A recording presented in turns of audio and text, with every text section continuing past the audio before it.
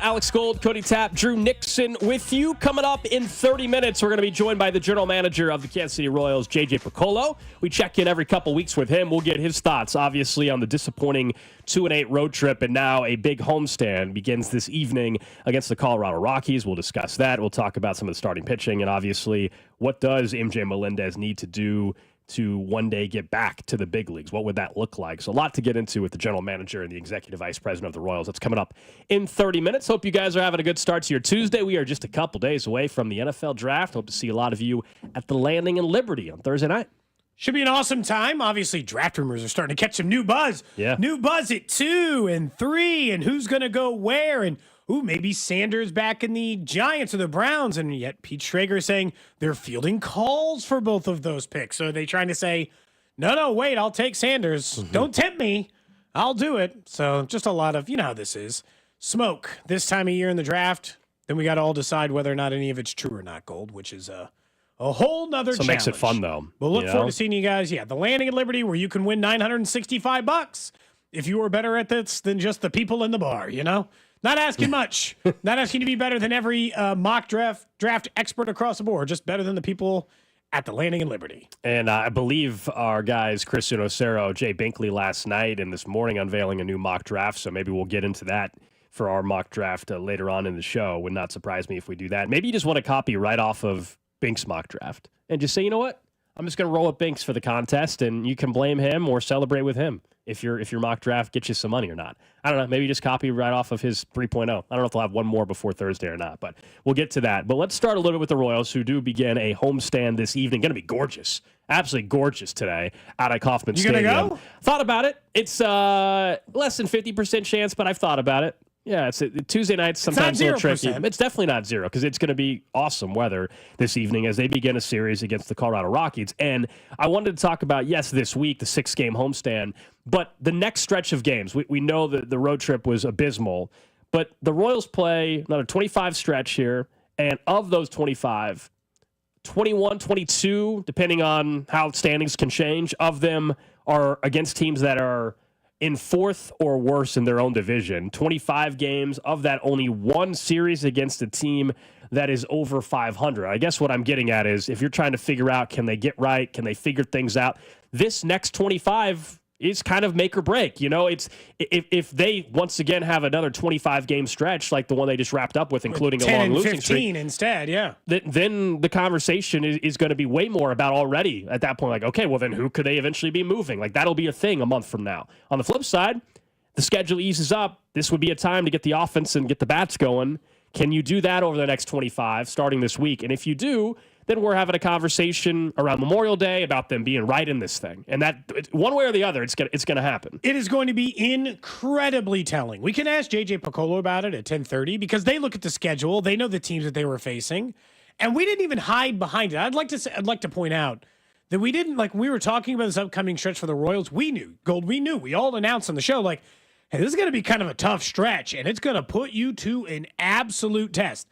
They didn't pass the test grade, okay? Facing the Yankees and the Tigers, they lost all but one game. They lost 6 in a row against those opponents. Against the Guardians, another good baseball team, they lost 2 of 3. They did not hold up their own. The last 2 teams they beat are the teams who were below 500. So look, maybe this is just, they are exactly who they were last year, because this is who they were last year. Mediocre to below average against the teams that you would expect to be in the playoffs, and beat the hell out of any team named the Chicago White Sox or around that ilk. Well, congratulations. Tonight, Tuesday night, against the Colorado Rockies, not only can you get a Trapper hat, you get a bad baseball team. You get a team you really that want can't. That Trapper hat. You've mentioned it a few times. I think you want the Trapper hat. I think you want the. Does it? Do we know if it has like owned a Trapper the KC hat. on the side? Is it blue? Have you seen a photo of this Trapper hat? I haven't seen it. First I got 10,000 or invited to go what? out to the K tonight to be a part of a commercial for UMKC. I don't think I can make the timing work. You know, I'm dead serious. They're like working on a commercial with their partnership with UMKC, and I don't think there's a lot of sports fans currently in the film and communications department. So they're looking for bodies. And I think I might be that body. You're supposed to pretend to be a student or pretend to be a... No, they already have somebody pretending to be the professor. So in this scenario, why wouldn't they have an actual professor be the professor? Well, that guy's also a professor. Oh, you said pretend. Well, I mean, pretending for like the, Gotcha. For the commercial sake. Mm-hmm. He is an actual professor and a much more established one than me. So, once again, just not willing to do what it takes to support the alma mater. Hold on. I did not tell them no. It depended on the timing. I'm supposed to hear something this morning about whether, if the timing works, I will go support the alma mater. Plus, teaching there has to be supportive in some way, I would think. But it's just like, it's a telling stretch. It's a telling stretch for the Royals because any of the leeway you can have in the early part of the season, the times in which you can struggle, you ate it up. Like you used up some of that. There's some time in the middle of the year. There's some time later in the year where you can like mess around and have a losing streak again. But the earlier losing streak, that's done now. Mm-hmm. You got to put that to bed and start winning games tonight against the Rockies. And honestly, the pitching line's up pretty decent in your favor, considering who the Rockies are turning out there. So you should have a decided advantage against a team who also can't score. Like, I mean, that's what matters. They also can't score. So like you can win every game 2-1. I don't care. You don't have to fix the offense in the next 3 games. Just win. Yeah, or this will end up being a series where both teams suddenly break out offensively and we kind of just wipe away everything else that happened before. But I'll be curious today. Normally the lineups, like I don't really care typically, but when you're in the stretch that they are offensively, I am curious. Does Vinnie still bat further down the order? Where's Mark Hanna at in the order? That's probably the only real change that you would see. I assume Drew Waters will be starting in left field tonight. Like that's something later on this afternoon. I'll be interested to see if Vinnie immediately goes right back up. Was it just because of the pitching matchup, or are they trying to ease some pressure off of Vinnie until he gets the bat going? So those will be things later on in the afternoon that we can figure out when they come out ahead of tonight's game out of Kauffman Stadium. Of course, you can hear the game right here on your home for the Royals, 96.5 The Fan. Reminder for those who want to head down we'll be heading down to Springfield on May 3rd. Just want to clear up any of the questions you guys might have about going to watch Cags for the Cody and Gold road trip Saturday, May 3rd. First, if you want your tickets, you go to 96.5 The Fan. There's a customized ticket link available there where you can go buy your tickets, $10 a pop. Select your section. We'll all be kind of in the same area of the stadium. And all the ticket stuff will be coming through on their end. You buy them directly through the team site for the Springfield Cardinals. That way we can all sit together and do that. If you want the CAG shirt, that'll be done through a separate link. So if you don't have that link yet, just text us, 913-586-7965, or hit us up on socials, at Cody B. Tap, at Alex Gold. Those are 4 pickup day of game at Harbell's from 3:30 to 5. We'll meet you ahead of time there, hand out all the shirts there, make sure you're set going into the stadium. Obviously, we can't just bring boxes of shirts inside the stadium. Have to pick them up at Harbell's. So we'll be giving them to you there. All the instructions, if we send you the order form for payment and all that stuff, are available on that form. So if you need that, 913-586-7965. Looking forward to it. It's still a little ways out. Look at the weather as of right now, like 73 degrees for our trip to Springfield for the game.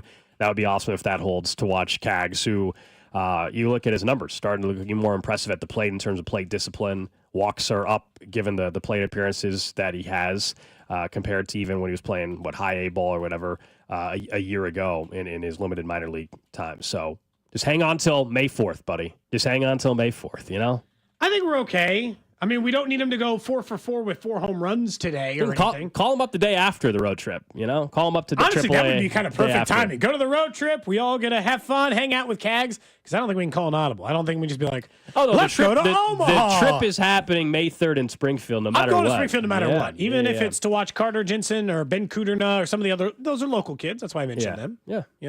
I think we'll have a much better feel after this week, too. They're back in action tonight as well. The Naturals, that is. Cags, 15 games, 4 homers, weekend. 20 RBI, 17 strikeouts. 17 strikeouts? I think that's right. 258 average, 329 on base. I think that's right. Yeah. It's look, pretty good. The 20 RBI in 15 games is easily the most impressive part of that entire stat, I think.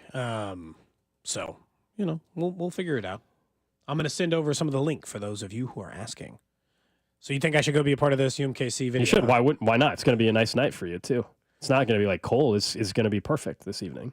No, it's not that. It was just, it's just kid stuff. You know how this works. There's just always there's always just some activity. They always have something going on. That's all I have. I'm thinking about, is it okay to do we still have our kids skip school to just go do things For they what? want to do. He said, he's like, hey, I really want to go on another field trip. I said, it doesn't work that way. He's like, but I want to go to the zoo. Zoo this time of year closes at 4, so they don't get off at school fast You enough. tell them a month from now, you can go to the zoo. Can we just skip School's school? out in a month. What's the difference? He's doing fine. He got his math test back yesterday, got 100%. He got his reading test back early in the week, he got 100%. Yep. So does it really matter? Yep. Go to the zoo. Is he so far? Is it going to like throw off his entire? Can I just like next Thursday we got a day game? Can I just take him out of school and we go to the zoo? Yes. Does it matter? I mean, you can do whatever you want. Yes. You're rewarding him for good performance in school. Take it as that. Drew saying, did your parents like you said you would skip for opening day? Mm-hmm. I could argue the zoo's more educational. Not really. Well, it definitely is. I was very much not a skip school individual. I guess my thing parents is, were that you way, said the zoo as if like it should. closes at 4 right now, and I would just you got 3 months during the summertime to go to the zoo. Yeah, I mean, I'm not saying the zoo, There's nothing like opening day is opening day. It only happens once a year. The zoo is not going to be any different in a month than it is today. Does the zoo always close at 4? No. weekdays before like summer hits, they have a slightly earlier. Then they close time. expand it once the summer hits. Okay. Yeah. Because they don't. Yeah, I mean, maybe it's a safety thing. They don't want you walking around in the dark, with lions around. Sure. They do some evening activity stuff. That makes some They sense. do some like event stuff, like brew at the zoo. They do more like adult stuff. I'm gonna when have they to do go- like evening events. I'm gonna have to go back to the zoo. I've been once. I love the zoo. I love the zoo. You said you have been to the KC Zoo. I've been one time, and I need to go again. I love Been a the while. zoo. I went to like you said, Cody. In the evening, they have like the Boo at the Zoo or whatever it was called. Brew at the Zoo. Sorry. Brew Somebody's at been the Zoo. texting in ever since I arrived that you guys need to do a show at the zoo. Text line's giving you a hard time based on the convo yesterday. Which part? Someone Take it said, to the zoo. role model Cody, no Easter basket for the kids, but skipping school is cool. How? I mean, Consider this makeup for the Easter basket as well. He wants to go. Yeah, that's true. He's got 200%. I think you should take him. he's fine. Like honestly, he doesn't need to learn. Like if we're just saying, doesn't need to learn. if we're just saying what the goal is, like what the educational goals they had set for him to learn in kindergarten, it's a wrap. He's learned them. So So you're saying he might as well just not go back again this year. He might as well just go on to the next step up. I'm then. not. Well, he can't. He can't. Okay. Yesterday he goes to his program, his second program on Mondays. And I said, "Hey, how was school?" He said, "It was really good." He's like, "It's a little more challenging." That's how he said it. Like rude. So like, what am I supposed to do? Skipping one day is not going to change his test. It'll be fine. Yeah. Plus, we all skip school. Come on, let's be honest. Gold, you skip some school in your day, right? Sure. There aren't any kids listening to this right now unless they're skipping school, and then they already know. Yeah. Yeah. The only kid who is listening to this right now is skipping school for some reason. So in a lot of ways, Some kid in Kansas City is listening like, I know exactly what he's talking about. Oh, man. Okay. Anyway, let's talk about a little bit what's going on with the Chiefs because you and I have talked a lot about this. And I think this should change some of the national narrative for the people who are convinced the Chiefs are going to take a guard with the early picks in the draft. Because yesterday, Andy Reid spoke to the media and was talking a little bit about like what they're going to do at guard. I don't know if you have that clip or not. I don't think I do. No, there's no audio of it, but Andy Reid said that Kingsley and Caliendo are going to compete for the starting job at left guard heading into the 2025 season. Once again, why I know there can be smoke screen stuff, but why I have no interest in drafting a guard before the back portion of the draft, as in basically the 7th round in particular. Yeah. Unless, once again, you are worried that you're not going to get Trey Smith's deal done long term. Otherwise, if you have Caliendo and Kingsley competing for the left guard spot, I think it'd be kind of silly to draft a guard in the 1st or 2nd round, then and have a third name competing. There wouldn't be a competition at that point. I don't know. Then it's a crowd. I think you have your guards set up for the next year or two. Not saying Kingsley's going to win the job. Maybe it'll be Caliendo. Who knows, right? I think you want Kingsley to win it if you're the Chiefs organization, given where you drafted him and everything like that. But that to me should solidify the questions around the guard draft projections that some mocks had them take. Like somebody once still had them taking a guard in the 1st round. It makes 0 sense to me. After that comment? No, not after the comment. A week ago. I do not, honestly, it better be after the 5th round if they're taking a guard. Why? Like, otherwise, the Kingsley pick, like, if you take in my opinion, if you take a guard in the first 3 rounds of this draft, you have announced to the world Kingsley is a bust. It's done. It's over. Guy can't play. Because if you don't even think he can compete for a spot at guard against a guy who started at guard for this team for 5 or 6 games last year, well, then you're announcing to the world he can't play because you're putting the other guy ahead of him too. I think if you take a second-round guard, you take a third-round guard, well, then I'm favoring him above Kingsley to get the job. And you've already announced he can't play tackle. You said he'll be competing at guard. You've taken him out of the tackle mix. He's not a tackle for the Kansas City Chiefs anymore. That ship has sailed. So if you're down to just guard and then you draft another high one, you're saying he can't play. And I don't think that's the case. I'm not ready to call Kingsley a full-blown bust as in a guy who can't work for the Chiefs. I have a million times watched failed tackles go to guard. I've seen guys who played tackle in college go to guard. He was a limited player. There's a reason why he was available in the 60s in the second round. The possibility of guard was always a thing. I think we might have mentioned it as a possibility the day he was drafted. We were hoping he would work out at left tackle, and he started the season as a left tackle, but this was always a possibility, so I don't see any reason to think differently. I don't see guard being anywhere near their early draft thought process. I'd be pretty surprised, especially with those comments. This is where you have to be careful when you hear comments from GMs and coaches heading into the draft and what's real, what's not. This doesn't feel like there's any reason to be trying to mislead anybody with that. Kingsley and Caliendo competing for left guard makes all the sense in the world, given the personnel, given the resources you already put in, as you said, to Kingsley, even if now he's going to be a converted tackle to a guard, which, by the way, happens in the league all the time. It's disappointing that he's not going to be a left tackle in this league, but that's now in the past. You have to find a way. Can he become a starting guard for multiple years for you? Is he good enough to do that? And if he is, then as a second-round pick, we'll look back years from now and say, all right, that worked out okay, especially if they eventually get a long-term left tackle. But guard in the 60s is totally fine if you get a 3-year starter out of him. Right. So I think you going into camp, that should be a battle to keep an eye on, and that'll be a good one. Caliendo got plenty of experience last year when they moved Joe Thuney, of course, to left tackle. And at times, Caliendo looked good. Other times, it was a little bit of struggle. I think it was in run blocking in particular. At times, that wasn't as strong from what they had with, of course, Joe Thuney. No kidding. It's going to be a drop-off no matter who you have at left guard when Joe Thuney was your left guard the year before. I guess the way I look at this is that I'd be surprised, knowing the Chiefs' patience, that they were willing to just write a player off in year 2. Let's go through the players who haven't even, fully performed to the level that the Chiefs would have expected. Sky Moore, McCole Hardman, Felix Anudike-Uzama, Clyde Edwards-Helaire. Have I mentioned a single player that they didn't go into the year 2 still thinking that person was a regular part of what they were going to do? No. Every single one of them they had a plan for. Like Sky Moore, they were still talking out of camp in year 2 like he was wide receiver 1 or 2.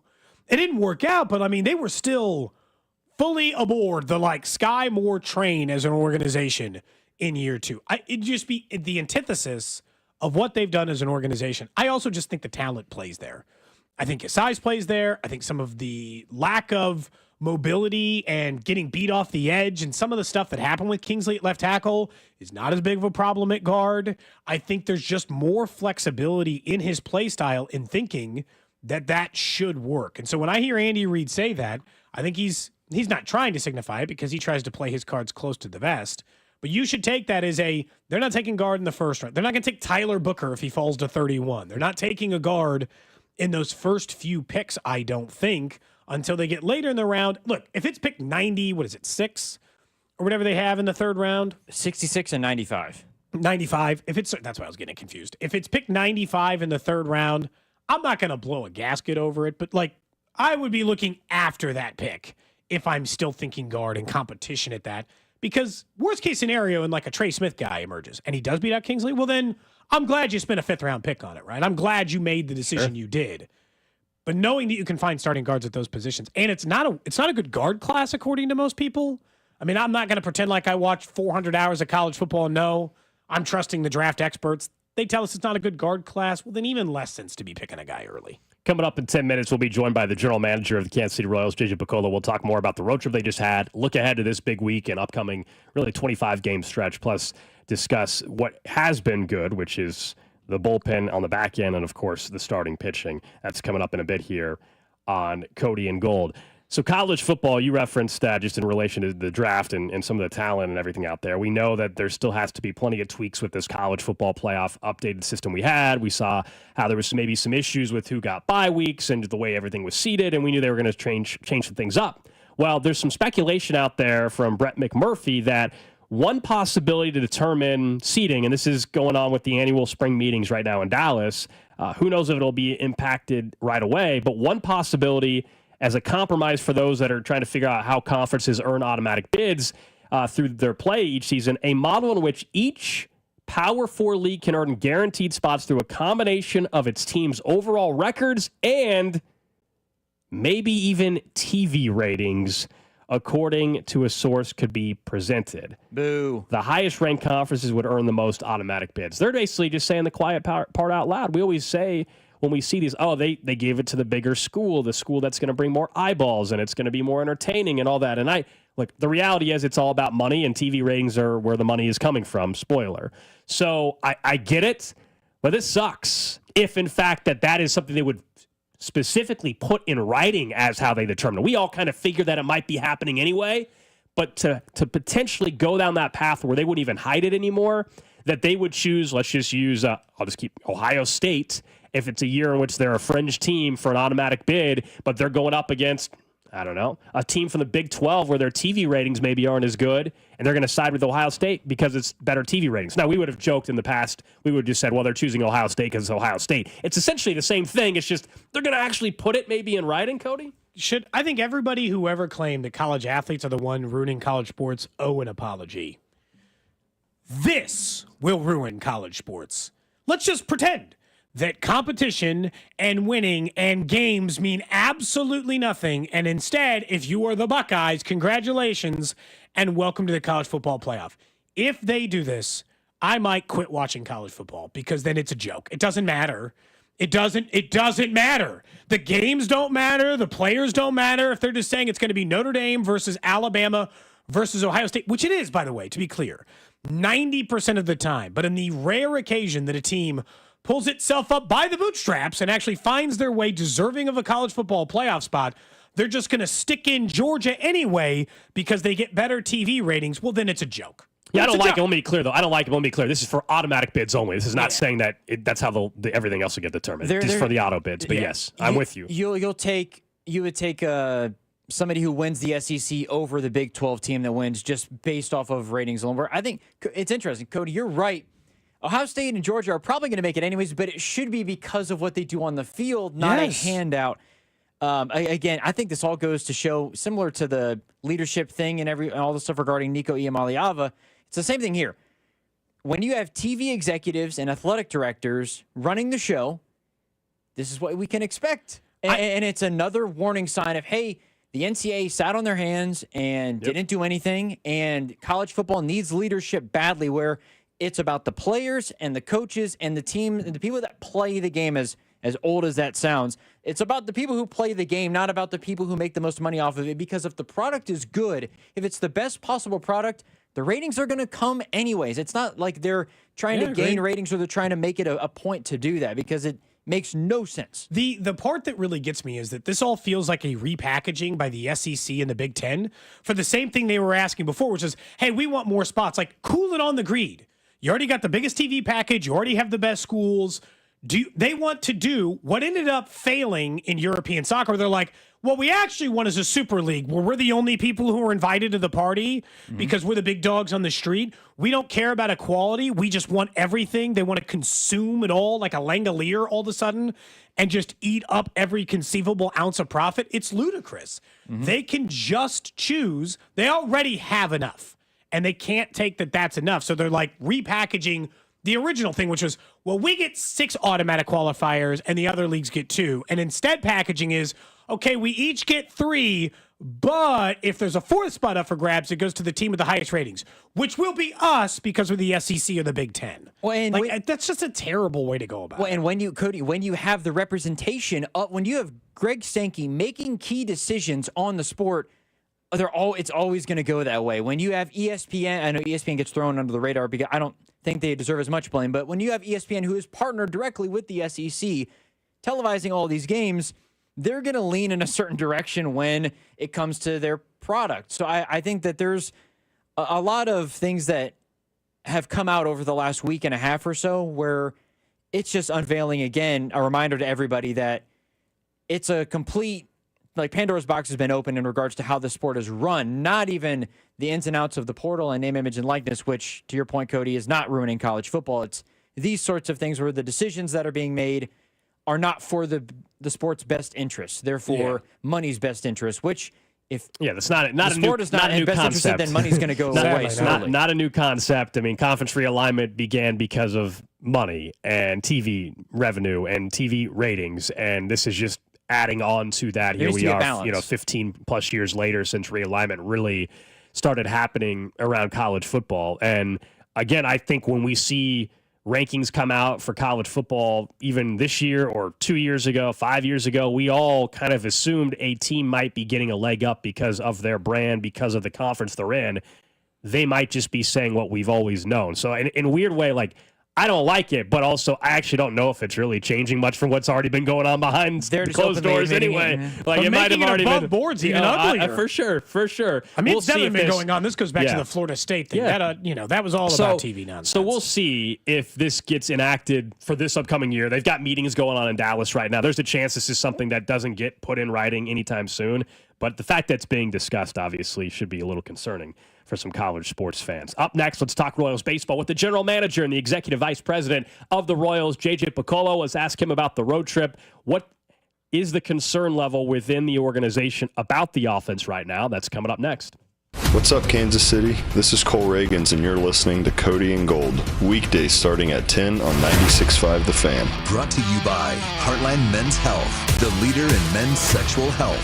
Thousands of men have been successfully treated for low T, ED, and more, all with discretion and compassion. Make your appointment at heartlandmenshealth.com.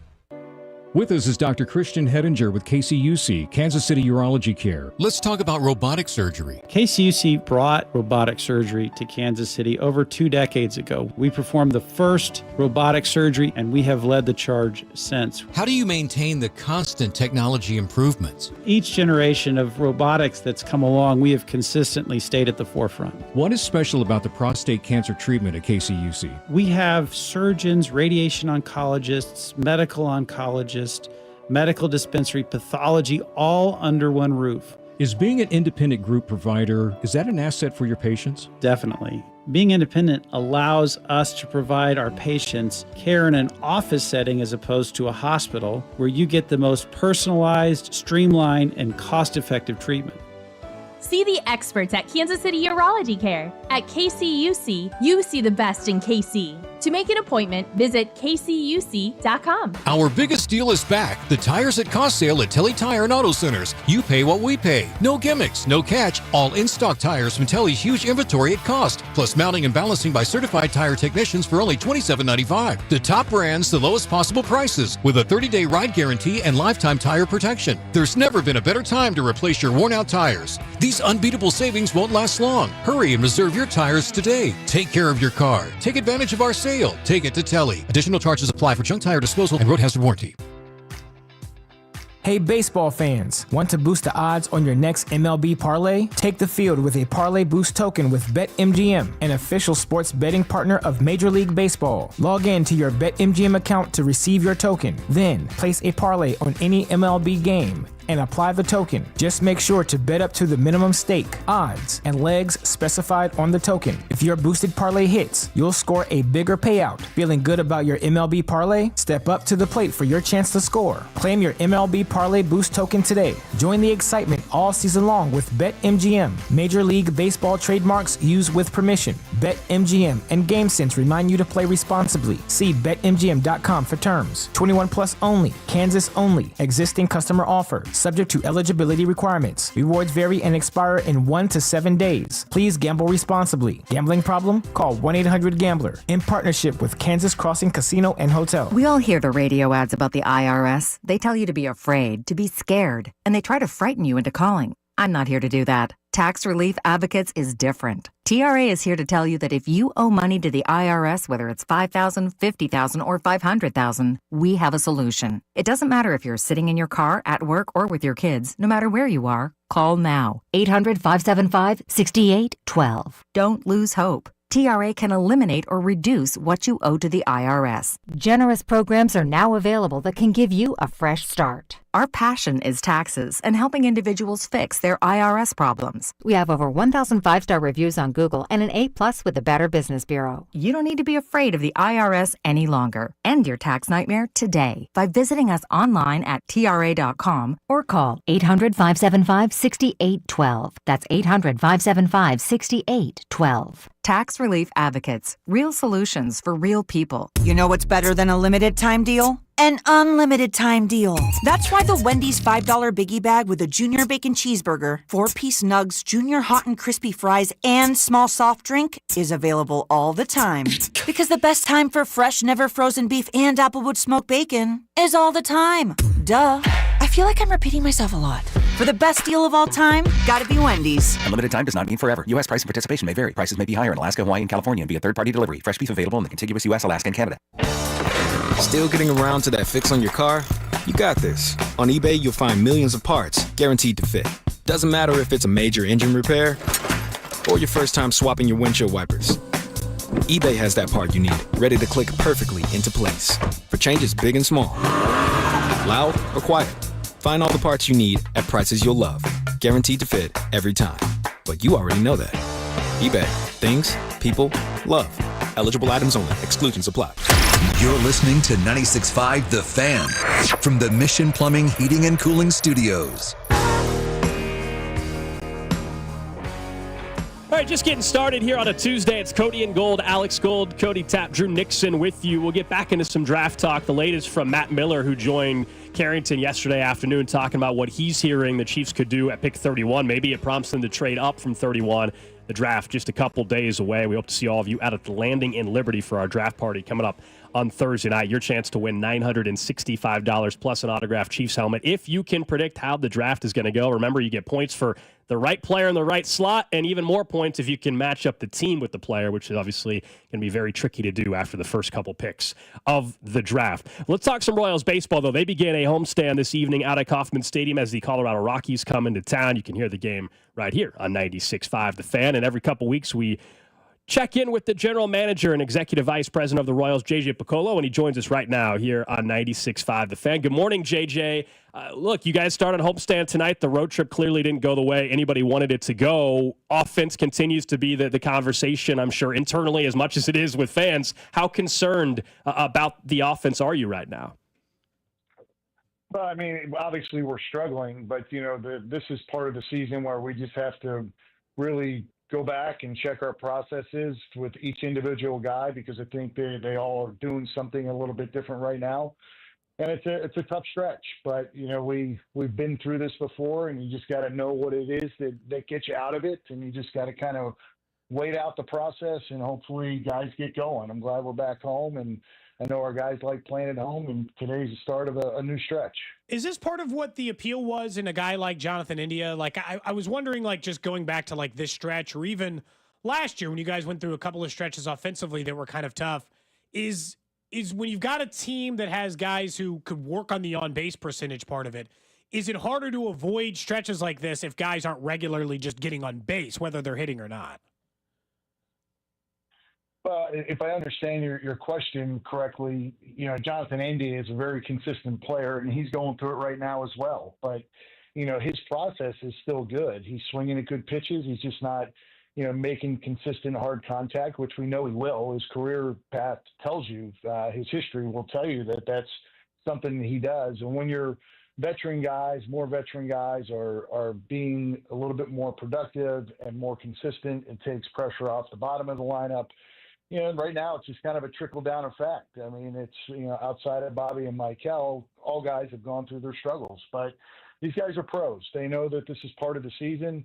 One day can change the course of the next 2 weeks. That's just the way the game goes. It's actually what I think everybody enjoys about the game. Nobody likes going through the struggles, but 162 games is hard to get through.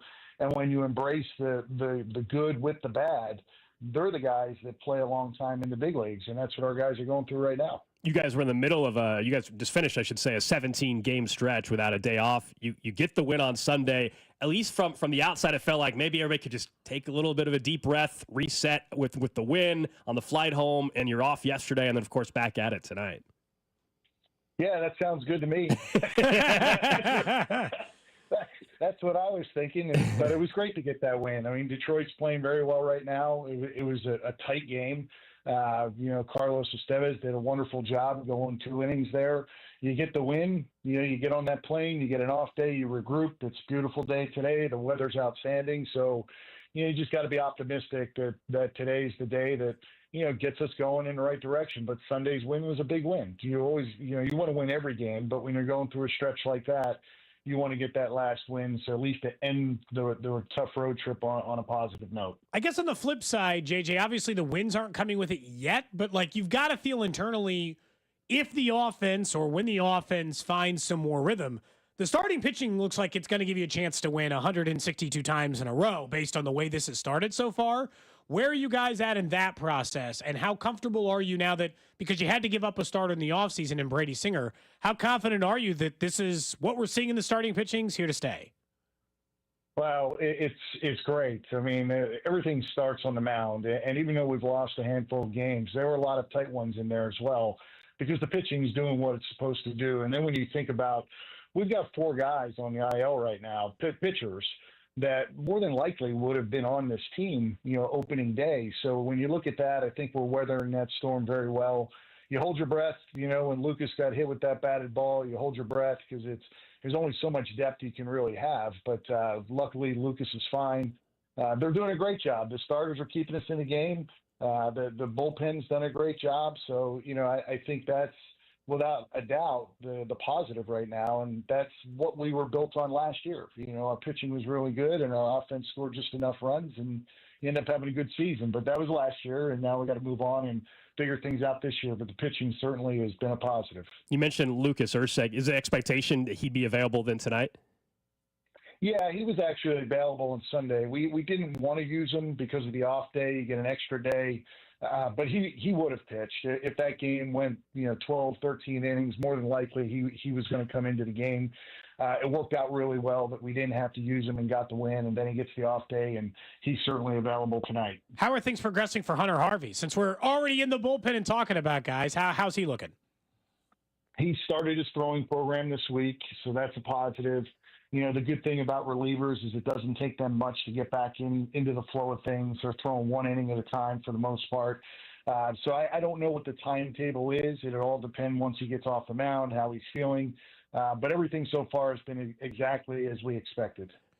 We're talking to the general manager of the Kansas City Royals, JJ Picollo, here on 96.5 The Fan. On Saturday, you guys made the decision, of course, to option MJ Melendez to AAA. You spoke about that decision and the thought process with that. Now that he's going to be in AAA, what do you guys need to see from him for him to have an opportunity in the future, potentially to come back with the big league club? Oh, we said several times that we liked the work that he did in the offseason, and really what we were seeing through spring training and then even during the regular season is, even though he was doing some good things and trying to quiet things down in his lower half, his timing was still off. It wasn't synced up, his lower body and his upper body. They made the coaches and MJ made a decision before the New York series that they were going to make a small tweak in his stance where his posture is a little bit more upright, trying to maintain what he's doing with the lower half and find that rhythm. And in a very short sample, he hit the homer off a free. He hit another ball really good. The next night, he lines out to end the game. So we feel like he's on the right track, but it's a timing issue. And with timing issues, it takes repetition. And when you're doing it against the best in the world, it's hard to work on those things. So we were patient with it. We were hoping that he would find it. We believe that he will. So now he's back in AAA. He reported yesterday to play, or Sunday to play, and they got rained out. So he's anxious to get to work and handling it very well. And he'll be in the lineup tonight against Toledo. How's his, I guess the handling it really well. It's got to be really tough for a guy who's been in the big leagues for 3 straight years and then make those adjustments and then end up in AAA. Like, how do you guys internally handle those conversations? And you don't have to tell me what you told him, but how do you handle those conversations where we do actually still believe in the changes you're making? I know it feels like it's coming with less production now, but we need you to stick to it. Well, the communication is really key. And the night that we sent him down, we didn't even get into it that night. But Alex Zumwalt and the other hitting coaches had a discussion with him after Saturday night. I'm sorry, was Saturday night, Friday night. After Friday night, they had a discussion with him. And then we had a conference call yesterday with all the coaches in AAA because I think the communication is very important and we're consistent in what he's hearing. But he's a major league player. He needs to participate in this as well. If something's not feeling right, a certain drill is not, getting the result or the feel that he's trying to accomplish, then, we need to change the drill. But a lot of it is drill work to try to create that timing and then go into the game with a free mind that the work he just did will transfer into the game. And, it's tough, and he's been a big leaguer for 3 years. It's tough. Sometimes we've been through this before. Sometimes there's a little bit of a sigh of relief to catch my breath, start over, and kind of a new beginning, and that was the sense I got from MJ. And then even with a follow-up discussion I had with him on Saturday night, he's anxious to get to work. He was packing his place here, and he was driving to Omaha the next morning, which is exactly how we want guys to react. And just to go back a little bit, it's very similar when Alex Gordon got sent down in 2010. He was in Omaha the next day and got to work, and eventually came back and was a very productive major league player for many more years. So, that's the approach we're taking as long as the player understands it.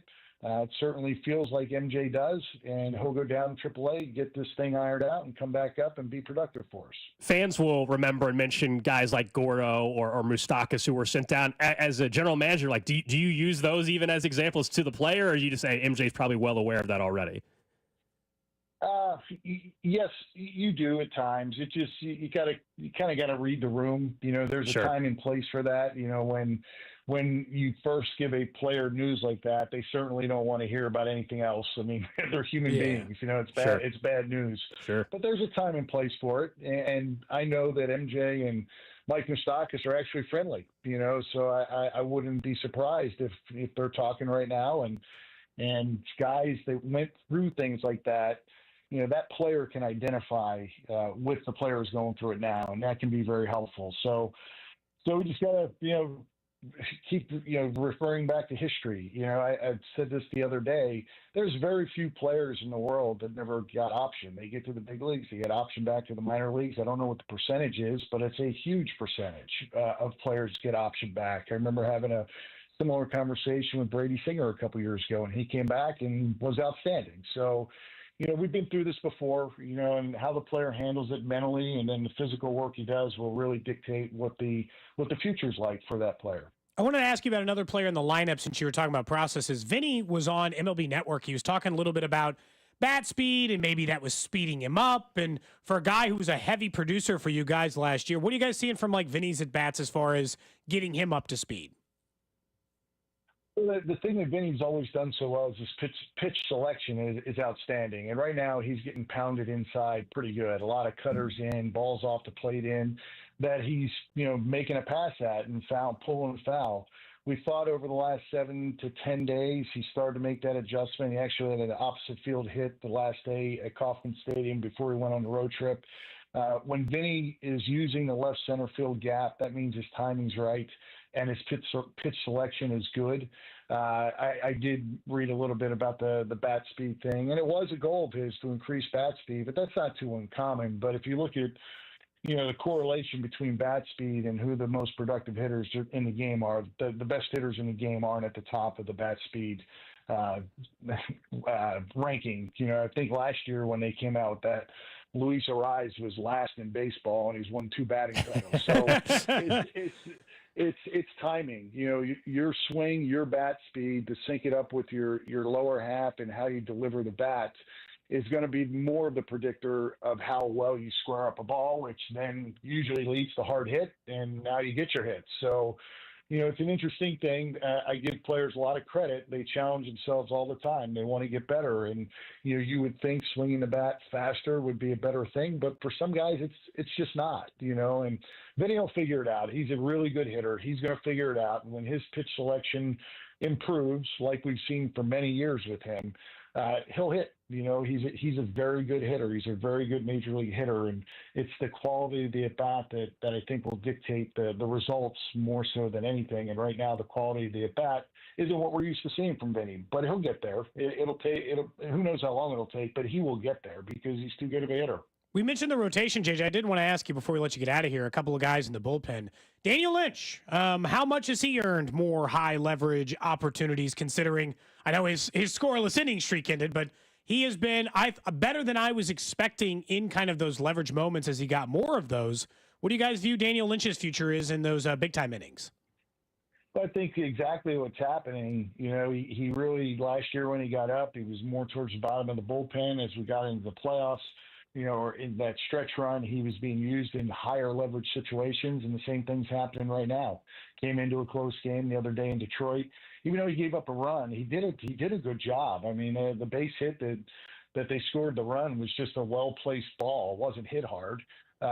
So he's done a great job. And like any other pitcher, the more success they have, the more the manager's going to want to use them in high leverage situations. And that's what's happened with Daniel. So it's really an advantage for us, being left-handed, because you can pick your spots when you want to use them. We saw Angel Zerpa do the same thing last year, and he may not be throwing the ball as well right now as he did last year, but Angel's very similar when you look at his career projection and how he's gotten to where he's gotten to. So it's great for Daniel Lynch. It's great for our team because the more options you have in the bullpen, the better off you're going to be through a long season. JJ Picollo, Royals General Manager, Executive Vice President, kind enough to give us some time here. We'll check in a couple weeks. Appreciate it. All right, guys. Thank you. There you go. JJ Picollo with us on 96.5 The Fan. I agree with him on Vinny, as we've talked about. I just think he's a good hitter. But, the timing is still, not quite in sync, it seems like, for the rest of the season. The MJ stuff he's talking about MJ like that's a guy who's coming back and playing in the big leagues at some point once he works out his timing. Yeah, going back to real quick what you were saying about Vinny, though, I think the Arise mention that he had there about his bat speed and everything, it's a reminder, overall, bat speed has become more and more of a discussion and everything. But just because you're swinging the bat faster, doesn't always mean that ends up being better for you, the player. And to this point, maybe that's what we're seeing happen for a couple of guys too. Yeah, I think that there's at least a portion of it. And look, he openly admitted that. Vinny's a very honest person about his game, life, whatever. He said, I'm trying to figure out if maybe that was not a good thing for me. Because your timing, and somebody told me, I was asking around a little, I was asking a former hitting instructor about it. And his wasn't even it's necessarily a bad thing for you that the bat speed's up versus it will take time to adjust your timing relative to that. As in 30 games wouldn't be crazy to try to figure out your source on that, which, that's, I think, why everyone's patient with Vinny. Text line wanted me to put in JJ's ear. We didn't do it. I didn't see the text come in at the time. They said, just mention that. Oh, by the way, we're going on a road trip. Anytime after May 3rd, and just leave it at that. Anytime after May 3rd. Anytime after May 3rd would be fine for Jack Caglione. May 4th would be a great day. I don't care if it's the 10th, the 27th. Just not May 2nd. Just not May 2nd. Thanks. Not the day before. The minor league clubs don't often do midweek promotions. They love doing a fresh week start. So maybe if we make it to next Tuesday, we'd be okay, Okay. I'm not making any promises or anything. If you want to go on the Cody and Gold road trip to see Cags, 965thefan.com for the ticket information. You got to hit us up, 913-586-7965 for the T-shirt order form that says Cags. If you've already ordered your tickets, they will be for in Springfield pickup at Harbell's 3:30 to 5. We'll go down there, have a good time. Really looking forward to it. You got any questions, you just let us know. 913-586-7965. So Matt Miller was on with CDOT yesterday. Matt Miller's been on this show, does a great job covering the draft, ESPN draft expert now. You'll see him plenty on Thursday, Friday, Saturday throughout their draft coverage. And Carrington was asking him a lot about what he thinks could happen for the Chiefs at 31. There was one surprising thing that he mentioned, and that was in particular what the Chiefs could do, in the trenches is one thing, but also in a few other spots. Take a listen to this. I would love for it to be Luther Burden. I'd be happy with a tight end, like a Mason Taylor at that spot. I'd be happy with a speedy edge rusher. But when we get back to how this team normally drafts, I'm with you. It's probably going to be a defensive lineman, probably going to be a defensive tackle, unless one of those offensive tackles falls. But I don't know, man. Last time they lost the Super Bowl, they got aggressive, and a lot changed in a hurry. And we didn't see that through free agency. So maybe we see it in the draft, with 4 picks in the top 95. Maybe we see some aggressive movement. I had heard 2 weeks ago that they were at least interested in moving up. The last time they were interested in moving up was the Rashee Rice draft when no one would trade with them when they wanted to move up. So we will see what happens. Acknowledging he thinks the Chiefs will go trenches, but said, hey, I'd take a tight end at 31. Tight end at 31. I mean, if it was Loveland, I told you I'm in, but Mason Taylor, is that a guy going to the first? Interesting name. Have you had a mock that had Mason Taylor to the Chiefs, Drew? Have we had a mock that's had him in the first round? To the Chiefs, I think we've had one. I don't know if it was, I don't think it was in the first round, but he seems to be, I think he's more of a player that's like a second round guy. I think that's more what people think, but look, I mean, if they like Mason Taylor, I think he's a guy that you know what you're getting more than ceiling. Colston Loveland and Tyler Warren, clearly cream of the crop guys, but I don't. In regards to Mason Taylor, I think he's fine. He's like another Noah Gray. Well, I don't want another Noah Gray if it's a first round. That's not a knock on Noah Gray. Noah Gray's a really good player. I think Mason Taylor could be a really solid tight end, but he's never going to be Tyler Warren. I would be stunned if that happened. I guess the only argument for that is that Noah Gray, I'm still convinced, would start for 10 to 12 teams. Is that delusional? I think he'd be the starting tight end for 10 to 12 NFL teams today. Probably. Yeah. I mean, look at the numbers. Look at the receiver numbers at tight ends. They're not as impressive as you think. He would have been starting for the Broncos, the Chargers, in this own division. The only teams doing is starting this. Well, yeah, the Panthers, not starting for them. The Saints. I mean, you can just rattle. I think you could rattle off at least 8 teams. At least he'd have to beat out Taysom Hill. And by the way, I said cop. Did you? Cream of the crop? Cream of the crop? Cream of the cop. I have to go pull that. We're going to have to go get that. I know. We got to hear that just in case. Go ahead and pull that. I think he said cream of the cop on accident. I think cream of the. He was trying to say crop, but I believe he said cop. Cream of the crop. I hope it was COP. Some of them listen to the show. I hope so. I hope we don't have another cream of the what? I hope you guys got that on tape. Somebody said. I'm going to find it. Listen, I'm just going to give you a piece of advice right now. If it is cream of the, then blurp. Beep that. Don't keep trying to say it, because then what might happen in doing that is you say it bad again. Because I'm speaking from experience here. That's not a situation. The text line is full of cream of the what? Cream of the cop? Just careful. That's all I'm saying. Careful.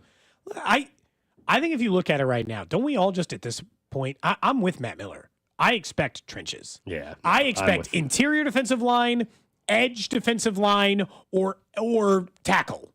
Those are the only 3 positions I anticipate the Chiefs taking at 31. Outside of that, I'm not saying they'd all be stunners, but I'd be surprised at almost any pick outside of that. Maybe I'm off here, but I think it's in that range. I'm there now. I think defensive line or offensive line is where they're going. I know fans always would love the wide receiver pick because, come on now. Oh, it's fun. That is. It's fun. Frankly, for us, the next day after the draft, it's way more exciting to talk about a wide receiver. Luther Burden, and then we start talking Hollywood Brown, Rashee Way Rice, more Xavier exciting Luther to Burden. talk about wide receiver than, especially an offensive tackle that is going to sit on the bench for all of 2025. Doesn't mean it's a bad pick, by the way. Just from an excitement, it obviously a skill position player is going to be better. All right, we've got it. Is this clean? Have you listened? Are we good? All right, here we go. Mason Taylor, really want to find out who rises to the what? Clearly cream of the cop. Cream of the crop. Cream of the cop. Okay, all right. Cream of the cop. It's close. Very close. Clearly cream of the cop. Cream of the crop. I hear the P sound. He's okay. Yep, he said cop. So now I can take it off of the... I can delete it now. No, it needs to be in there because it's now a funny reference. I am not like our good friend in the morning show. Fortunately. Oh, didn't Dusty say something? Yes, he did. Dusty had a bad one that he said that on. I don't remember what it was, but he definitely he was talking about time and clocks. Uh-huh. Oh, That's happened to Alex at a different radio Back when I was an intern. Oh, an intern here. Or a part-timer at the station. I was at training camp. I was at Uncle D's. 2013, I was a part-time employee here at the time. I'm doing a show in person, which made it so much worse on remote. And I said, coming up at 3 o'clock. Forgot the L. Dang. That's tough. And then everybody just turned from eating their meals and just turned and looked at the stage. That was maybe the worst moment I've had in live radio. 2013, part-time employee at the time. Yeah. It's a tough one. Someone says the mumbles and hesitation from Drew after the cop is the best part of the entire show. I wanted to make sure that I was clear in what I was trying to say, Because you knew what it sounded like. Oh, for sure. All right, guys. Up next, let's talk more about the Chiefs' Achilles heel the last couple of times in the Super Bowl. And does that mean it's how they should be drafting, or is it actually a bit of a mirage? We'll explain that coming up next. Cody and Gold, brought to you by Heartland Men's Health, the leader in men's sexual health. Thousands of men have been successfully treated for low T, ED, and more, all with discretion and compassion. Make your appointment at heartlandmenshealth.com. Follow the station on Instagram for ticket giveaways and behind-the-scenes content from the show at The Fan 965. You can hit the jackpot when you bet the NBA on FanDuel, America's #1 sportsbook. Because with FanDuel's Downtown Jackpot, you have the chance to win a share of $1 million in bonus bets. All you have to do is place a bet on player-made threes using your exclusive profit boost. And if your player has the most threes on the night, you'll win a share of $1 million in bonus bets. They shoot and you score. It is that simple. Just visit FanDuel.com/Alex to get on the action. That's FanDuel.com/Alex to enter the $1 million downtown jackpot. Make every moment more with FanDuel, official sports betting partner of the NBA and 96.5 The Fan. 21 and present in Kansas. Opt-in required. Prize pool to be split equally among all eligible participants who made the correct pick. Bonus issued as non-withdrawable bonus bets which expire 21 days after receipt. Restrictions apply. See terms at sportsbook.fanduel.com. FanDuel is offering online sports wagering in Kansas under agreement with Kansas Star Casino, LLC. Gambling problem? Getting help is your best bet. Call 1-800-522-4700. Visit ksgamblinghelp.com. Hey there, Royals fans. It's Royals Hall of Famer Mike Sweeney. Have you or your kids experienced a high school coach who wants to make our Kansas City community a better place to live, work, and play? The Royals and the See You in the Major Leagues Foundation, together with Blue Cross and Blue Shield of Kansas City, are shining a spotlight on 6 impactful coaches in the KC metro area.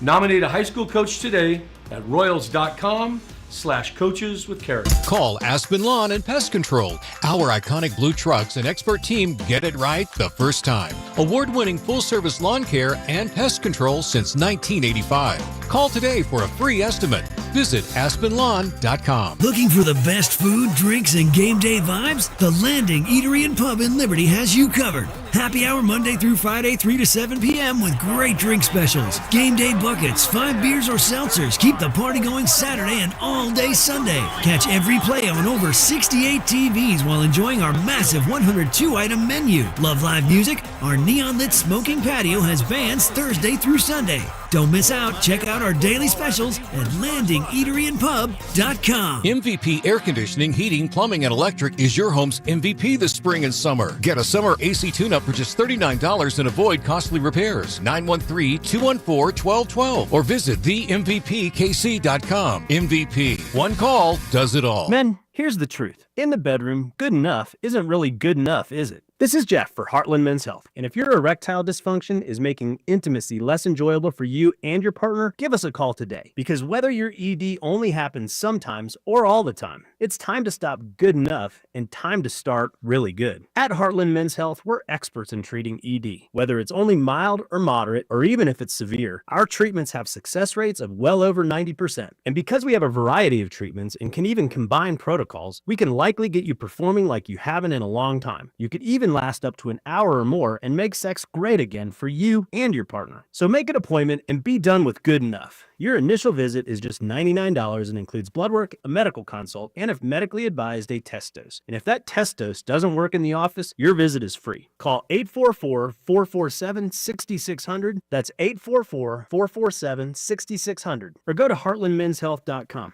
We have 3 offices to serve you. Prescriptions require an online consultation with a healthcare provider who will determine if appropriate. Restrictions apply. See website for details and important safety information. Price varies based on product and subscription plan.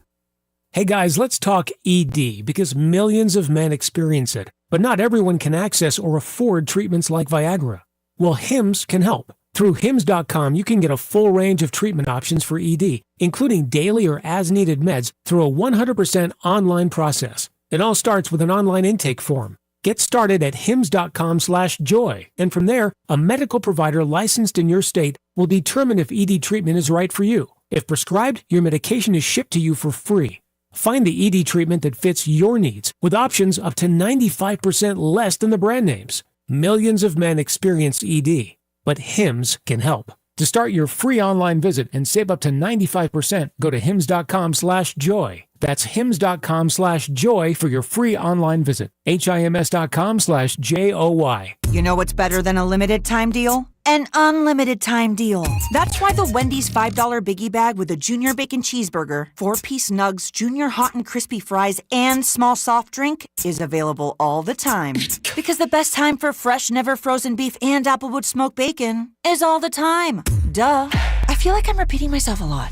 For the best deal of all time, gotta be Wendy's. Unlimited time does not mean forever. U.S. price and participation may vary. Prices may be higher in Alaska, Hawaii, and California via third-party delivery. Fresh beef available in the contiguous U.S., Alaska, and Canada. Still getting around to that fix on your car? You got this. On eBay, you'll find millions of parts guaranteed to fit. Doesn't matter if it's a major engine repair or your first time swapping your windshield wipers. eBay has that part you need, ready to click perfectly into place for changes big and small. Loud or quiet. Find all the parts you need at prices you'll love. Guaranteed to fit every time. But you already know that. eBay. Things, people, love. Eligible items only. Exclusions apply. At CertaPro Painters, we know that a happy place comes in many colors, like ones that inspire a sense of wonder, or a new flavor that makes life just a little bit sweeter, or one to celebrate those moments that lift you to new heights. With thousands of 5-star reviews, you can trust us to bring happiness home. CertaPro Painters. That's painting happy. Each CertaPro Painters business is independently owned and operated. Contractor license and registration information is available at CertaPro.com. Join us for the Fans Draft Party on Thursday, April 24th from the Landing in Liberty. We'll be broadcasting live, plus your chance to win $965 and an autographed Chiefs helmet in our draft contest. KFNC FM and AM, HD1 and HD2, Kansas City, in Odyssey Sports Station.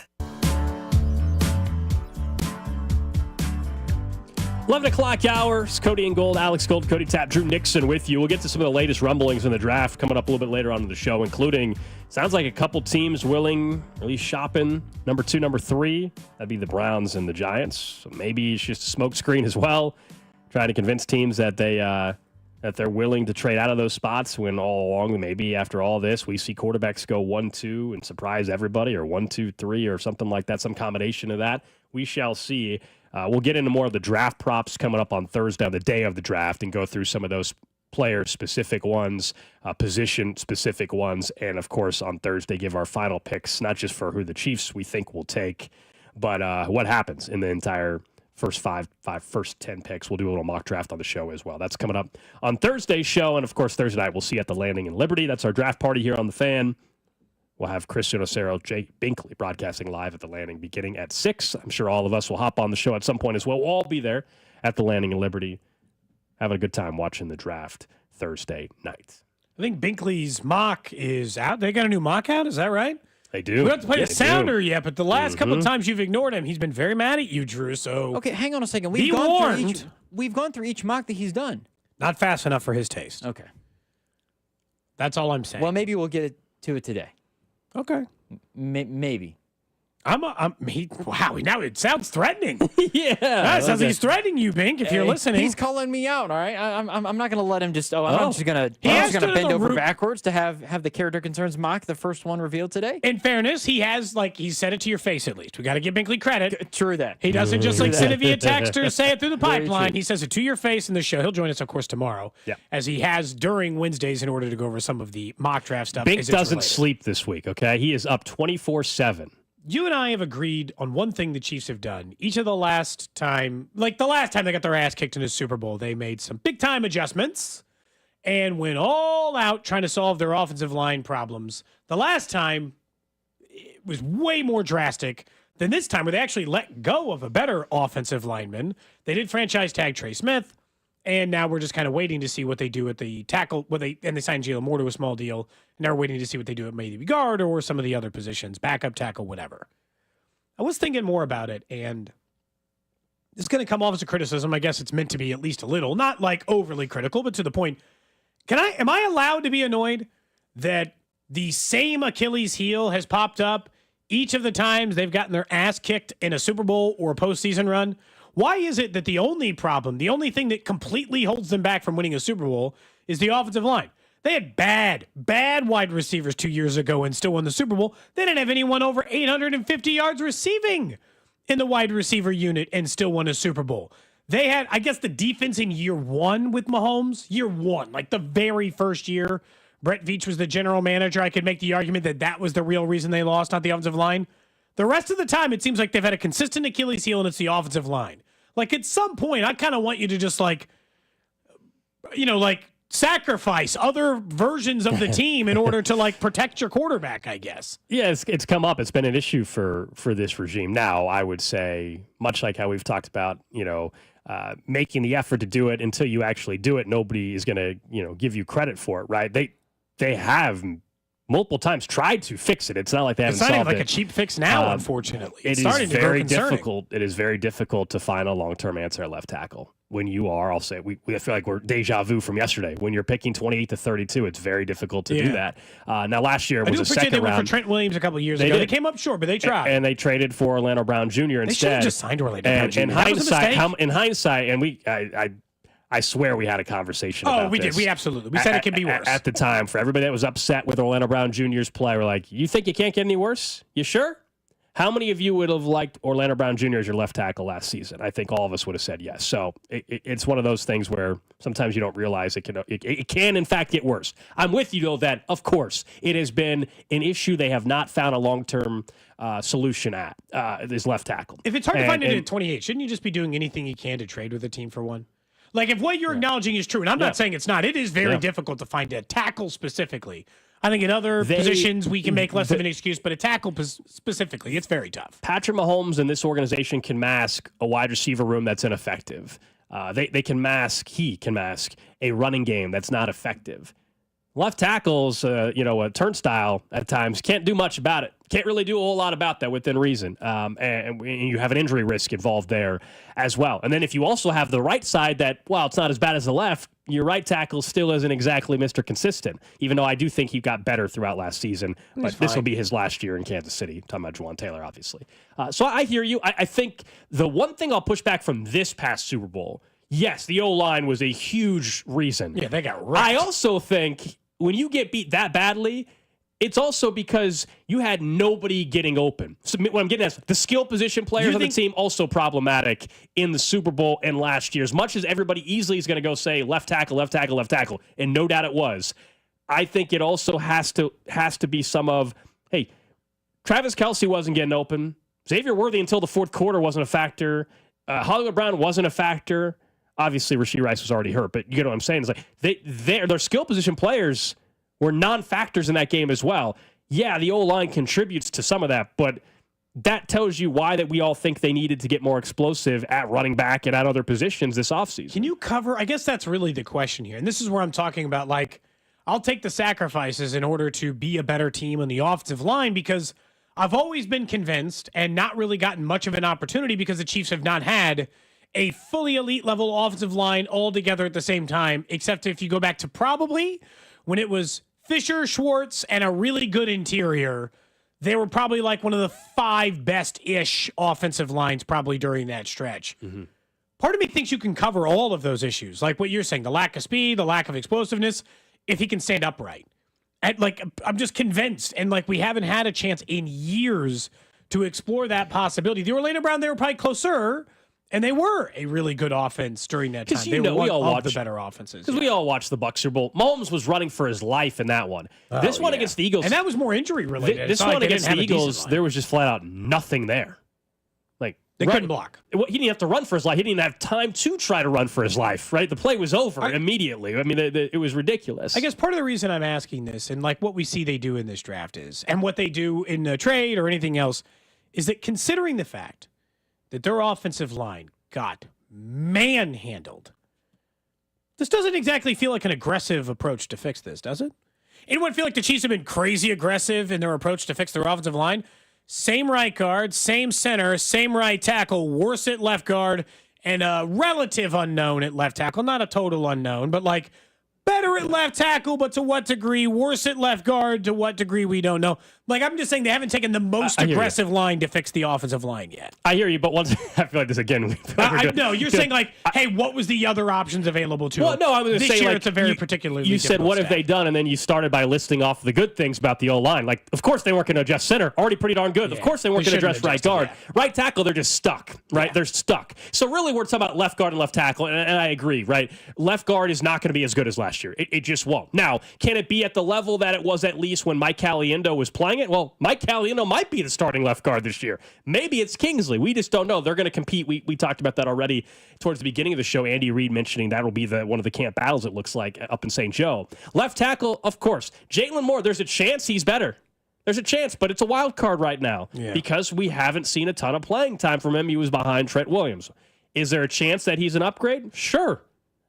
We just don't know. I think part of it is just it was a really tough year, so I'm trying to parse that because it wasn't a good year to try to replace your left tackle. I still believe in free agency of who was actually available.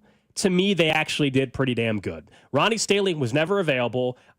What's the guy that signed with Tennessee? We were talking about he got overpaid. Dan Moore, thank you. Out of Pittsburgh. They should have paid Ronnie Stanley more than the Ravens overpaid him. Reportedly, they were on same par. So Dan Moore got overpaid, I believe. That'll be a problem for the Titans and Mike Borgonzi down the road. But nobody will care if they get Cam Ward, right? It won't matter. They got to try to keep Cam Ward off his ass for a year, so I don't blame him for doing it. And then really in the draft, let's see what happens on Thursday. I mean, if they do trade up like everybody's been predicting, and they get Simmons, then they clearly devoted resource. Now the problem is it's one of the more aggressive lines. Yeah, the problem with that is once again a 2026 thing where they could go into 2026 with Jalen Moore, Josh Simmons, Wanya Moore / somebody else, all competing for left and right tackle. That gives them more options than they actually had this year. To your point on the draft, real quick, Drew, to your point on the draft, I guess my point is not even I'm that upset. It's just they are at some point, because of the thing that we know, that they can't easily find a tackle at 31, going to need to take a much more aggressive line, as in multiple first-round picks for somebody else's left guard, going for the Tunsil route, like other teams have done a couple of times over. Not necessarily this year, but you understand what I mean. They're going to have to take a more aggressive line. And that might be trading up for Simmons. That might be the more aggressive line. They could go for it now. But at some point, it does kind of feels like they're going to be forced into that decision one way or the other. What would you rather have? So I think this is, for whatever reason, it's reminding me of, I know you aren't going to like the comp, but the Bengals situation of do we take... I forget the tackle out of Oregon who's down the Lions now. Josh Connerly? No. Harmon? No, whoever the Lions drafted at they'll already drafted Penei Sewell. Yeah, Penei Sewell. Okay, it was Sewell or Chase. That was the conversation. It gives a little bit of shades of that where if Luther Burden's available, let's say Luther Burden's available, Josh Simmons is available.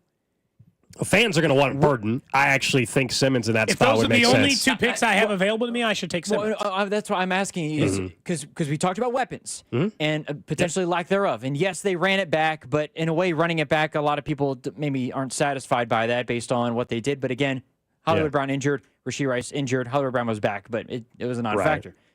Would you rather take Burden to secure the extra weapon for Mahomes and deal with the tackle question, or get the tackle? Even because both of them, I think, are in a way kind of 2026 things. Because even if you take Burden, you have Rice, you have Worthy, you have Brown. He'd be wide receiver 4 to start out probably, And then Simmons, of course, would be the backup, or whoever you take would be the backup. My guess is majority of fans, especially Missouri Tiger fans that are Chiefs fans as well, will say Burden, and I get it, right? I get it. Plus, we just had the discussion. Skill position players are fun, flashy, sexy, all of the above.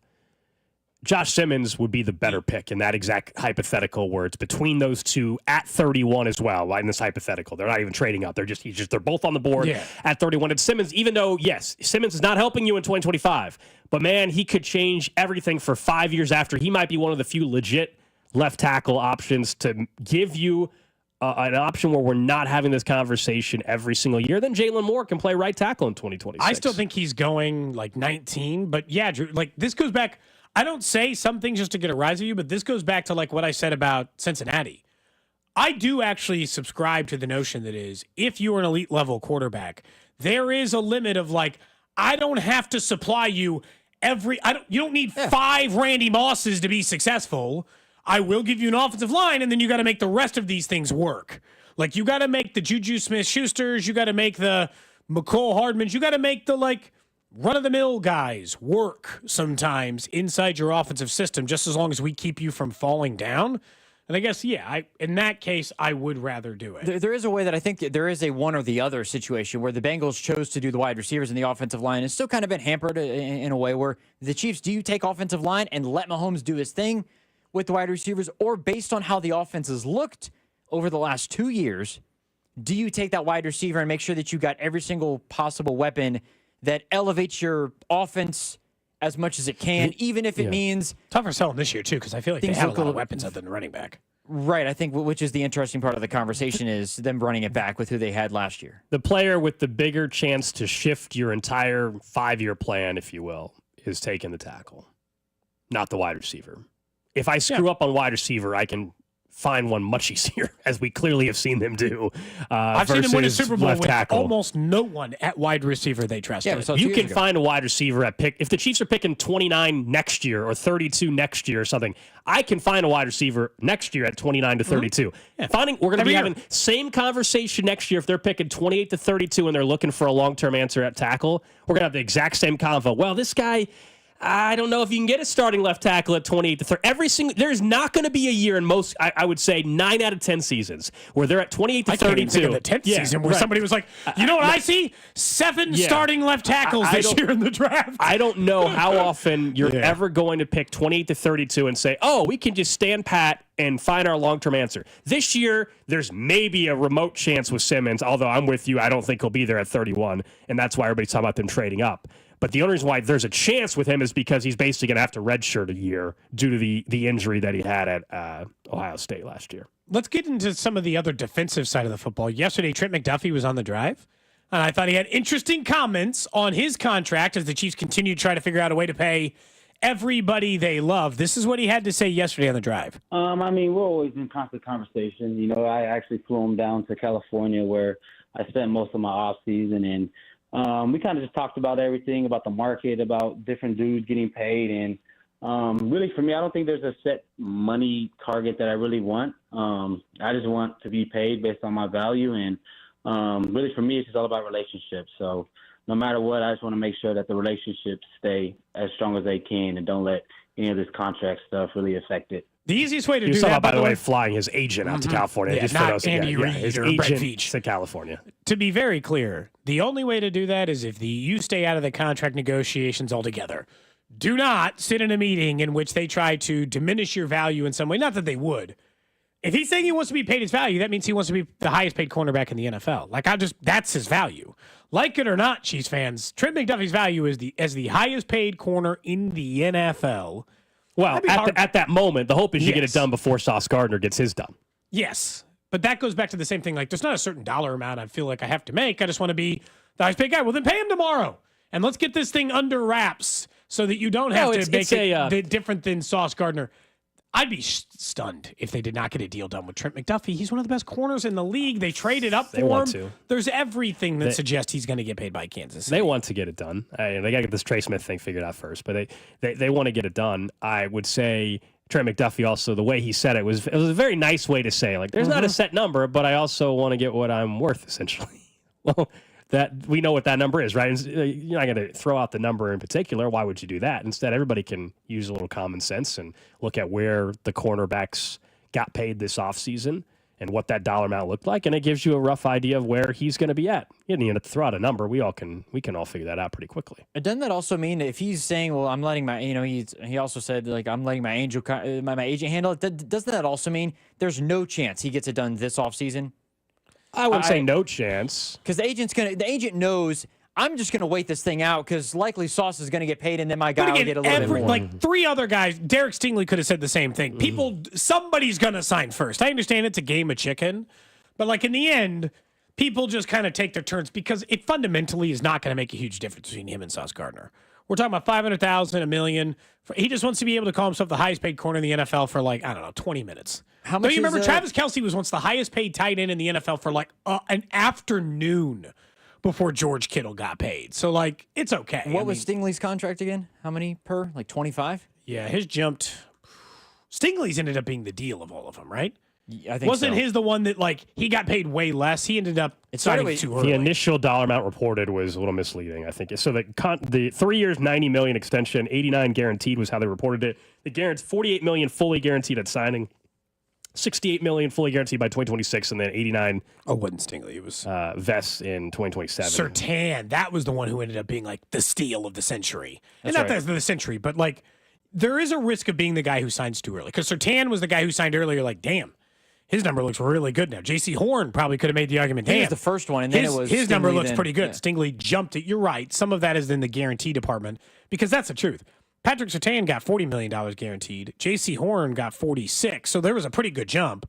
But it was only a $2 million jump to Derek Stingley. So the average annual per year looks dramatically different, but it's the fully guaranteed amount, not necessarily. He's going to be in that range. He's going to make $30 million per year or $30,500,000 per year. He'll make $50 million guaranteed. The numbers aren't even hard to figure out.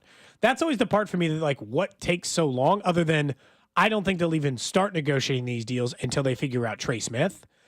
He is a training camp problem.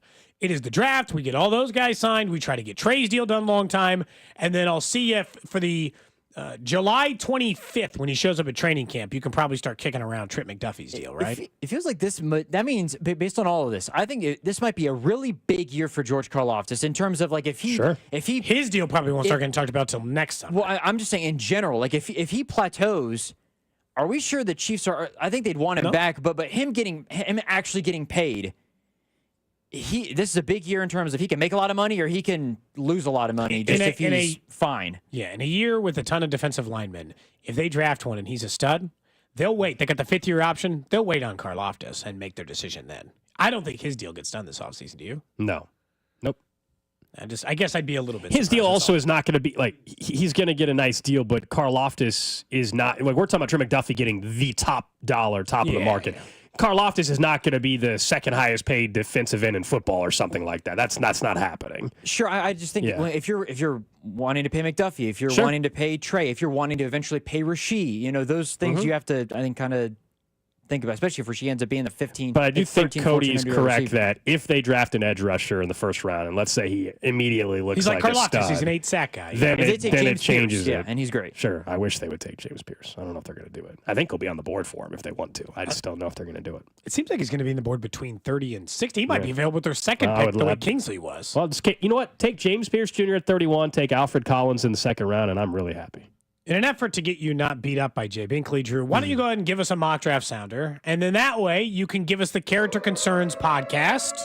I know, or I was told. What are we doing? What are we doing? Oh, wait, is that too early? What are we doing? Oh, that is too early. Are you calling his mock draft the trash of the day? I'm way off on my rundown. Oh, no. Drew and I were like, what is he doing? I was like, I'm way off. You know what? Why can't we do a mock draft? Let's just do it in the Chiefs Right half hour. It's fine. We were like, what are we doing? Let's do a trash of the day instead. How about that? I'm trying to prevent him from getting his ass kicked from Bink. Yeah, I was very confused. Very confused. All right. We'll get to that mock draft at some point in the Chiefs Red half hour. Let's just start it. Let's just fire it off right away. This one has to do with folks on an airplane. Okay.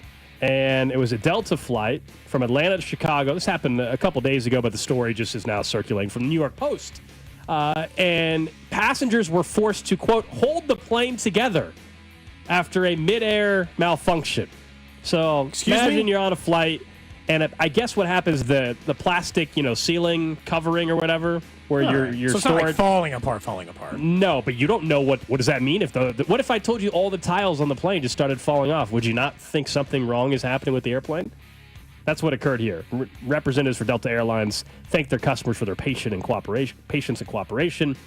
The spokesperson said the panel was later affixed into place so customers did not have to manually hold it during the flight. No injuries. The flight continued with a 2-hour delay. But basically, there's footage on TikTok of basically a group of men just like extending their arms upwards to support the plane's detached, top of the ceiling while at 30,000 feet. So then the flight attendants duct taped it. I mean, is that going to make you feel great? You might be right, Cody, that is just the aesthetics of it. But I don't know if I'm feeling great if the ceiling's falling apart on my plane. It probably would depend on the stage of life that I was in, I'll be honest. The current flight safety has taken a hit in the confidence department over the last 12 months. Well, you and I are hopping on a plane in a couple weeks. I know. It'll be fine. But be honest, though, if you're on a plane and if the ceiling's falling apart, if the ceiling's falling apart, even though it may not truly be anything wrong structurally, you don't know that. You're thinking, what? This is not right. This should not be happening. Oh, this is what would tick you off, though. One of the passengers said all Delta offered them were 10,000 miles, which is basically a $100 flight credit. Boo! If I got to hold your plane together, no. Have you, by the way, was Troy G the gear probably. on this He was flight? one of the people holding the gear part up. We should Photoshop that. The gear just holding up the flight inside. One of the best defensive ends in Chiefs history. He unfriended me. I told you that. Oh, no. So he's caught wind of us. One of our listeners told him about our somebody story. ratted? Mm-hmm. Come on, guys. We were trying to catch up with him when he comes in town, You're saying you Photoshop him into a photo that looks like the ceiling falling down, and he's holding it up for everybody, and then like tag Superman. him, and then tag him and say, "Hey, I heard that you were. I'm glad to know you're okay. I hope Please you're do all right." that. Please do they that. absolutely would have to. In this scenario, in my opinion, they kind of have to give you the cost of your flight in credit. If I had to hold, no, but I'm saying they should, right? Like that's the right thing to do. The other part about it is like the gate agents, they act like it's coming out of their pocket. It's not coming out of your pocket, okay? You don't have to get stingy with the miles. But it's also not their decision, right? People that yell at the gate agent, please don't do that. It's not their fault. No. It's not their fault. Have you ever? I always see people talk about like people asking to change seats. Has anyone ever asked you to switch seats in a plane? I've never been asked. Like from a gate attendant or no. Like has everyone been like, hey, I want to sit next to my son? Has anyone ever asked you to switch seats? I've never been asked. No, I've seen other people get asked. Ooh, so you've witnessed? I've never even witnessed it. Yeah, I think it probably happens more and not like I've flown Southwest a lot. Oh, that's getting ready to change because they're taking away all the reasons why I would fly them. So, no, I mean that's the truth. Yeah, I fly them for the those reasons. I got the bags for free. One last flight with the free bags coming up, and then they're not free anymore. But yeah, I just didn't know if anybody's ever been asked. You ever been asked to switch seats so you can sit next to the kid or something? No. I'd be honest. I'll say I'm a big fan of like if you wanted to sit next to your kid, you probably should have just bought a seat next to your kid. Whenever I've flown a plane, I've only sat in the window seat, so it depends, I'm already Cody. against If the wall. I anyways. can find another aisle seat that's not the last row of the plane, I would move. But I'm not moving from the aisle seat to 3 rows back in the middle seat so you can then move. Or a window seat. Sorry, it's got to be 1 for 1. It's got to be like... I need the leg room, man. I got to go aisle. I used to love the window seat. Nope, got to go aisle. I need the leg room. I just feel like I'm a borderline no switch. Like, I'm just like, I don't even care if it's 1 for 1. Like, you're inconveniencing See me. that top text? Someone says they actually helped tend to someone on an American Airlines flight who was having a medical emergency, obviously a very serious matter. They gave the person that helped out 50,000 points. Good for you. I mean, you should. You deserve it. You deserve it. Yeah. Honestly, feels like it should have been 100,000. I think, depending on the airline, that 50,000 points is like $500 flight credit. All right, so you get a round trip flight depending on where you're going. That seems like a fair trade-off. I mean, if I had to Depends on the airline, but. perform CPR depending on the level of medical emergency, I think you should probably already have a point value attached to it. Somebody is in need of CPR, and they're like, is there a doctor, anybody knows CPR on board? Cody's like, yeah, but how many points? They're like, 25,000. He's like, gonna have to do better. 50,000. Nope. And this person's dying in the aisle. Getting out of the seat for less than 100. Cody's like, nope, make it 100,000 and I'll save his life. Could you imagine if an internal memo leaked and it was just talking about the number of points assigned for each medical emergency? Oh, gosh. That would go over poorly. Yep, that is the trash of the day. Up next, why there should not be a draft pick at this position after what Andy Reid had to say. And yes, Bink, we will get to you in your mock draft along with Chris Sunoceros next. What's up, Kansas City? This is Bobby Witt Jr., and you're listening to Cody and Gold, weekdays starting at 10 on 96.5 The Fan. Brought to you by Heartland Men's Health, the leader in men's sexual health. Thousands of men have been successfully treated for low T, ED, and more, all with discretion and compassion. Make your appointment at heartlandmenshealth.com. What's up, guys? It's Drew. Could you benefit from a little extra in the bedroom? We all could. Blue Chew can help. Your partner wants you to do whatever it takes to make your sex life better, and Blue Chew is your secret weapon for the bedroom or wherever you decide to get it on. Turn oh no into oh yes with Blue Chew. You know, if you're getting ready for work, you might have a coffee. If you're having dinner with your in-laws, you might have something else to spike it a little bit. But when it gets to feel hot and heavy in the bedroom, the only thing that you need is Blue Chew. They're an online prescription service, and there's no visits to the doctor's office. There's not those awkward conversations, and no waiting in line at the pharmacy. It ships right to your door in a discreet package. Plus, their licensed medical providers work with you individually to help you find the right ingredient and strength for your prescription. If you could benefit from extra confidence when it's time to perform, visit BlueChew.com and get your first month free when you use our promo code KFNZ at checkout. You just pay $5 in shipping. That's BlueChew.com, promo code KFNZ to receive your first month free. Then you'll be ready to chew it and do it. Honey, it's me, your wife. Spring is here, and our house desperately needs the experts at Powell Exteriors Casey for siding, windows, entry doors, beautiful decks, patio covers, roofs, and more. Get ready for summer at PowellCasey.com. Need to sell your house in Kansas City but not sure what the best option is? Selling a home, especially when dealing with foreclosure, divorce, job relocation, or an inherited property, can feel overwhelming. That's why I don't just make offers. I help homeowners understand all their options so they can make the right choice with no pressure and no obligation. I'm Rex, a local homebuyer and resident right here in Kansas City. Whether you're looking for a fast cash sale or just want to explore your choices, I'll walk you through the pros and cons of selling to me or listing with an agent. If selling directly is your best move, I'll offer you a fair cash price and a closing timeline that fits your needs in as little as 7 days or on your schedule. No repairs, no commissions, no hidden fees. Just a transparent, hassle-free process so you know exactly what to expect. Let's talk. Call 816-330-6000 or visit rexbuyskc.com for a free, no-pressure consultation. Rex Buys KC, helping homeowners make informed decisions with confidence. Baseball fans love the long ball, and FanDuel is giving you even more reasons to love home runs every Tuesday during the baseball season. Because with Dinger Tuesdays, all customers get a home run profit boost token. That means when you bet on moonshots, you can take your winning to all new heights. So whether it's a big blast or an oppo, FanDuel is your home for betting home runs. All you need to do is go to FanDuel.com, use my promo code KFNZ, and gear up to go yard all season long. So every Tuesday, pick your favorite player to hit a home run. Doesn't matter if it's Bobby Witt Jr., Aaron Judge. The decision is yours.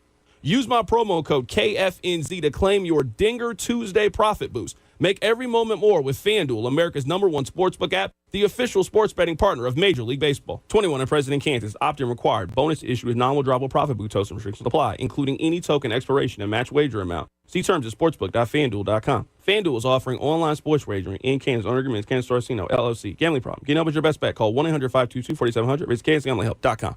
Are you prepared for the change in seasons? Take advantage of Hamilton Plumbing, Heating, AC, and Router's $69 seasonal HVAC tune-up deal to help prevent costly breakdowns and ensure your heating or cooling system is running at peak efficiency. Over 40 years experience and more than 8,000 five-star reviews are great reasons to trust Hamilton. Our licensed technicians and exceptional service guarantee will give you peace of mind. Visit callhamilton.com for details, terms, and conditions. License number 2025-11121. Bankruptcy, foreclosure, bad divorce? Don't worry. Rawhide Harley is now considering all credit applications. Couldn't get financed before? Don't worry. No perfect credit, no cash down, no problem. Get financed on a new Harley today. Visit rawhideharley.com. On approved credit. Listen up, Gen Xers. Elizabeth Banks here. The recommended age for pneumococcal pneumonia vaccination has been lowered to 50 and older, even if you're healthy. It's up to us to lead the way. We've done this before. Music videos, fanny packs, even the World Wide Web. So let's do it again and get vaccinated. We're at over 6 times greater risk for pneumococcal pneumonia compared to adults under 50. Gen X, this is our shot. Visit vaxassist.com to schedule. Sponsored by Pfizer. When you're hiring, have you ever felt like you're missing out on meeting truly great candidates for your roles? It seems impossible to find them. but they have to be out there somewhere, right? Well, they're not hard to find when you know where to go. And that place is ZipRecruiter.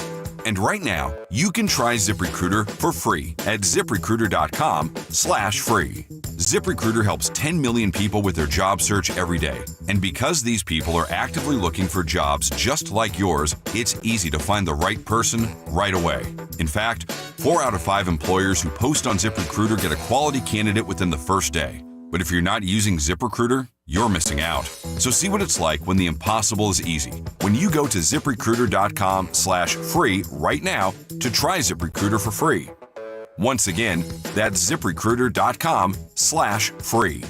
ZipRecruiter.com/free. Never miss out on great candidates with ZipRecruiter. Get ready for Cinco de Mayo with Total Wine & More, your cocktail central. From margaritas to cervezas and tequila, we've got everything you need for the perfect fiesta.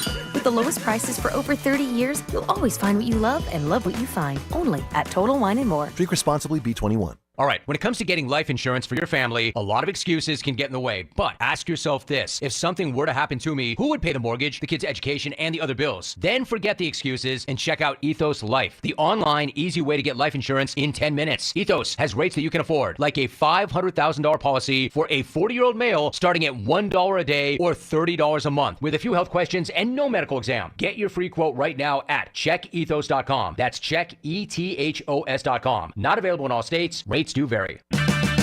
Get 5 quarts of O'Reilly Full Synthetic Motor Oil and a MicroGuard oil filter for $29.99. In-store only. Limit supply. O'Reilly Auto Parts. The technicians you can trust with your house keys. Anthony Plumbing, Heating, Cooling, and Electric. Clog drain? Our experts clear tough clogs fast and include a free camera inspection, so you have confidence that your pipes are flowing freely. Unclog your drain for just $74. Schedule today at AnthonyPHCE.com. You're listening to 96.5 The Fan from the Mission Plumbing, Heating, and Cooling Studios. Welcome in to the Chiefs Red Half Hour. Every day at 11:30 with Cody and Gold on your new home for Chiefs football. 96.5 The Fan. It is the Chiefs Red Half Hour. We will get to Mock Draft 3.0 from our guys, Bink and Chris, the Character Concerns crew. They had their draft special last night. They've got the draft special Thursday night at the Landing in Liberty. You guys can watch the show as well on Facebook, Twitch, YouTube, X. Make sure you subscribe. That way you don't miss any of the shows here on 96.5 The Fan. It makes it very, very easy. So make sure you guys do that if you have not done that already. Andy Reid yesterday spoke in the afternoon. Talked about a couple different things. Mentioned, hey, the rehab's going well for Rashee Rice, which is obviously good to see. Hopefully he's ready physically to play come week 1. We'll obviously find out about the availability from a league perspective as we get closer and closer. But he also said, hey, yeah, we've got a competition at guard. It's going to be Kingsley Suamataia and Mike Caliendo, who did start for them at times last year. Of course, that's not crazy. That's why they were able to move Joe Thuney to left tackle. Hearing that, one, I'm fine. I think that's what it should be. It should be a competition between those two. But it tells me that I don't think this is a smokescreen or anything. They have no business drafting a guard until the late rounds of the draft. And now you hear it from the horse's mouth, so it carries way more weight. But 3+ weeks ago, we did a mock draft on this show. Drew picked one out. And we were like, what the heck? Because it had them taking a guard in the first round, remember? Yeah. That seemed crazy then. Now there's no chance. I don't think this is one of those, they're just saying that they're going to draft a guard in the first round. It would make no sense. I actually believe them that there will be a competition between Kingsley and Caliendo heading into training camp in St. Joe. Now, who has the leg up? I mean, I still think you want Kingsley to win the job, but he has to win the job. Same. Because I feel like his upside is still greater than that of Caliendo's. If Caliendo wins, I believe the floor is probably a little bit lower and the odds will be there. But yeah, I want the person with the higher upside player typically to win the job because it speaks to me that their ability to do the job might be higher. This just goes back to investment. Right now, this is how their line lays out. And this is why Kingsley will compete for that spot. At the other 4 spots, they signed, was it the second highest left tackle in average annual? In the free, maybe third behind Ronnie Stanley and then Dan Moore. Ronnie Stanley, who we openly both admitted wasn't really on the open market. It turns out he'd rather be back in Baltimore based on those odds. So decent free agent investment, middle of the road free agent investment. They have the highest paid center in the league. They have the highest paid right now, even on the franchise tag. They have the highest paid right guard in the league and one of the 5 highest paid right tackles. I borderline don't think you can afford a first-round pick in addition to that at left guard, knowing that you also have a second-round pick tied up in left guard, because that's technically what you have in Kingsley Suamataia and the other investments in Norzad or anybody else. It doesn't make a lot of sense at first round to take guard. I don't like it, and I don't think that they'll do it. I think that's their way of signifying to you that they're not going to do. They're not taking Tyler Booker at 31. They might take a tackle that ends up as a guard. I can't promise you that. Yeah. But if they're taking an offensive lineman in the first round, it sure as hell isn't guard. 913-586-7965. Someone said Kingsley won the job last year. LOL. He lost it pretty quick too. He did, but that has no bearing on this year. If he wins the job out of camp, it doesn't mean that the same result's going to happen, that he's going to get benched 2 weeks. I guess you're right. Factually, that is what happened. I don't think it has any bearing on the guard. We know tackles get converted to guard all the time. The chances of him becoming a guard for a couple years are actually pretty high. Actually, really high, that he ends up being a guard for this team for a couple years. Yeah. I mean, in that way, this goes back to like the MJ thing. We should all be rooting for that. Like, take your personal opinions of like when we've given honest assessments like of players. Like, you guys give me a hard time. Kansas State fans give me a hard time because I've been critical of FAU. I hope he has 15, make or break season for him this year, by the way. I hope he has 25 sacks this year. Like, I just want to be very clear. Like, I hope he sets a new NFL record of 25 sacks. I hope Kingsley turns into Joe Tooney at left guard. The thing about Kingsley is, what I don't understand and you don't understand is there any reason why that isn't a good plan? The Kingsley part. What about it isn't a good plan? He's a highly, he was picked in the top 70 picks of an NFL draft. He is an athletic player. He hasn't played a lot of guard, but, we've seen people make that transition. If Andy Reid is telling you he deserves to be in a competition with a guy who started at left guard for them in all the way to a Super Bowl last year, it feels like they're taking him pretty serious there. That's fine with me. I just look at this as at least we can put that to bed in the draft stuff. I think you and I don't need to entertain any draft in which they take a guard in the first 3 rounds, in my opinion. Yeah. And look, he'll have to win the job in camp and prove that he deserves that opportunity over Mike Caliendo. But the skepticism, I guess I get. There's a lot of fans that are like, he was so bad at 2 games at left tackle, he must just be unable to play any position. I think that's what that's basically what a few people on the text line are arguing. And we will all find out together. I would disagree with the thought process that because someone was bad at tackle for 2 games, it automatically means that they can't do anything at guard. I think that's just me. I think people's consensus is more because, again, Caliendo was a backup that happened to start in the Super Bowl because Tooney was there. Otherwise, he wouldn't be playing. And he had a bad Super Bowl, but he was not a bad starting left guard for a decent, not bad enough that it didn't get him to the Super Bowl. Sure, but then why is it even a competition then? How come Caliendo can't just be the starting left guard? Upside. I think that Caliendo can be. Because I think for some people it screams not desperation to make the pick work out, but it screams 2 backup level players that are vying for a starting spot. If you want to take the argument of, well, Caliendo started all the way to the Super Bowl, and he struggled, but the whole line struggled. Why would you not just play Caliendo and have Kingsley be your upside? Caliendo is on a 1-year deal. The other guy's a rookie, second-year contract, has 3 years left. He's under the age of 25. The other guy's 27 and has 1 year left, and you'd have to pay him if he actually has a good year. Look, Caliendo played in all 17 games. Yeah, but if Kingsley stinks, then you have to pay they will Caliendo. bench him again. If anything, it should make you feel even better that if he sucks at guard 2 games in, you think they won't pull him?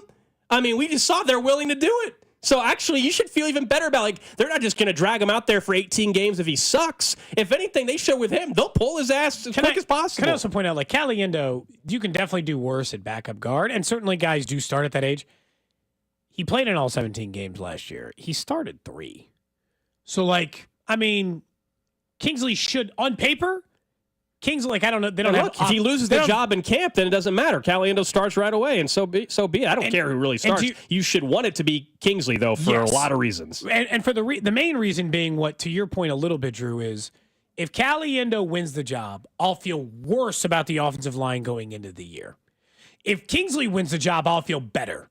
Because Caliendo is 27 years old. He started 3 games in his career. He's been active for 25 games. I would feel better having Kingsley won the job. But I also just think there is a limit. You talk about, like, this goes back to, like, wide receiver or anything else or any other position for lots of teams. There's a limited amount of investment you can put in any one position group. You can't just spend 17 first-round picks on wide receiver.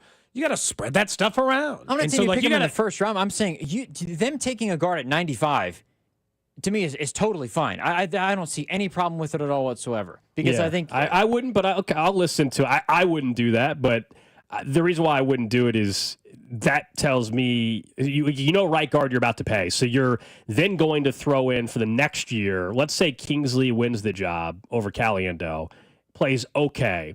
Next offseason, Caliendo's gone, and then Kingsley is competing with the guy you sat on the bench for a full year as a third-round pick. I guess what's the point? I guess what's the point at that point? I just don't get the point of the pick. Like, if that's the case, by the way, if they take one draft in the third, one next year, then if you had to, if you're really like Kingsley goes out and stinks this year, but he's good enough to start, you can go spend a high value pick on guard next year. The other part is, like, if you take one in the third round, then I want it to be, and I mentioned this at tackle. If you take a tackle in first or second round, they should be in an open competition with more. Open competition. They take Simmons with pick 31. This should be a straight and out, barring him not being healthy for the beginning of the season.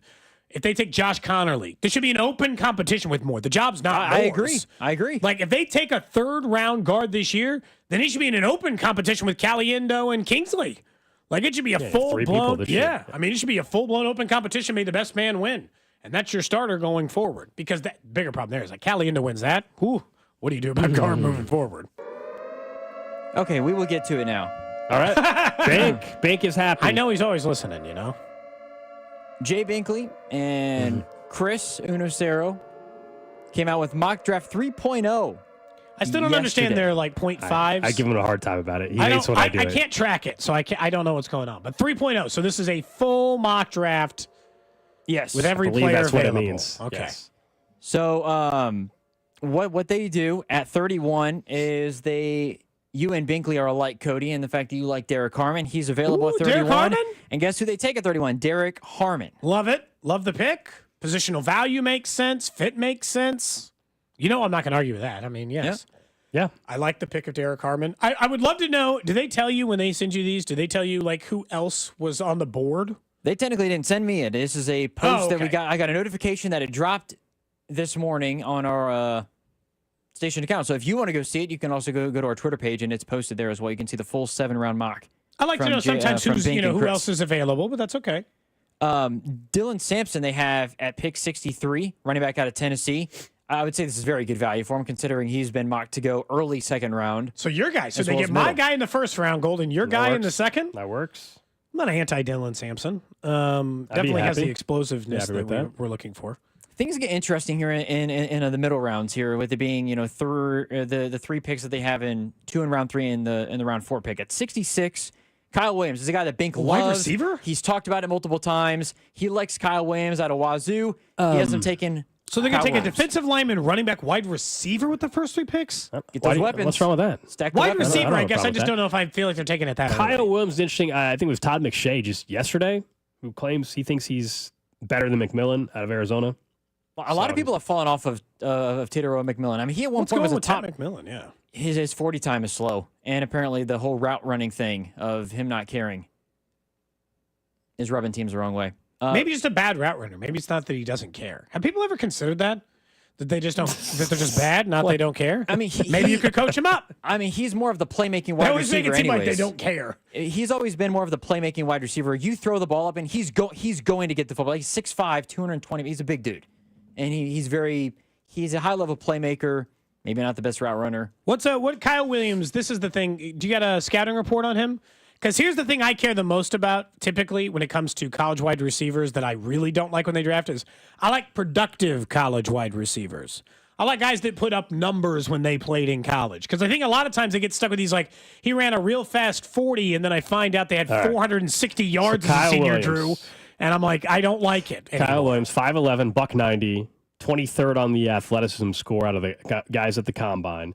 His comp is Marvin Mims Jr., ranked 4th in FBS with 14 receiving touchdowns, 8th in receiving yards, led the team with 70, started all 13 games for his team. I like all those strengths, Slinks by press with good feet, smooth acceleration, gets to body adjustments quickly. Weakness, inefficient footwork getting into route stem. Below average catch technique allows the throw to get right on top of him. That is Kyle Williams, who's gaining more and more traction. Shout out to Wazoo in that air raid, man. That's why Drew likes it. He was wearing the Wazoo stuff yesterday. He's a fifth-year senior? This guy never left college. What'd you say his age was? I'm a little concerned about age I'm now, guessing he's 23. actually. That's my guess. All right. A little old, but not terrible. Kyle Williams. Yeah.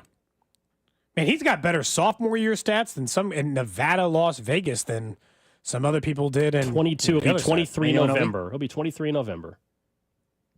Okay. I mean, competition would concern me a little. Like, has he ever played any real that 1 year in 2023 in the Pac-12? That was the only time he played like real competition. I mean, last year they had. Last year it was more of a mixed bag in terms of Mountain West-ish schedule. Third round pick. I mean, those aren't going to be perfect picks as far as like. No details about his family, though. Are you concerned? Yeah. Too normal of a family. I like them to go through some stuff. Too normal. That way that they're tested before in life is they make it seem there. All right, who's in the fourth or the other third round pick? Other third round pick is a guy that Bink has mentioned before as well. Charles Grant, tackle out of William and Mary. Oh, okay. Oh, William and Mary again. William and Mary, same thing you just mentioned. Some people will be concerned about the competition, but also William and Mary. Yeah, the film doesn't lie on him. Okay, these all seem like logical. Fourth round pick is the one fits. I think that might have you scratching your head a little bit. But Bink and I are on the same page and have been in terms of drafting wide receivers. Ty Felton out of Maryland, another wide receivers in the first 5 picks. Yes, sir. Another name I don't know. What's Ty Felton's draft profile? T-A-I. That's T-A-I. Ty Felton. It might be Tay Felton, but I believe it's Ty. I think Ty? it's Ty. It's T-A-I. I don't know how it's pronounced, but that's how it's spelled. Felton, 6'1", $183, 14th most athletic wide receiver at the Combine, according to their score. Third team All AP, All American, first team All Big Ten. 1,100 yards on his team, 9 receiving touchdowns, fourth in the FBS with a school record 96 grabs. Starting all 12 games. Team captain Cody, he's a leader. Oh, he's you know a leader. What? True also, leader. strengths, use of high step stutter moves at the break point can be effective. Tracks deep ball over his shoulder with easy confidence. The one thing that stands out so far is they go 3 straight picks of independent. What's William and Mary? Are they in the Ivy? FCS. They're CAA, I think. So the Tribe. And then Maryland. So, they're not going football powerhouses with Drews. Same conference as Barbers, Richmond Spiders, I believe. Oh, okay. All right. And then we jump into the 7th round because, again, they don't have any 5th or 6th round picks. Let me guess. Mr. Irrelevant will be the guy they've had every single All right, mock moving draft. him up. Nazir Stackhouse? You might be correct. I'll Every let you know in a single second. mock draft. They've changed everything but that one. I like it. With the first 7th round pick, Aronde Gadsden, the second tight end out of Syracuse, 251. Dalton Is he going in the Cooper. 7th? Why do I feel like I've heard that name before? And I don't typically hear the names of 7th round draft selections. Okay. All right. 6'5". Maybe it's like someone's sleeper. Is he more of a blocking tight end? In the 7th round, they're never receiving tight end. Let's just be honest. I think he might be a receiving tight end because Syracuse, in terms of what they did last year with Kyle McCord, throwing it around a little bit. Okay. I don't know. Dalton Cooper, tackle out of Oklahoma State, is the second 7th round pick, and then Nazir Stackhouse, of course. D-line. One thing that stands out is Stackhouse. They've been consistent. He's Mr. Irrelevant. I will say Aronde Gadsden, Cody. We've got details on him. Okay. This one has a family mention. Oh God. His father, because he's Aronde Gadsden II, by the way. So Aronde Gadsden. That's why the name sounds familiar. Played wide. What, you followed Winston-Salem State? He played wide receiver at Winston-Salem State. Now, in fairness, Cody, here's why the name sounds familiar. He spent 6 years with the Dolphins. That's it. He caught Hall of Famer Dan Marino's final touchdown pass. I was like, why does Dan Marino's final touchdown pass, his dad. NFL pedigree. Why the hell are they mentioning his college if he played in the NFL? I don't care what college he played at. He played in the NFL. His son, though, posted 100-plus receiving yards 5 times. Tight-hipped, unfortunately. He's a 7th-round tight end. It's fine. Not worried about the hips. 6'5", 243. That's a big man. That feels like that. Again, that just sounds like blocking tight end size. I don't know what it is. The most interesting part about their draft is other than we've seen some of these names, we've mentioned Sampson and Derek Harmon and some of these other names, is that in this entire draft they would have the Chiefs only taking 2 defensive players: the first-round pick in Derek Harmon and the very last pick of the entire NFL draft in Nazir Stackhouse. First 3 picks I got no problem with. Is that enough defense overall? Should we see a corner in there, another defensive lineman in those middle rounds. Yeah, I'm not as concerned about corner as you are. I definitely wouldn't have minded another defensive line pick earlier. But the corner is not a necessity for me. You're saying you can get by with it if it's a later round pick. I'm a little surprised 2 wide receivers. We're not expecting that. But. I think Bink loves the idea of 2 wide receivers. I think he said they need to take 2 wide receivers. Because Bink's on record, I think on Friday he said this, he doesn't want Juju Smith-Schuster on the roster. He wants Sky Moore gone and Juju gone. He wants them to be replaced. I mean... I think Bink is... That's the way Bink feels. So, I'm not here to argue on Sky. Okay? I mean, he, not exactly working here. But Juju, he still had, a good playoff game. We got to run out Juju Smith-Schuster. I mean, he still has, for a 5th wide receiver... He still occasionally has a game when he goes 6 for 80. So I would just be surprised if they had a nice safety net. I'd just be surprised they had 2 rookie wide receivers in the top 5 of the wide receiver room. Yeah, I can't picture that, I guess. I mean, maybe they feel like they can do that if they've got Hollywood Brown, Xavier Worthy, and Rashee Rice taking up a good chunk and just eating it up in that way. If you're getting to 4 and 5 wide receivers, it's a good spot for rookie wide receivers for the Chiefs typically, where they can grow a little bit. A lot of this goes back to what you and I don't know, and none of us will know with wide receiver. I don't know about what their level of confidence is that one day they'll give Rashee Rice an extension. Right. Or one, they have to start answering some of those questions for themselves now. If they think there's a pretty good chance 2 years from now they're giving Rashee Rice more money, I actually think wide receivers quite a bit further down the list. Shout out Rashee Rice, happy birthday. Happy birthday. Happy birthday. Can you do a song? Work.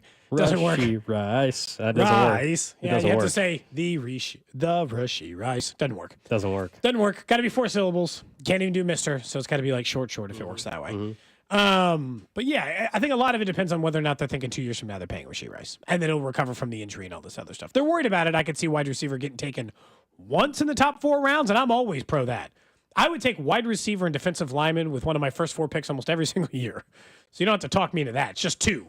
The surprising part for me. Coming up next, we'll get to what's trending, and then we will get right back into the Royals, plus a draft edition of All 32 on Cody and Gold. This is Cody and Gold on your new home for Royals baseball. 96.5 The Fan. Brought to you by Heartland Men's Health, the leader in men's sexual health. Thousands of men have been successfully treated for low T, ED, and more, all with discretion and compassion. Make your appointment at heartlandmenshealth.com.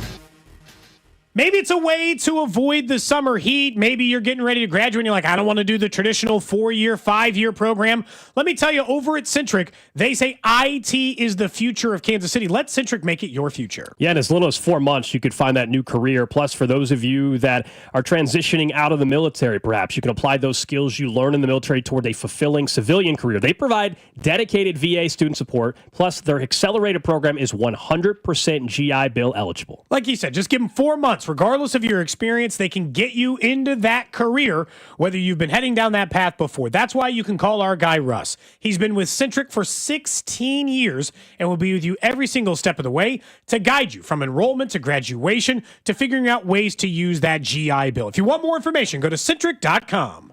At CertaPro Painters, we know that a happy place comes in many colors, like ones that inspire a sense of wonder, or a new flavor that makes life just a little bit sweeter, or one to celebrate those moments that lift you to new heights. We can reawaken any space to make your happy place your home. CertaPro Painters. That's painting happy. Each CertaPro Painters business is independently owned and operated. Contractor license and registration information is available at CertaPro.com. Men, is good enough really what you want with your sex life? This is Jeff for Heartland Men's Health, and if erectile dysfunction is making a bad bedroom experience for you and your partner, you should call us because you want your intimacy to be fantastic, both for you and the one you love. At Heartland Men's Health, our treatments have success rates of well over 90%. And because we're a medical practice focused on men's sexual health, we can offer many treatment options and even combine treatments to find the right one for you. Which means if you're like most of our patients, we can likely get you performing like you haven't in years. So make an appointment and make a change from good enough to really good. Your initial visit is just $99 and includes blood work, a medical consult, and if medically advised, a test dose. And if that test dose doesn't work in the office, your visit is free. Call 844-447-6600. That's 844-447-6600. or go to heartlandmenshealth.com. We have 3 offices to serve you. Heartland Men's Health, a Promenic restorative health. Don't miss your chance to bet on all the clutch shots and legendary performances with FanDuel, America's #1 sportsbook. FanDuel is the best place to find all your favorite player props, and now you can make a heads-up play with player performance trends. That means whether you want to bet on a player to score 30 points or put up a triple-double, you can check out the latest stats and see who's hot without leaving the app. Plus, after the game tips off, you can even combine live prop bets into a same-game parlay for a chance to win big. And if you don't already have FanDuel, playoff time is the perfect time to join. You'll get started with $250 in bonus bets if your first $5 bet wins. So visit FanDuel.com/Alex to join today. Make every moment more with FanDuel, official sports betting partner of the NBA and 96.5 The Fan. 21 in President, Kansas. First online real money wager only. $5 first deposit required. Bonus issued as non-withdrawable bonus bets which expire 7 days after receipt. Restrictions apply. See terms at sportsbook.fanduel.com. FanDuel is offering online sports wagering in Kansas under an agreement with Kansas Star Casino, LLC. Gambling problem? Getting help is your best bet. Call 1-800-522-4700 or visit kfgamblinghelp.com. Looking for the best food, drinks, and game day vibes? The Landing Eatery and Pub in Liberty has you covered. Happy hour Monday through Friday, 3 to 7 p.m. with great drink specials. Game day buckets, 5 beers or seltzers. Keep the party going Saturday and all day Sunday. Catch every play on over 68 TVs while enjoying our massive 102-item menu. Love live music? Our neon-lit smoking patio has bands Thursday through Sunday. Don't miss out. Check out our daily specials at landingeateryandpub.com. Storm season 2025 is here. Get peace of mind on the health of your roof and make Century Roofing your first call. We have extended our free material upgrade sale on all roof replacements. Get a Class 3 or 4 impact-resistant shingle for the same price of the standard 30-year or premium shingle. Save on your insurance premium and see why we continue to be voted best of Johnson County. Trust the pillars of strength for 35 years. KC-based and female-owned. Century Roofing, KC.com. Century Roofing, trust the pillars of strength. I'm sure everyone says this, but my mom really deserves the world. This year, I finally found a Mother's Day gift that comes close. She loves Hellsberg, so I'm getting her these timeless gold earrings she can enjoy for years to come. They feel special enough to show how much I truly appreciate everything she does for me. And I mean everything. I even sent my dad a link to the Diamond Eternity band he'll be getting her, too. Save up to 50% on Mother's Day gifts Mom will cherish forever. Visit Hellsberg.com or a store near you. I'm Brian Tedesco, CEO of Blaupunkt Americas, the pioneers of the car stereo. Today, we're not just about sound systems. We are revolutionizing the e-bike scene with Blue Dot Bike. Thanks to AmericanEagle.com, our online presence now features a dynamic e-commerce website that showcases the quality and affordability of our foldable e-bikes. And our collegiate e-bikes, just perfect for the college fanatic. These e-bikes offer a new way to experience freedom on 2 wheels, no matter your age. When we needed a top-notch website to match our cutting-edge e-bikes, we turned to AmericanEagle.com.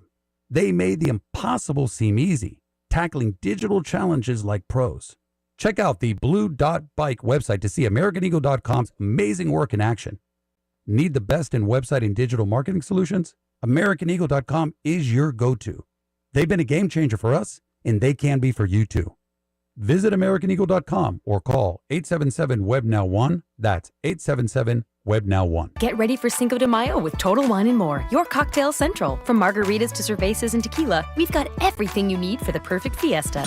With the lowest prices for over 30 years, you'll always find what you love and love what you find. Only at Total Wine & More. Drink responsibly, B21. All right, when it comes to getting life insurance for your family, a lot of excuses can get in the way. But ask yourself this: if something were to happen to me, who would pay the mortgage, the kids' education, and the other bills? Then forget the excuses and check out Ethos Life, the online, easy way to get life insurance in 10 minutes. Ethos has rates that you can afford, like a $500,000 policy for a 40-year-old male starting at $1 a day or $30 a month, with a few health questions and no medical exam. Get your free quote right now at checkethos.com. That's checkethos.com. Not available in all states. Rates do vary.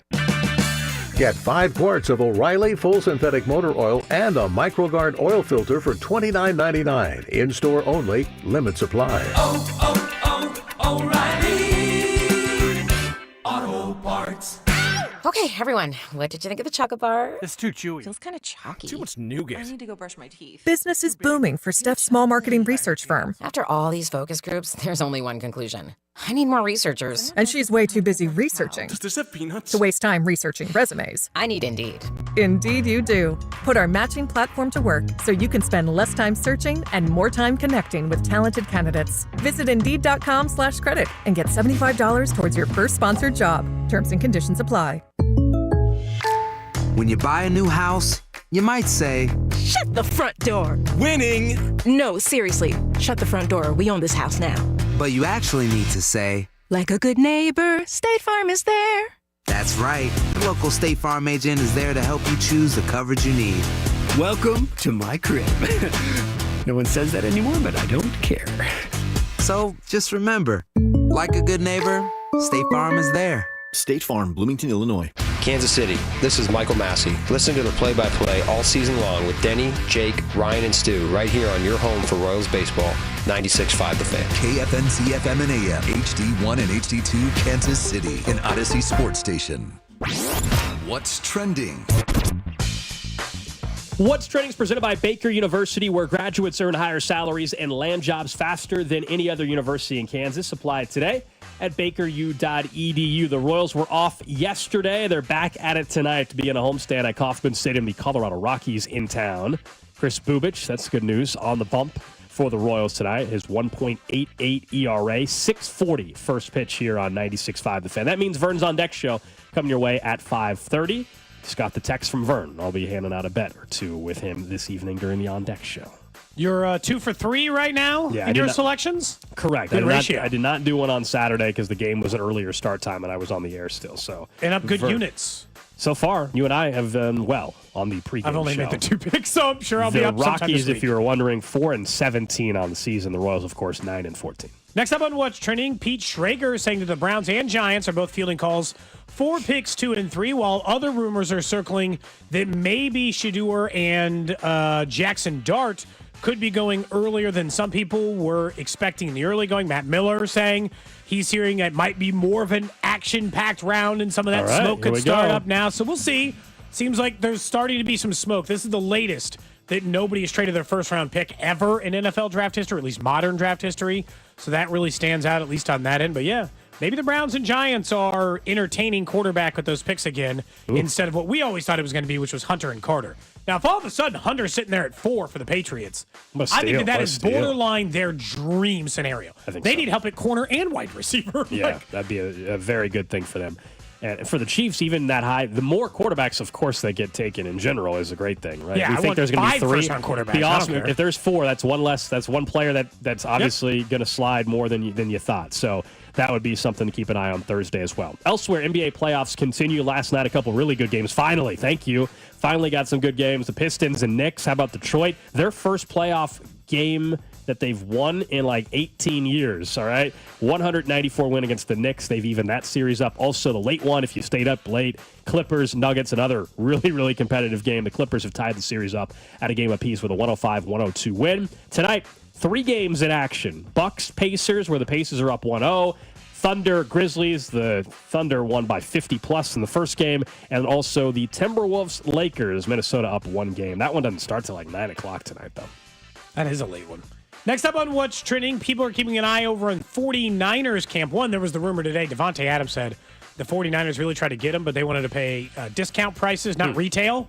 So he ended up with the Rams instead. But Brock Purdy did show up to the 49ers voluntary offseason workout. Some thought he might skip amid his contract talks with the San Francisco 49ers. But George Kittle did not, who was also wanting an extension and a pay rate increase from the San Francisco 49ers. They still feel like they're kind of stuck in a weird spot where they're kind of trying to pay everybody, not pay everyone, trade everyone, not pay everyone. Like, I don't know where they are fundamentally as an organization. They're one of the most confusing teams this offseason to me.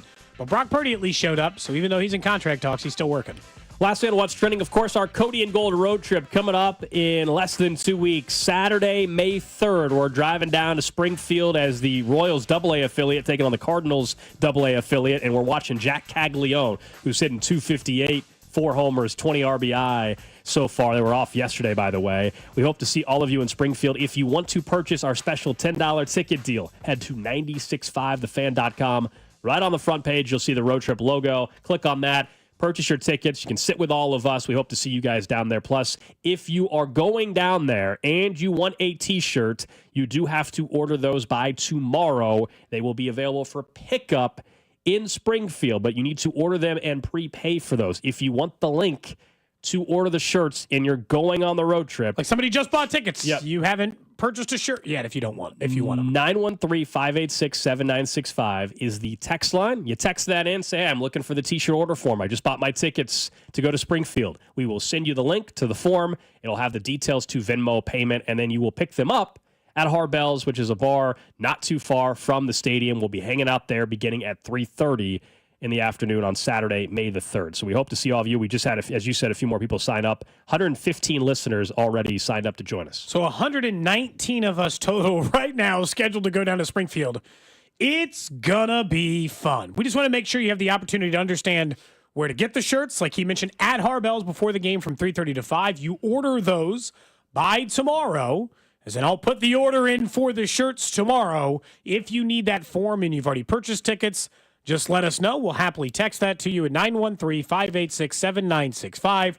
Or we can send it to you on the socials at Cody B. Tapp, at Alex Gold. We want to make sure anybody who wants a shirt gets a chance to get one. We understand, it's two different links, so it's kind of a pain in the ass, but we want to make sure that you have a chance to do it. It's going to be an awesome time. 119 people, dude. That's a lot of people wearing CAG shirts, sitting in our seats, by the way, in case you hadn't looked at the map, are all behind the third base dugout because we want CAGs to see us. One lucky listener, which we'll draw at Harbell's, will get a chance, we think. We'll get a chance to throw out the first pitch, which will be awesome, at least on that end. So we got to figure out that end. But somebody's going to get to throw out the first pitch. It isn't us. That is true. Won't be me, Gold, or Drew. It'll be one of you lucky listeners who wants to. I'm not going to force somebody who doesn't want to. Throw it out. Your name gets picked, you better be throwing. Like it or not, you're under pressure, but it'll be a great chance to do it. We're planning on Alex and I staying down there that night, so might be able to have some fun after as Dusty's well. coming down with us, too. Yeah. So, we'll be hanging out. At least three of us will be hanging out over somewhere after the game as well. So, hope to see you guys down in Springfield. Let's talk about the big league club, though, here for a little bit. Earlier today, we had the general manager of the Royals, JJ Picollo, join us. We'll play some of that conversation again coming up at 1:30. But they begin a homestand tonight. We all know the road trip was abysmal, right? They went 2-8. They begin a homestand tonight. The Rockies are in town, a 4-win team. Their offense, believe it or not, is worse than the Royals' offense. And this kicks off a stretch, if you look at the next 25 games or so, 22 of those are against teams that are in fourth place or worse. 25-game stretch also only right now, standings change, right this second, only one team in that series is over 500 of the next 25 games, and that's the Boston Red Sox. Point being, if there was a time for this team to show that they can get the bats going, that they can make up ground after digging themselves a hole with the 2-8 road trip, this is the next 25 game. This 25 game stretch is that, right? I apologize, but the car is not worse than the Royals. As of this weekend, just changed the Royals are the worst offense in baseball. Well, there you go. I had not checked the Rockies' run total this weekend. They're still 29th or something, right? Yeah, they're in the bottom four. They're, a 100th of a run off from the Chicago White Sox. So, they're still bad. But this kicks off the stretch of 25 games of teams that are similar to you in terms of record, but frankly, on paper, I think we all understand the Rockies will be a worse baseball team this year than the Kansas City Royals. So this is a perfect series. You have the pitching edge against most teams. You definitely have it. This series, not even close, against the Colorado Rockies, beginning tonight with Chris Bubich. We calling for full sweep? I'll take 2 out of 3, man. I take 2 out of 3 as well. I want to be greedy and just be like, full sweep, let's do it. But I do think 2 out of 3 is enough to feel like you're back on the right track. But that requires you taking 2 out of 3 in the next series, too, against the Astros. The idea, though, this is how you prove to me that last year, because this is the thing that's stuck in everyone's mind. Let's just be honest. The thing that's stuck in everyone's mind is that last year was the fluke. That the previous year they won 56 games, that the year before that they won 60 or whatever, right? Or not 56. They won in the 60s, right? They just weren't a good team. The last 2, 3, 4 years before that, with some of the same players, not all of the same players, but some of the same players. And that last year is more the fluke rather than the rest. But last year had pitching, and the previous years didn't. The offense, on paper, is identical to a team last year that got some things done. I do think that this stretch where they're facing the Rockies, a bad team, in my opinion. The Rays are not a very good team. The Orioles, who are struggling. The White Sox, who stink. Like all the teams you just mentioned, other than the Astros, who they do have a couple of times.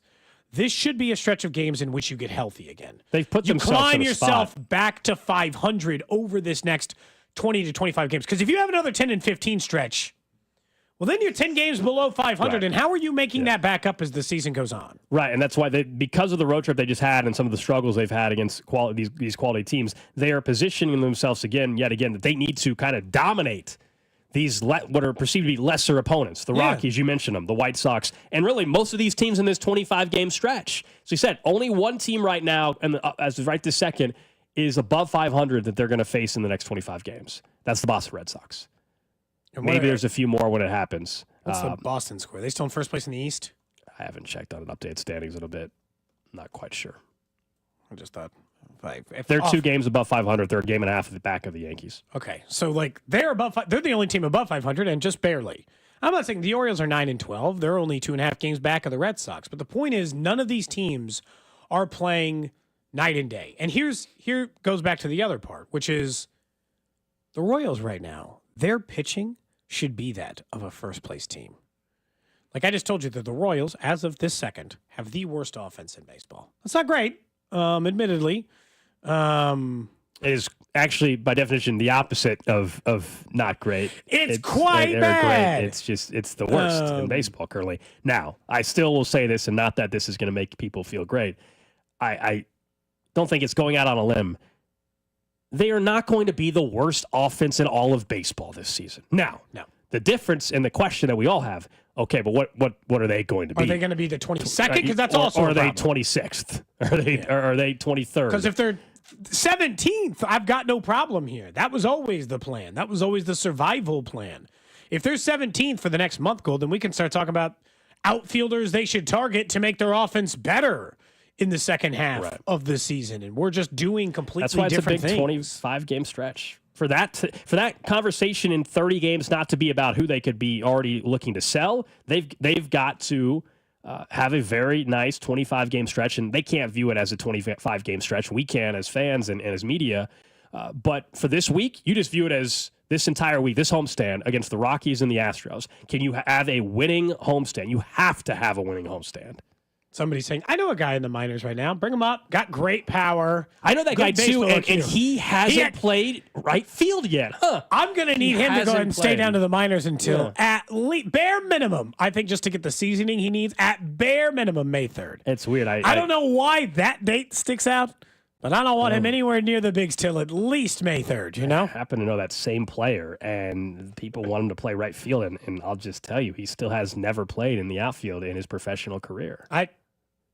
I mean, in almost no uncertain terms, any member of the Royals organization or person who covers the Royals has made it pretty clear. So unless they're just straight up lying to me, all of them in different conversations, Jack Caglione will have to play right field before he makes the big leagues. You will see him play right field in a minor league game before he is a big league player. And that so may while not he happen continues until to he's play in first, I don't think it will AAA. happen until he's in AAA. Yeah. And he won't be in AAA until at least May 4th. Hopefully. Is it?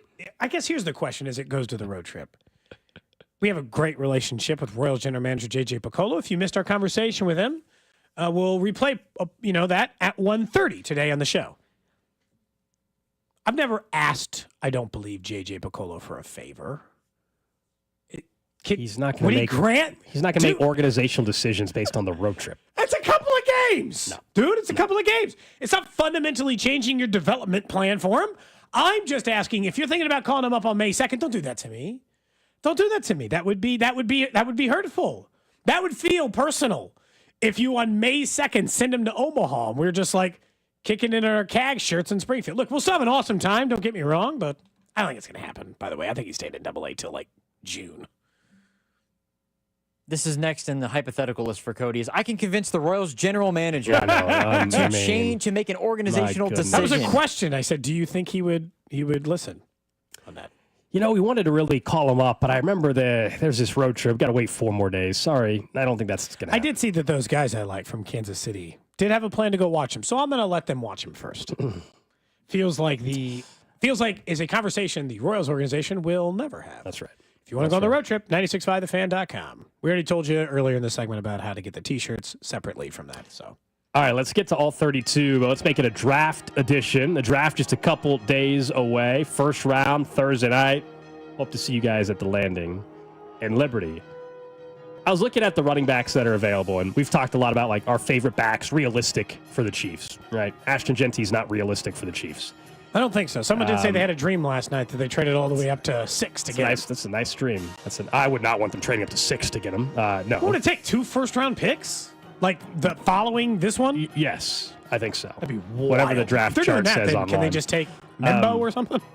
That'd be the better pick. Anyway, I was looking at first-round running backs. I actually think 3 of them are going in the first round. Genty, I think Campton's going to go. I would love for him to be at 31. I don't think he'll make it there out of North Carolina. And then a third, it's all over the place, but I think we see a third. Maybe it's Travion Henderson. Maybe you think it's the kid out of Iowa. Maybe you think it's your guy out of Ohio State, the other Ohio State running back in Judkins. I think a third running back goes in the first round heading into Thursday night. I think part of the reason I agree with you is that I told you that the NFL goes in trends, and last year's NFL trend was running backs are back, baby. We love them. Look at what they're doing to carry these teams. We're paying guys. We're bringing in Derrick Henry. It's making a difference. We're bringing in Saquon. It's making a difference. It felt like the part of the theme from last year was like the year before was like, we got Christian McCaffrey. Look at us go. That these teams might buy themselves back into. They matter in the offense again. I think part of the reason is because teams are playing deep. I think there's like a legitimate reason why running backs were more effective last year. And it's because everyone switched to this too high safety looks where they'll never give up a 20-yard pass in an effort to let you run 7 yards a carry. So you're probably onto something there. I'm going to talk about Drew's team, specifically their plan, because I saw Pro Football Focus list today of the 5 most, they think, important teams to get the draft right for their team success over the next few years. And Cincinnati was on there, and I agree with the list for the most part. It mentioned the New England Patriots and the Houston Texans and the Cincinnati Bengals as teams that would fall in this category. I have been looking at mocks like anyone else, and there have been a ton, borderline unusual amount of mocks that keep mocking guard to the Cincinnati Bengals. Tyler Booker and a few other guys. And a part of me thinks, you know what? Honestly, accept your fate. It doesn't have to be a guard. But isn't the craziest thing with their first-round pick to just take another offensive player? They've already accepted being a bad defensive team in an effort of being a supercharged offense. Supercharge it to the max. If that's what you're doing. Protect Joe Burrow so he never so much gets a whisper into his ear. Have all the offensive weapons in the world and just make them the world's greatest offense rather than worry about defense. Because they've already accepted that as their game plan going into the year, in my opinion. Did you see Jalen Hurts got engaged to Burrows? Oh, really? Yeah. Seems related. Burrows. I said Burrows. Apparently they're not related. Yeah, congrats to Jalen Hurts and Burrows. I think you're right, Cody. Guard would make me throw up. Tackle, not so much. Because if you bookend, the left tackle, secure the future, I think it's not bad. So if it's tackle, you're okay. If it's like Kelvin Banks, great. Fine. I can get behind it. Guard, absolutely not. Part of me thinks just like, if that's who you're going to be, just be that. Be the best at that. That was part of the problem last. They weren't the best at that because Joe Burrow was still getting beat up. They've got one of the league's better running backs. They've got the league's best receiving core. Take a tight end. Take Colston Loveland.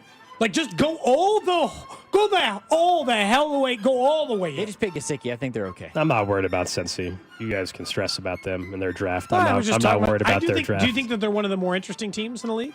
I don't know. Right, they have to nail it. I just, we talked for months about, they're just going to nail every defensive draft pick. And so if they drafted a guard, it would be funny. That's all. It would be funny. It'd be gross. Yeah, they should take a guard in the third round. That would be pretty funny. I think the Bengals might be a part of this. I think there's going to be a stretch in the first round where it is defensive line, defensive line, defensive line, defensive line. Somebody's going to trade up. Whether it's the Chiefs to get a defensive lineman, who knows? But if it's somebody else, I feel like, because if you look at the needs, Falcons need an edge. Cardinals need an edge. Bengals need an edge. Seahawks need an edge. Chiefs need an edge. Guess what the Buccaneers need? An edge. I think there could be a stretch of 4, 5, 6 defensive linemen in a row. We see a cluster of 8 and 10 picks where if you need a defensive line and you're the Eagles or you're the Chiefs or you're somebody else or the Bills and you want to move up, then maybe there's a guy that you like, and there's going to cause a trade, I think, at some point in the first round to get up into the early 20s and take a defensive lineman, whether that's Nolan, Harmon, who knows. I just get the feeling because defensive interior in particular, but I think there's going to be a run where they just start coming off like the wide receivers do and everybody's scrambling a little bit. Can I toss in a bonus? All 32 we're usually talking about the other teams. I saw this quote come out of Buffalo, and I just thought it was interesting. Josh Allen said that for his own mental health or whatever, he's just fully off social media. So he's just gotten off it, right? He got engaged to his movie star girlfriend, or not fiance, off of social media. Said he didn't know, as a result of that they had re-signed Tre'Davious White days ago. Said he was in the locker room, caught a look at him, and then asked the equipment manager, like, hey, just to check, that's Trey, right? And he's like, yeah, that's Tre'Davious White. So he showed up to the facility, not knowing a guy he had played with, was back on the team, and then he's like, I know him, right? I just want to be sure before we're all crazy that's Tre'Davious White. Isn't that wild? Could you imagine just not even knowing your team signed a guy? That is a bit crazy. That is a bit crazy. Do they not send out a group chat to the starting quarterback? I guess not. I don't know. You think every signing they send a text to everybody about who got signed and cut? Hey, Josh, we need you to sign off on this one. You know, we need your approval. So, like, if it was a wide receiver, would he not have known? No, he would have known about a wide receiver. He would have known. It's a defensive player. They don't need to let him know.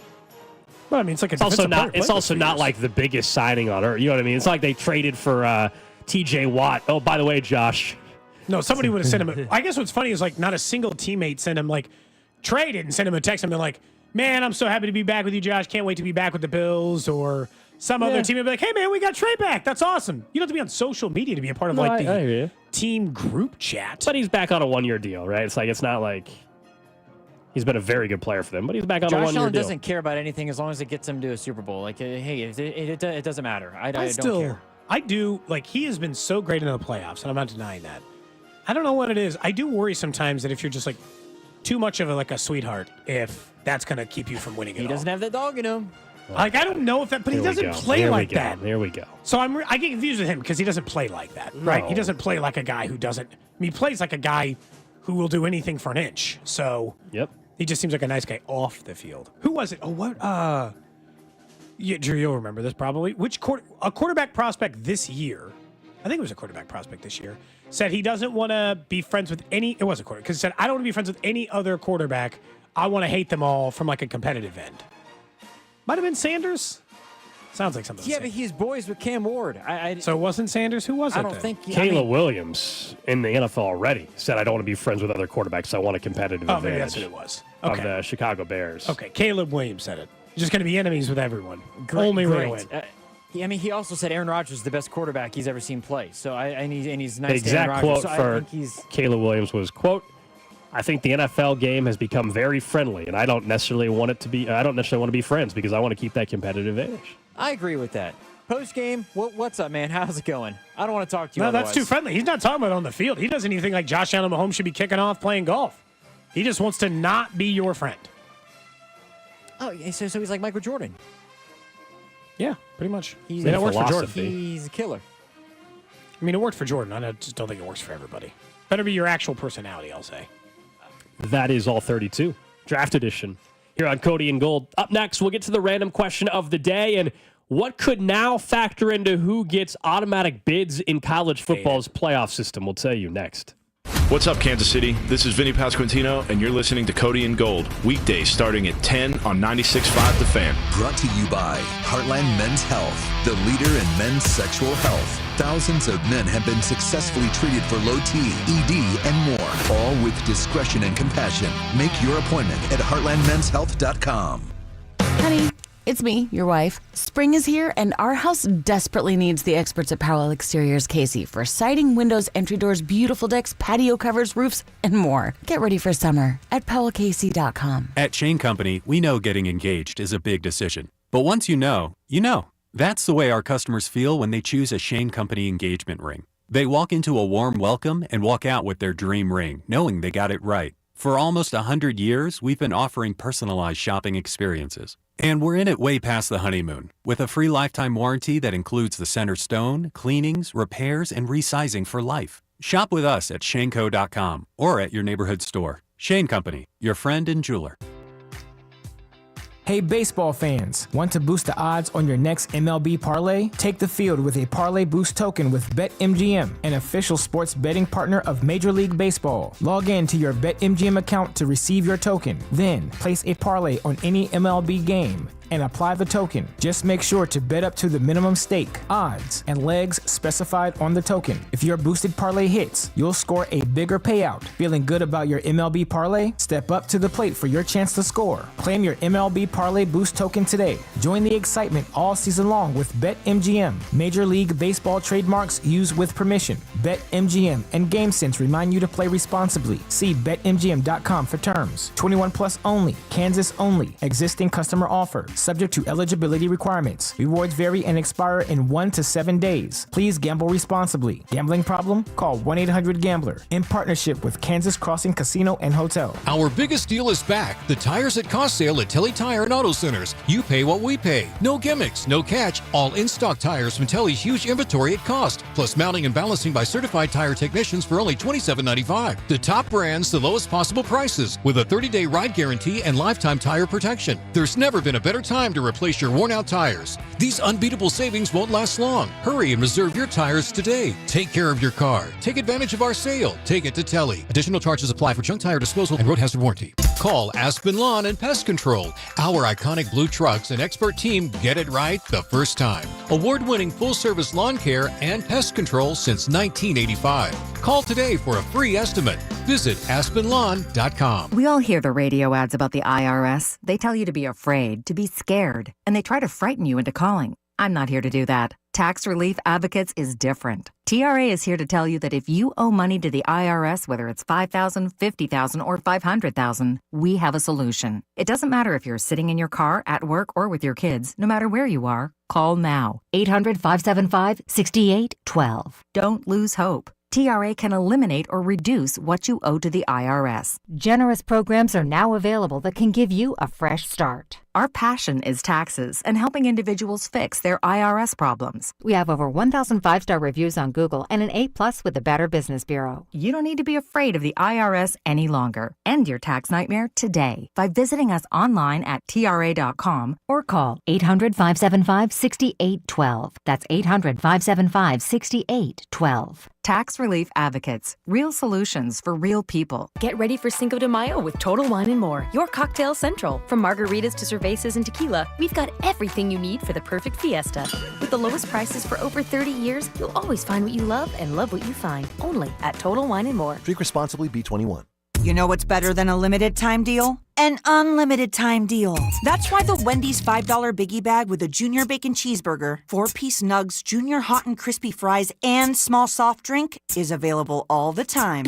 Because the best time for fresh, never frozen beef and Applewood smoked bacon is all the time. Duh. I feel like I'm repeating myself a lot.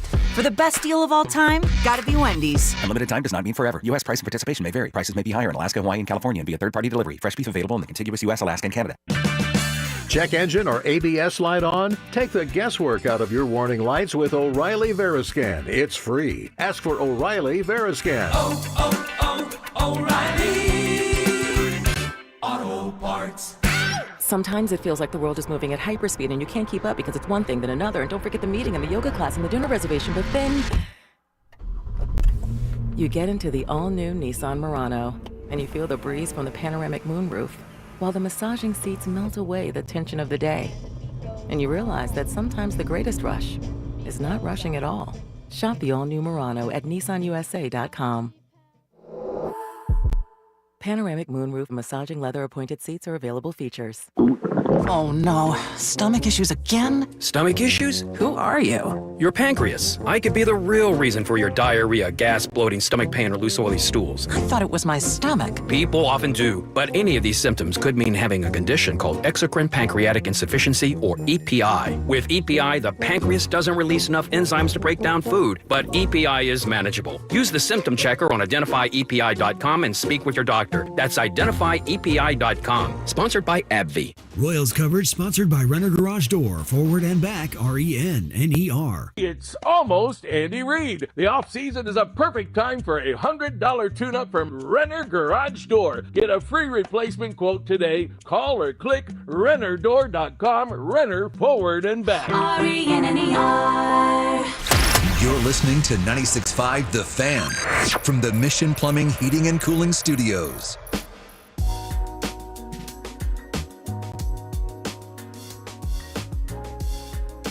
We'll get to the random question of the day here in about 8 minutes. Back here on Cody and Gold. Alex Gold, Cody Tapp, Drew Nixon with you. College football's been in the news recently because of the transfer portal stuff and the situation involving Tennessee's quarterback and NIL updates and that's UCLA's quarterback now. And NIL legislation and what's going to happen. The College Football Playoff Committee is holding their spring meeting in Dallas right now, and it doesn't mean this is going to go into effect today or next year. But Brett McMurphy's been reporting that one of the concessions to try to get something done with requirements for who gets automatic bids and how that process is determined, one of the concessions could be that the teams that would become automatic qualifiers would have their wins and losses considered, but also their TV ratings. One, I think this already happens to a certain extent. The other part is now they're going to put it in writing. Now it's going to be out there. We're openly talking about this. This is terrible, even though I still think when we all look at the college football playoff rankings, we all say, oh, well, that team got this because they are blank, Ohio State or they're whoever. So I think this is happening anyway, but now they want to make it specific. It's another way for these conferences, two in particular, to guarantee their teams have a better shot in the dance. And you know which two conferences we're, of course, talking about. The two biggest and the two biggest moneymakers, and that's the SEC and the Big Ten. The question I mean, first, this is obviously, and I know you would agree, this is the quiet part out loud. This is we all assume and already knew that no matter how many times you would try to claim to us, like, no, it's only about the teams, the name on your jersey doesn't matter. It does, and it always has. But now you're just making it official. You know what this is? This is repackaging. This is repackaging of the exact same thing the SEC and the Big Ten just tried to do. It just sounds less bad than we want more automatic qualifiers than you, which is what they wanted before.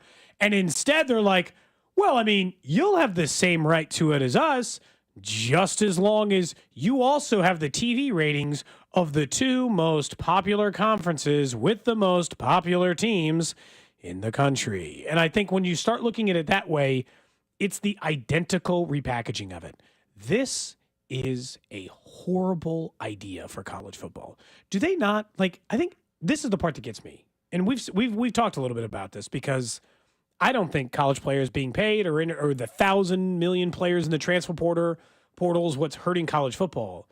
If you try to create two super leagues and leave everybody else out, where we've already gotten rid of natural rivalries, which I thought were a big part of it, you have essentially carved it up to nothing else but the Big Ten and the SEC matter because we have all the programs that people know and nothing else is a factor. It's the Super League, in my opinion, of what they tried to create in European soccer that eventually got shut down. That's what it feels like to me, and that I just do not think that's a good way to go about business. Yeah, I mean, the first text we have is like, this isn't fair. Oh, no, exactly. Of course it's not. This is where we've been trending. It's not even like hiding. It's just taking it away. Yeah, this is something that's being discussed in Dallas right now at their spring meetings. And, of course, it's not, if you're someone that's a KU or K-State fan in the Big 12 and you want the conference to be stable and you want it to survive long-term, stuff like this is another uphill climb that conference would have to go through in order to get teams. Now, this is just for automatic qualifiers. This doesn't mean you can't have Big 12 teams or teams with lesser ratings get in the dance, but automatic bids, it's basically, let's be real. What happened is people were upset Boise State got a damn automatic bye this past year. That's what happened. They were upset. Like, well, your ratings are too low, but they deserved to be in it. They did not like that a team like Boise State in the Mountain West was able to get an automatic qualifier. And then when they lose, everybody's like, well, see, they didn't deserve it. And that's also annoying. But that's where this is coming from. Plus, the Big Ten and SEC for a while have been trying to make sure they get a bigger piece of the pie that is the expanded college football playoff. You know, and I understand they're like looking out for their own interest. That is technically their jobs. Okay? I'm not even pretending like that's not part of their jobs. But can we just be honest here? That, like, if you allow them to do this the rest of college football, you've effectively ruined the sport at any level of even borderline equality. Their equality doesn't already exist. They have more money than you, more resources, get the better players, like all of it. And then now, in addition to it, they're like, well, now we get more college football playoff teams. Like, it's not even pretending. It's not even pretending in any kind of balance. It's just openly doing the thing that we all hate the most. And it just, and I've already told you, Drew, and I know you disagree. Of all that, let's just consider it one of the major professional sports. NHL, NBA, NFL, and Major League Baseball. And let's say college football is fifth. As the, because it's a bigger revenue generator than, NWSL or the MLS. Oh, yeah. They are the least balanced, as in least chance, least amount of teams, percentage of teams than any other league. They are the least competitive league. You just mean from a championship perspective. The entirety of college football. Yes. Oh, yeah, 100%. I agree with that. Is the least competitive out of the 5 majors. Oh, yeah. And just watch the college football Saturday. So let's just make it more. Let's just widen that gap. Like, that doesn't make any sense. You should be looking for ways to make it more competitive. Well, the problem, so you're saying, again, that the Big Ten and the SEC, the problem is they're looking out for their own interests, but those people who are looking out for their best interests are the ones who are in charge of the entire thing, which is the problem. Like, there's nothing wrong with Greg Sankey wanting to do what's best for the SEC, as he should, or Brett Yormark for the Big 12, as he should. But the problem is that the NCAA has sat on their hands so much that there's no governing body, if you will, that is in charge of this thing. And instead, it's the TV executives, it's athletic directors, it's college football commissioners that only care about their best interests, not the best interest of the sport itself. The thing that's interesting is that the new contract that's coming up with College Football Playoff and ESPN, part of the contract that was agreed to is the Big Ten and the SEC technically have the final say over what happens in the format. They already messed this thing up totally and completely. I think the best situation, given that contract, is them to just see the teams. Like, Boise State deserved to host a playoff game. They were ranked 8th in the final college football playoff rankings. They just happened to get a bye. Should they have gotten a bye? Probably not. I'm fine with reseeding. I think all of us are. It's just a matter of figuring out a way to make it work without having to include something that is so external from what is actually happening on the football field. Like, if Boise State deserves to host a playoff game, they deserve to host a game, but TV ratings shouldn't impact them having to go on the road or from them hosting. I think that's just a load of BS. The Big Ten and the SEC and probably the Big 12 and not Pac-12 anymore, but those, more than anything, they want anything to count except a win. Yeah. Doesn't that seem like the stupidest conceivable way to go about it? They want anything to count but wins. I want how many eyeballs are on there, how many stars they want anything to count towards their favor except winning an actual football game. The single most important part, I would argue, of any of this. They want to devalue the win. Like, it just seems like a crazy way to go about business, and it's all in the effort to get more teams in. It's like, I understand why they as a business are doing it, but if you're college football or the rest of college football, it's not good for the sport.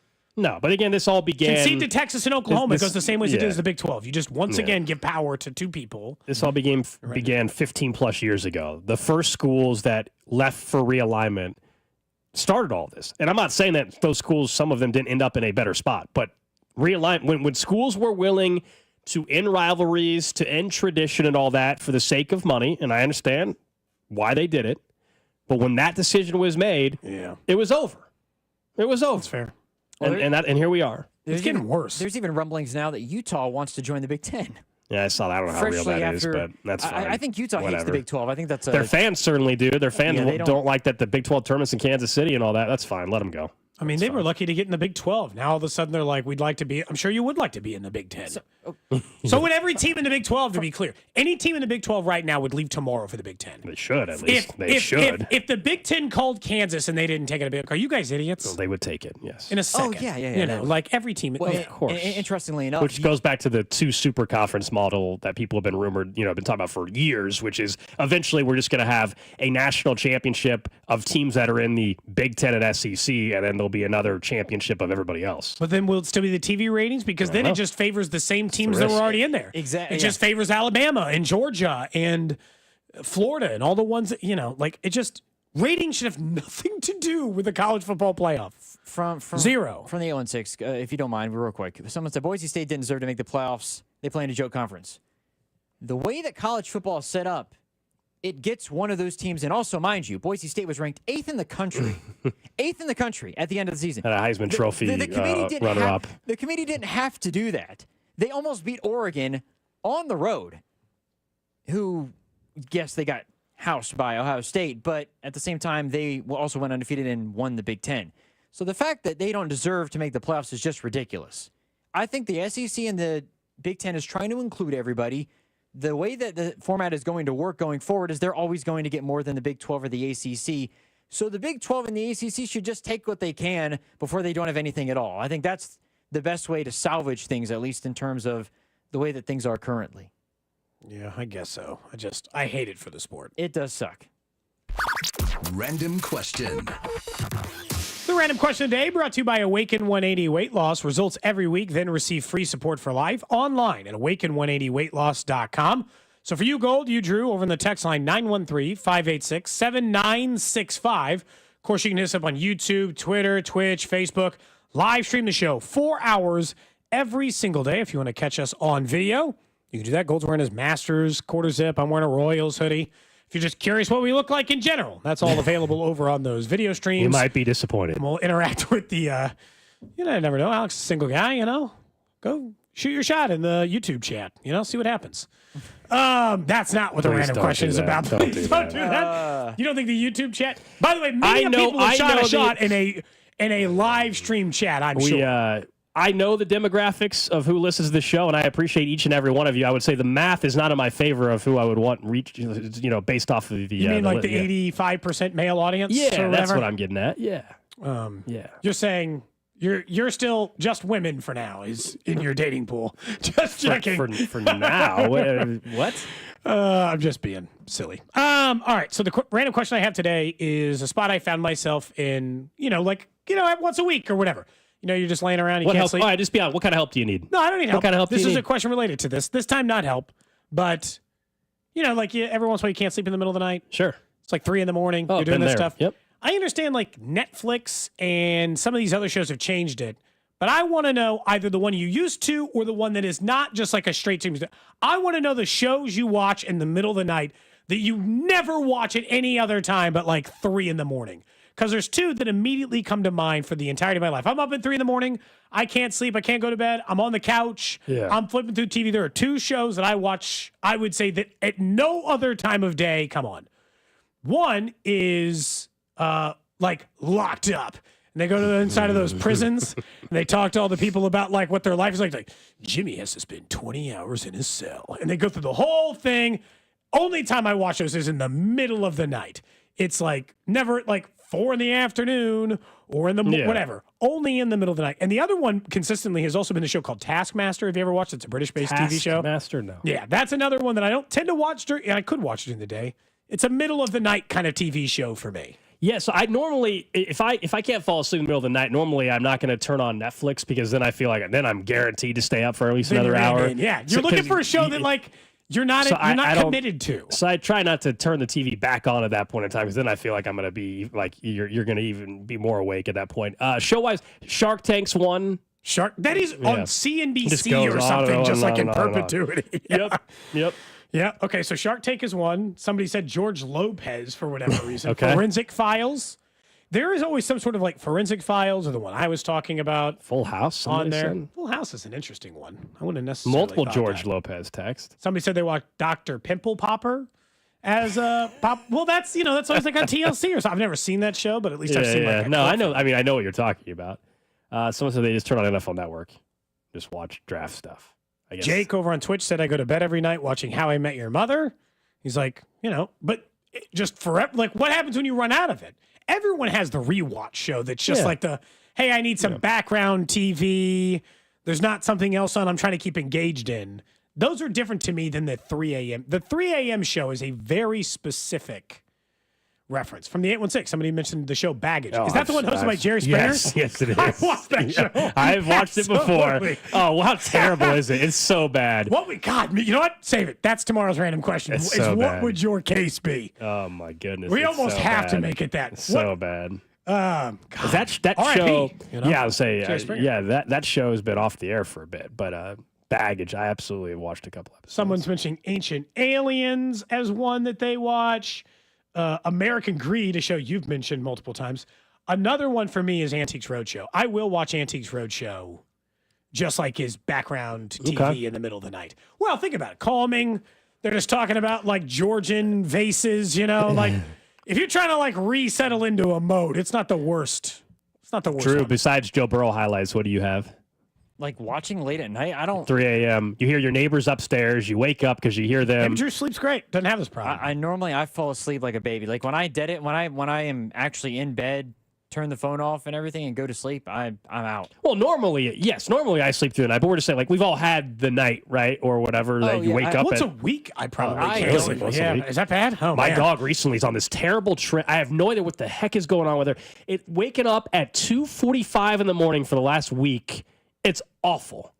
Awful. I don't turn the TV on. If Okay. I just don't. You just trying to figure something else out? Top Gear from 2008 to 2016. That would have been on my list at some point. That's a it's on board British with me, show. but I They just watch don't. like they drive like No, I know super it cool is. cars. Yeah. Okay. Someone recommended adult content for you, Drew. I saw that text in a couple times. Someone says they just listen. He just listens to his neighbors. Yep, that's also on the text It's line. like white noise at this point, you know.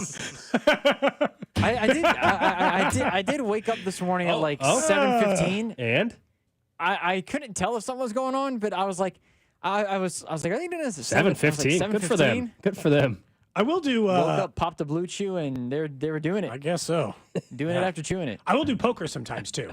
That's a middle of the night one. It's not You something. just watch poker at 3 a.m. Again, it's just like it's just noise, right? Like at that stage, and like I like playing or any of those things. So like those old high stakes poker shows or those things sometimes. Because somebody mentioned like this is essentially what I'm convinced the entire Pluto app was made for. You don't just like get in there. Like one of the shows my wife watches in those scenario is like a Canadian design show from the early 2000s. Like everything they're designing in that show is so horribly dated that you wouldn't possibly consider it as but like that is clearly her like it's the middle of the night, I can't sleep show. 913-586-7965. Someone says, in reality, if I wake up at 3 a.m., I'm smoking another blunt to go back to sleep.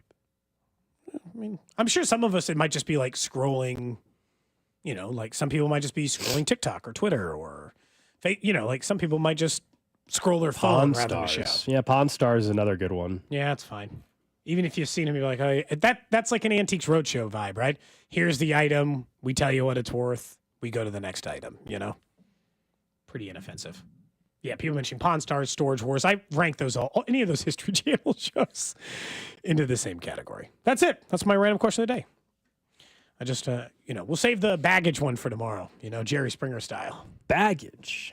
Oh, no, tomorrow. Oh, wait, tomorrow's Wednesday. I'm getting my days confused. I was like, one of these days we have a short show. That's 2 days from now. We'll be at the Landing in Liberty, where you can win $965 and an autographed Chiefs helmet by correctly predicting what will take place in the first round. So I hope see you all there for the first round coverage. The Landing in Liberty. It's going to be a good time. You'd pointed out something that was happening in baseball, and look, the Royals are off to kind of a rough start. Maybe the Royals do want a new stadium. Maybe they do get a new stadium at some point. But then there's going out sad. And I think, Gold, what's happening here in Tampa Bay is what we would call is going out sad.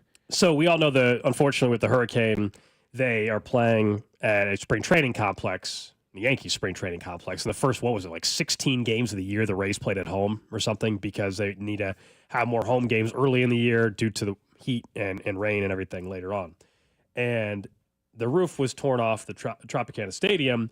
And so now they are selling for $15 pieces of the destroyed roof to fans. Bad. You can purchase it for $15, and this went viral the other day.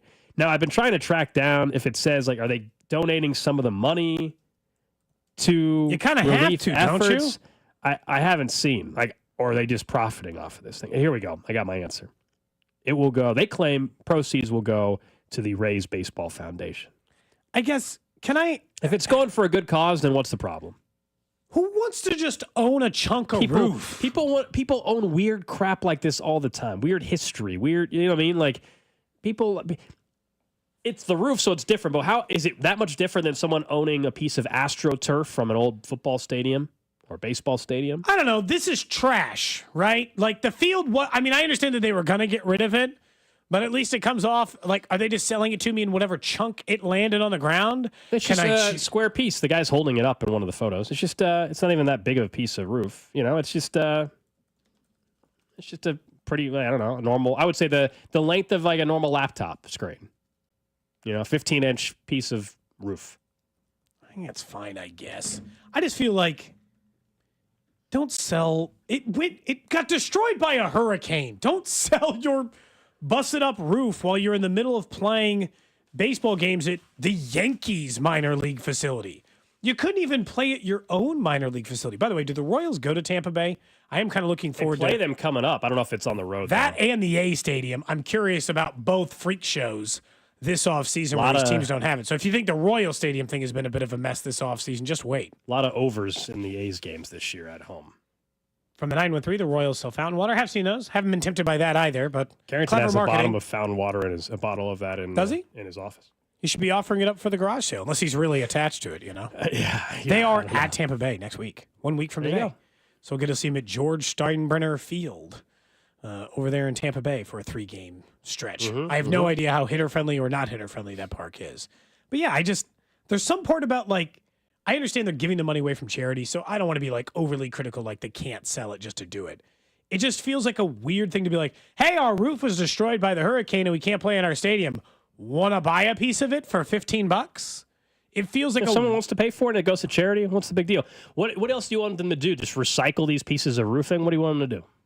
In a lot of ways, I got to be honest, as much as it is for charity, it feels like I'm somehow saving them money rather than having to pay for the disposal cost here. And it goes to their foundation that does stuff in the community. So it's okay that I'm saving them money? They could just donate the money. This is where, yeah. But you could also own a piece of that's fair. Memorabilia, I guess, whatever you want to, if you want to call it. It's fine. It just felt like it was going out kind of sad. Also, are they ever going to play in Tampa again? I don't know, man. Aren't they trying to? A lot of people want the owner to sell the team. Other owners. I might have seen something that they were trying to rebuild the roof, or that was one of the. That was a pitch. I don't know if that's true or not. The latest article about this is that they're spending $22 million to fix it. They voted. That's what it is. The city council voted the new stadium 7-1 to approve $22.5 million to begin the repairs. Yeah, they wanted a new stadium. Then there were different people were on their county commissioner board or whatever, county commission board. And so, yeah, it changed the politics. Man, they couldn't even get a new stadium built when their other one is in pieces. You want to talk about... Tampa not exactly known for supporting their baseball team. No, but you and I have talked about this. The Browns had a report today where maybe they're going to do renovations. It says Chicago has had all kinds of trouble about their stadium location, and they want a new stadium. This is easily the hardest time in sports history to get a stadium built through public funding. I mean, easily the hardest time to do it. That's what makes the Royals and the Chiefs situation so fascinating. If you had to handicap right now, real quick, I know we don't have a lot of time. You had to handicap right now where you think the stadium locations are for both. Not state, locations. What would you guess? I would guess Legends for the Chiefs as they have favorite. Not heavy favorite, but favorite. Yeah, I'm also there. And then I think the Clay County site for the Royals is the favorite? issue with saying a different side in Missouri right now is what we know about Jackson County and the hurdle that is Frank White. And some of the reporting that's been out there in the last week or so about basically a limited timeline to, can they potentially force him out, whatever it may be. If they can't get that resolved, then I don't know how you can say downtown anymore. And then that would leave one side in Missouri, and that would be the Clay County side. So I guess I'm kind of with you. But my only thing is, like, nobody can claim anything definitive. This thing has changed 100 times. About this side's the front runner. This side's the front runner. Now we're here. Like, this thing has changed so many times. We are now just waiting for June or July. That's the latest timeline that everybody's been hearing. Yeah, it's a weird spot for both teams, and I'm curious to let it finish. Coming up next, we'll get to the 1 o'clock hour. We'll talk more about the multiple situations the Chiefs have had after Super Bowls and how they've attacked it. Plus, we got one more mock draft founder coming your way. This is Cody and Gold, brought to you by Heartland Men's Health, the leader in men's sexual health. Thousands of men have been successfully treated for low T, ED, and more, all with discretion and compassion. Make your appointment at heartlandmenshealth.com. Tune in to hear Royals insider Josh Vernier every Wednesday at 12:30. We need to nip this in the bud. We need to nip what in the bud? On your home for Royals baseball, 96.5, The Fan. Hi, Mia here at the winnings desk of the Missouri Lottery. So, I wanted to write a thank you note for every dollar Missouri Lottery players have given to Missouri and education, but that would be 8.4 billion notes. So to save a little time and a whole lot of paper, here's just one. Dear every single lottery player in Missouri, thank you for helping us give $8.4 billion to Missouri and education. Sorry, my trumpet's in the shop. The Missouri Lottery. Winners welcome and play responsibly. If you need a new garage door, this could be your lucky day. Entries are open now for the $5,000 sweepstakes at Overhead Door Company of Kansas City. A winner will be chosen at random to receive $5,000 towards new garage doors, openers, or front entry doors of their choice. Deadline to enter is the end of the month to win the $5,000 sweepstakes with Overhead Door Company of Kansas City. Enter now at overheaddoorkc.com. You can't win if you don't enter at overheaddoorkc.com. Attention car shoppers, Kevin Harlan here with Rob Seid of Rob Seid Ford in South Kansas City. Hey Rob, what's going on? Hey Kevin, we've got big savings, rare inventory, no pressure. It's simple, and that's how we like it. 2025 is off to a record-breaking start, and we're heating things up while the selection's hot. Simple is what I love most about Rob Seid Ford. So Rob, what's the plan? We've got employee pricing on new Fords, up to $14,000 in savings. In the inventory, we've got the hard-to-find models everyone's chasing. And, as always, you still get what sets us apart. A friendly, non-commissioned sales team, massive trade-in values, and the easiest, most hassle-free car buying experience in Kansas City. That's why Rob Seid Ford is the only dealership I'll send my friends and family to. But you're forgetting one thing. What's that? Rob Seid Ford is Kansas City's top-rated Google Ford dealership. Good call. Can't forget about that. Check out Rob Seid Ford in South Kansas City at 135th and State Line, ROBSIGHT.com. If severe weather hit you last year, don't worry, Century Roofing is here. We have extended our free material upgrade sale on all roof replacements to celebrate our 35th anniversary.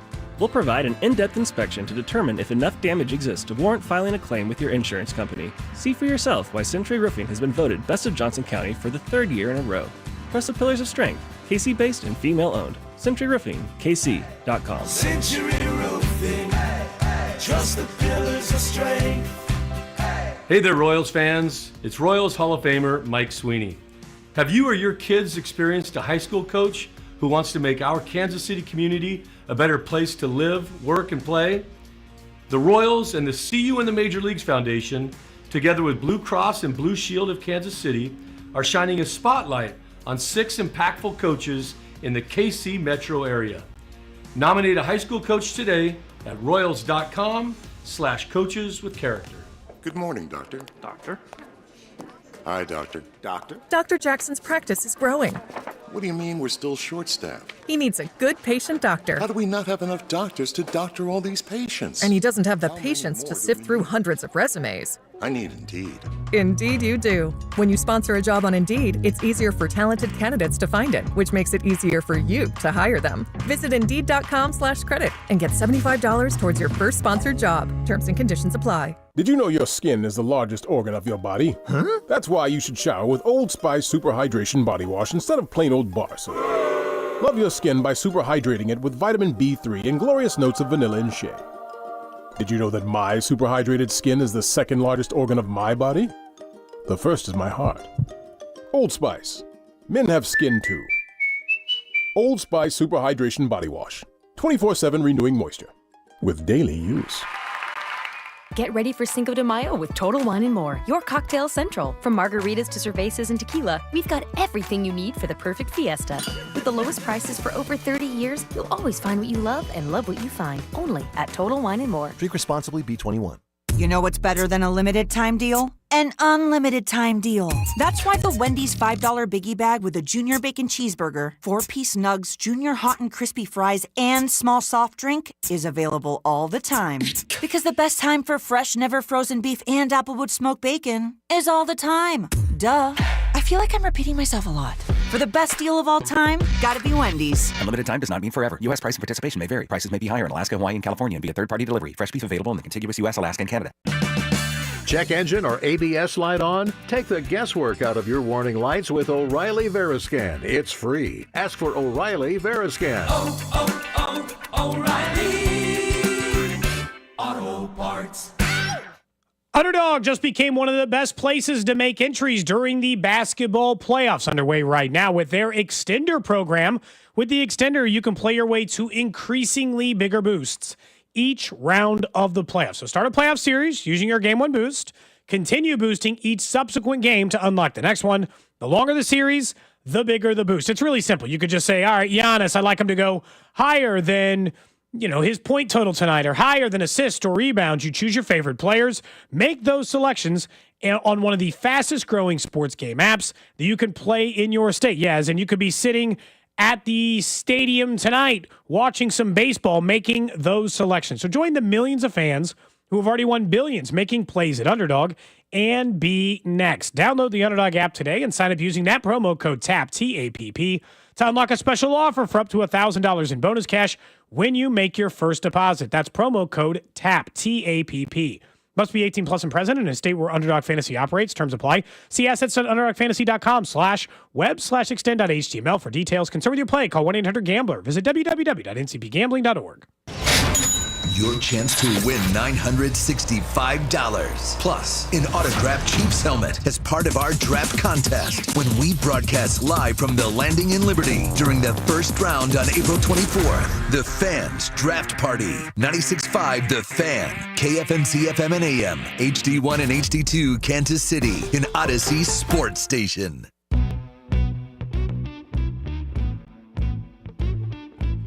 Coming up in about a half hour, you'll hear our conversation we had with the general manager of the Kansas City Royals, JJ Picollo. We asked him about the concern level with the offense right now. We asked him about MJ Melendez getting sent down to AAA and what they would need to see from him, what he has to improve on if he were to get back with the big league club. Plus, we talked about what they are getting out of pitching right now, both the starting rotation, of course, and the back end of the bullpen. So we'll bring some of that to you again coming up in about 30 minutes as the Royals do begin a homestand tonight out at Kauffman Stadium. Vern's on Deck show gets going at 5:30 right here on 96.5 The Fan.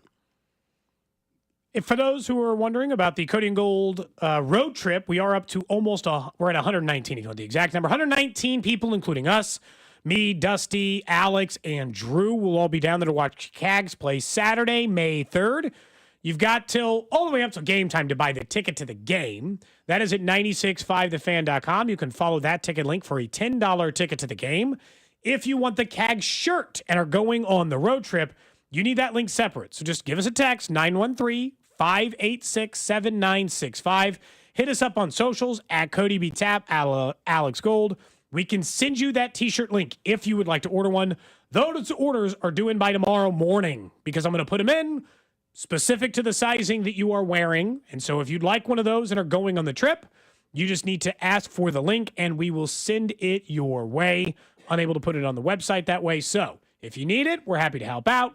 Make sure that you are covered on that end as well. That'll be $10 as well. You can see the photos of that up on our social media page. But again, it's the Royals cursive script. It says Cags across it. Unfortunately, at this time, if you're not going on the trip, shirts aren't for you for now. We might try to do something later in town. But 119 people heading down to see Cags. Going to be an awesome time. Somebody in the group's going to throw out the first pitch. We're going to meet at Harbell's to hand out the shirts from 3:30 to 5 before. Should be an awesome time down there in Springfield. Yeah, cannot wait to see you guys and appreciate everybody that's already signed up for it. Going to be a ton of fun. Right now, knock on wood, the weather looks awesome so far. For Saturday, May 3rd. You're a little ways out, but I did check. It's available. 10 days out and you're looking, huh? You can check on the old weather app. What's it saying right now? The latest. Latest. Springfield, Missouri for Saturday, May 3rd, 72 and sunny. Well, I like the sound of that. Mm-hmm. Yep. 6 o'clock first pitch or so? Okay. Let's hope that holds, man. Let's hope that holds. Going to be a ton of fun going down there. He's going to hit a 514-foot home run. So prepare accordingly. Oh, yeah?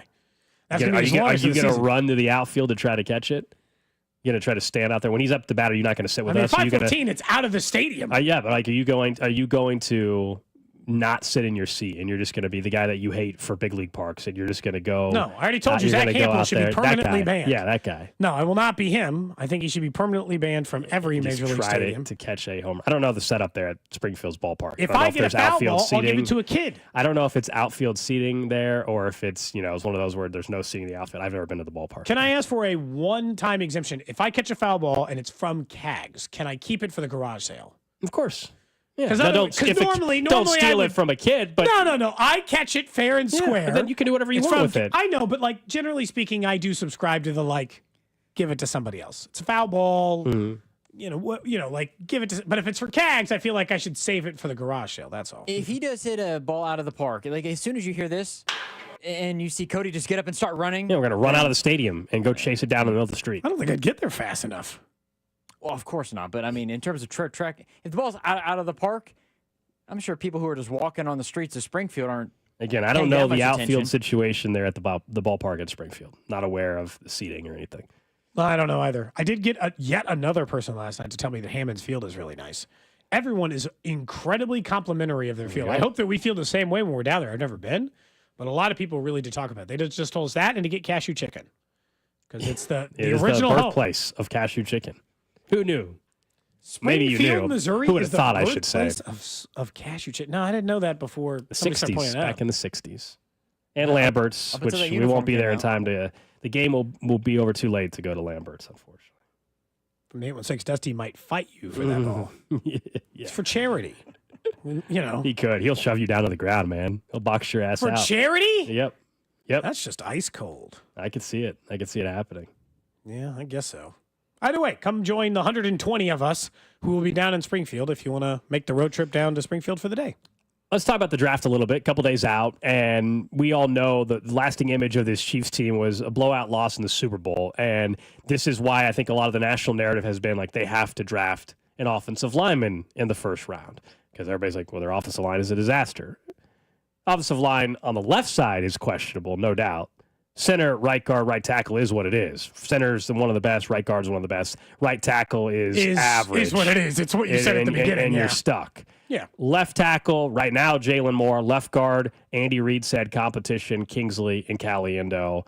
You and I both are on the same page. No reason to draft a guard high at all. But you brought up how this team has, in Super Bowl losses, had similar type of I feel like they have the same. So they've been around for a long time under Brett Veach. And I would say, with the exception of Patrick Mahomes' very first year of a starter, the consistent Achilles heel of this team is offensive line. Not like, some year or this year it's a different, because like a lot of times, teams' problems vary, right? In the very first year Patrick Mahomes was a starter, their Achilles heel was their defense. It stunk. It stunk out loud as a result of that. They had to score 79 points a game just to compete. They did very well at doing that. But it eventually was the thing that cost them. They couldn't get Tom Brady off the field, and instead he went down, and it was their Achilles heel. In every other playoff loss, I think you could make an argument that their single biggest weakness, the biggest reason why they lost the game, was the offensive line. So, like, at some point, it's like, I'm not saying they're not putting resources into it, because they clearly are. Your plan on offensive line either needs a more aggressive line or a better overall approach. I understand the single biggest issue here is how do you get tackle if you're picking, because they're a victim of their own success. How do you get tackle if you're constantly picking at 32? I'm not pretending like it's easy. One year they traded a pick for Orlando Brown Jr. One year they took Kingsley in the 60s. They've only had a first-round pick 4 times under Brett Veach, so they haven't had that many cracks at it. But like at some point, I would like a more aggressive line specifically with left tackle, even if that includes trade, not in the draft. If we're just saying you can't get the right tackle at 31. I think for this offseason, though, to this point, they've done the most you could have done this offseason. Ronnie Stanley was never available. Jalen Moore, to me, was the best option after that, considering the contract and everything. You're saying they just couldn't be more And in the draft, we'll find out. Maybe they are going to be ultra-aggressive, and they are going to trade up and get Josh Simmons. But remember, that's a 2026 plan. That's not a 2025 plan. No, but I like the long-term approach to it. Oh, no, I like a long-term answer, for sure. it turns out. As would they, I think. So we're not doing this thing every single year, talking about who's going to play left tackle, and because they've had 5 different left tackles, right, in all 5 Super Bowls that they have played. I think, though, the one thing that gets lost from this past Super Bowl, yes, the O-line was a huge problem, but 2 other things were so evident, and this should impact their draft. They struggled to get after the quarterback, which is why we've talked about going and getting an edge rusher. That was also, as much as the O-line struggled, getting after Jalen Hurts was non-existent. The other part was, I still think, skill position-wise. Running back, not explosive. Wide receiver struggled to get open. All that can be true. All that can be true as well. So, yes, O-line for the second Super Bowl loss, it was a huge factor. But I think the Bucs Super Bowl loss still was way more of an O-line problem. And that was an injury-related, was part of the issue there. That was way more of an O-line problem than this past loss, believe it or not. What would you, I guess, in last year's Super Bowl, do you think that they, like, let's just say you divvied up blame, but you only put it in those 2 categories. 100% of the blame, but you can either only put it on the offensive line or put it on the skill position players. What is your breakdown of the percentage? I can only do 100%? Well, because I want a percentage of, like, which one you weight more. Is it like it would be 60-40 in favor of the offensive line, 70-30, 50-50? Yeah, probably like 65% would be on the offensive line, and then the other 35, are going to be skill position players. Or I guess I could mention, I think defensive line was another thing that was very evident in the Super Bowl. They did not get pressure after the quarterback. Sure, that was, and I'm not, but it just feels like the Achilles heel, like the thing that ends up being your death blow in too many of the years has been the can't block. They just can't block. And it does feel like it comes up too often for the resources they put in it. I'm not saying Trey Smith, they didn't put a tremendous resource into Trey Smith yet. But they did just franchise tag him. We all think he's going to get a long-term contract here. So they're getting ready to put a tremendous resource. They put a tremendous resource into left guard. They put high resources into center. They put a heavy resource into right tackle. Yeah. So really, we're just down to left tackle. And they haven't tried there either. But at some point, I think we were talking about this when it came to baseball and like the outfield plan for the Royals and how that hasn't fully come to fruition yet. They're, and I think they knew they needed outfield help. They were just trying to negate it with bullpen help. You do get credit for trying, as in you are not ignoring the problem. And I appreciate, as a team, when you recognize that a problem exists and you're not just trying to be like, what do you mean? We don't have a problem at offensive line. But at some point, it's like, that's why I said the more aggressive line. Because to this point, I don't think they've been out of the game on offensive line. But I feel like they've taken a medium approach. 1 first-round pick in Orlando Brown Jr. They didn't give him more money. That would have been the more aggressive version of that. Also pay him. And then every other pick has been 60, 80, 110 or after, right? That's why I'd be okay with Simmons. It's not my top choice because it doesn't help him this year. But if they took Simmons with the 31st overall pick, I don't know why I can't possibly be mad at it. No, the problem is I just don't think he's going to be there at 31. I don't know. The issue. You and I both agree. I think he's going 19 or 20. I don't know if it's that high, but I would be stunned if they could stay at 31 and he's just sitting there for them. Just kicking it? That would be really, really surprising. All right.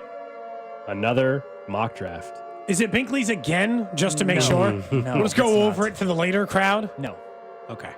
If you want, you can go back and check out the podcast because we have Binks up. But we're going through this one now. This is Pro Football Focus. This is an interesting one, though. So it's not written by anybody at Pro Football Focus necessarily. It's all of the... Is this an AI-generated mock draft? No, or does everyone take a thank team? Goodness. They have all of the analysts at Pro Football Focus. They are assigned to a particular team. In this case, for the Chiefs, it is Ben Lindsay. Again, he's going to be making. Should I know him? He's making all the picks. I don't know. I don't know anybody. You said it almost like it was like a name. Ben. Ben. Ben. A couple people. Oh, of course. I'm sorry, Ben Lindsley. Yes, of course. There's maybe 2 or 3 people I know on this list, but no, Ben Lindsay's not one of them. But anyways, so I see Trevor Sycamore. He's come on this show. Yep, so he is the one that's most recognizable, I think, to the 3 of us at least. I was like, no, all right, where are we going? So at 31, again, this is a 7-round mock draft. At 31, he has the Chiefs taking Walter Nolan out of Ole Miss. He is my draft crush. He's the guy who I think they should take. Obviously, outstanding upside, a guy that can fit alongside Chris Jones, be the foreseeable future guy at defensive tackle. Yeah, I look, this would be one of those, add this to the list of the names. If that was the pick, I would have 0 issue with it. Do I favor some other guys? Sure. But this would be a pick where you would not have to talk me into it. Yeah, you would have to talk me into it whatsoever. Walter Nolan, we've talked quite a bit about actually over the last month or so. Did start all 13 games, so you're getting somebody that has the durability that you would like to see. I think we've already gone through some of his pros and cons. He fits right in. Yeah. I will say they've got in this pick they got Eamon Wari going 45. I thought he was going to go in like the teens or the 20s. Safety, huh? They've got Derek Harmon going in the 40s. So like they've got some guys available for the Chiefs at that pick. Just as a side note, that's all. At 63, Ariante Ursary out of Minnesota, the offensive tackle in the second round. If he's I'll say, I would love this pick if he's actually available at 63. Now, I also liked Kingsley. I was going to say, we had this very thing last year. We're like, oh, if Kingsley's there in the second round, man, love it. I am willing to admit it would be harder to be like as gung-ho as we were with it. Yeah. But again, this is a guy who I think should go higher than this. Obviously, he might not. Should go higher than this. And also, that feels like the right range to take a chance on a left tackle. Same thing applies, though. If you take Ursary with the 63rd overall pick, he needs to be in an open competition with Moore. It's too high of a pick to not give him a chance. The description Why that not? The description is a developmental option that can sit behind Jalen Moore. Yeah, I think, Cody, any tackle they take in the 2025 draft is a 2026 position battle. I think if you take him in the first or second round, he should have a chance to Typically, I start. agree. If they take Kelvin Banks, he has a shot. Yeah, They should typically I agree. let him start instead of Jawan Taylor and see if anybody will take him off your hands. Nobody's going to do that. That's the problem. The contract is you're stuck with him for one more year. It is cost prohibitive. Yes. Two third-round picks, of course, 66 and 95. At 66, Azariah Thomas, corner from Florida State, a name that has been mocked to the Chiefs before, more earlier on, one of those that we looked at probably about a month ago. The thing I like the best about him is, for whatever reason, his name came up in a mock the other day, and the exact comp they gave for him, and this is probably why he's mocked here, was L'Jarius Sneed, is what somebody comped him to. Tall, length, very good press coverage tall, corner. press corner, physical. Like, I don't know what you give us the Lance Zierlein take on what's the last Thomas? name again? Azariah Thomas. Azareyeh apostrophe H. Gotcha. I bet you can find him. But somebody, like, it might not have been him, but somebody comped him to L'Jarius Sneed. So, like, if you're just looking for a guy that, I mean, I liked when L'Jarius Sneed was here. He's a very effective corner. So, they don't have no take for him? There we go. It's floating. There we go. Loading and be a second. Does Lance be a little second? Oh, okay. Well, once they get it figured out, we'll do it. But he's 6'2", 198 pounds. Good sized corner, like you said, Drew. Press guy. Like, I mean, there's a lot to like about 24th most athletic corner out of combine guys. His comp on Lance Zierlein is another former Chief, or current Chief, I'm sorry, Jalen Watson. Unbelievable. So two Chiefs Tall. comps. Again, if you're looking for a corner that fits there, like, that's the style of corner they like. AFC Scout quoted as saying his coverage got stickier this year. He just looks stronger and coverage. more under control. Not sure about his speed, though. They don't care about fast corners. They should sometimes, but that has not been their top priority in corner play. Roughhousing at breakpoints could lead to penalties. Roughhousing. A little bit over-aggressive. Make it sound like Patrick Swayze in Roadhouse. Like, he's just like... He needs he's just more doing roundhouse seasoning, kicks to people. But he could become a good starter within 2 or 3 years. Again, that kind of... Look, I got to be honest. The way you're describing him sounds like L'Jarius Sneed. It wasn't like he never got penalized. He's a physical corner. Physical corners with long arms who are tall. The Chiefs like that kind of player, so it does make sense. Who do they got at 95? At 95, Cam Scattaboo. Okay.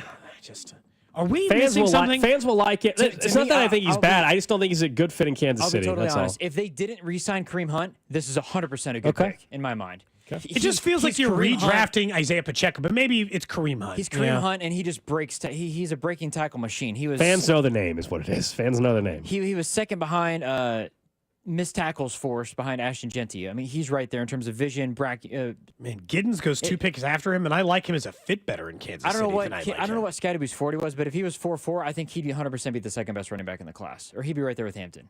I mean, I just don't think he just doesn't have the speed.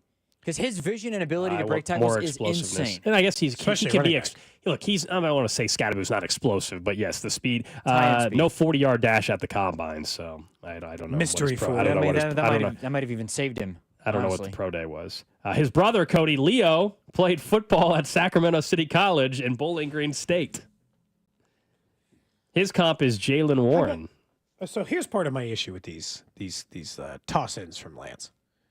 What intern is he making dig up this Sacramento Bowling Green State stat just to like toss in there? Hey man, family lineage and very Trying important. to set a word number? Family lineage? Mm-hmm. That's worse than the one I made fun of. Yep. I walked that one back after I learned they were Division One. What's that? Bink would like their 4th-round pick. Okay, and? Torrey Horton, wide receiver out of Colorado State. Okay. He mentioned him on He's tall, Friday. right?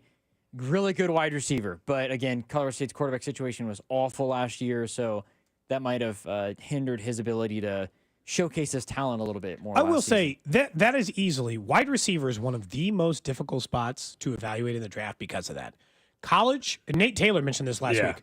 College football quarterback play is wretched. If you have been watching the product for a while, it like from a throwing to a wide receiver department is bad. And so like when that's the case, it's like trying to evaluate him. You're just like, man, I don't know.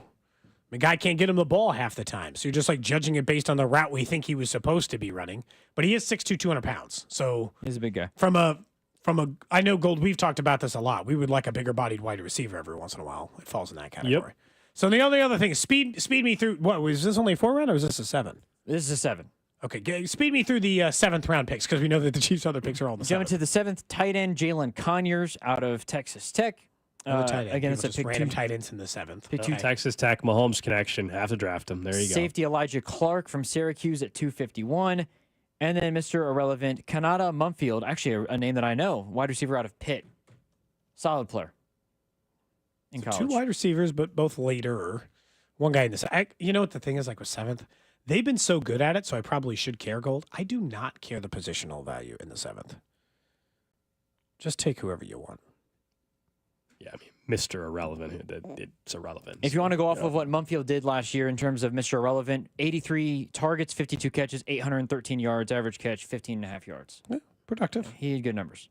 And Pitt didn't really have they had a solid quarterback situation with Eli Holstein, but yeah, it was okay.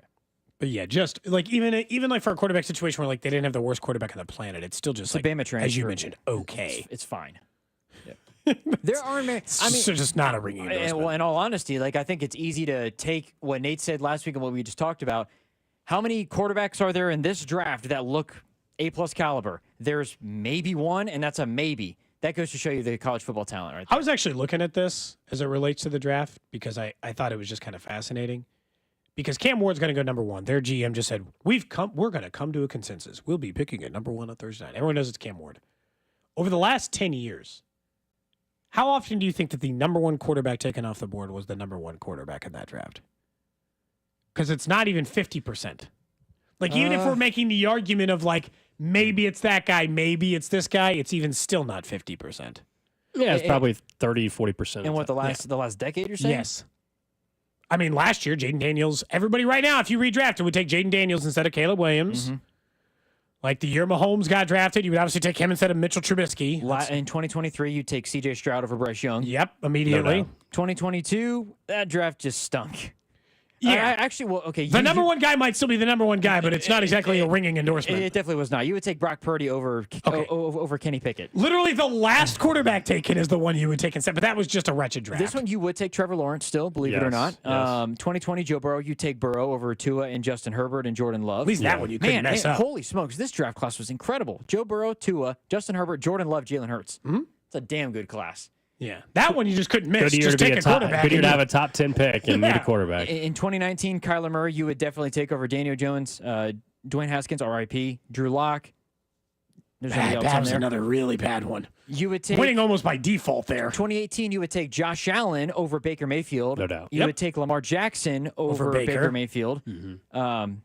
2017, obviously. Josh Rosen was also taken to that draft. You take Mahomes over him. 2016, this one's interesting.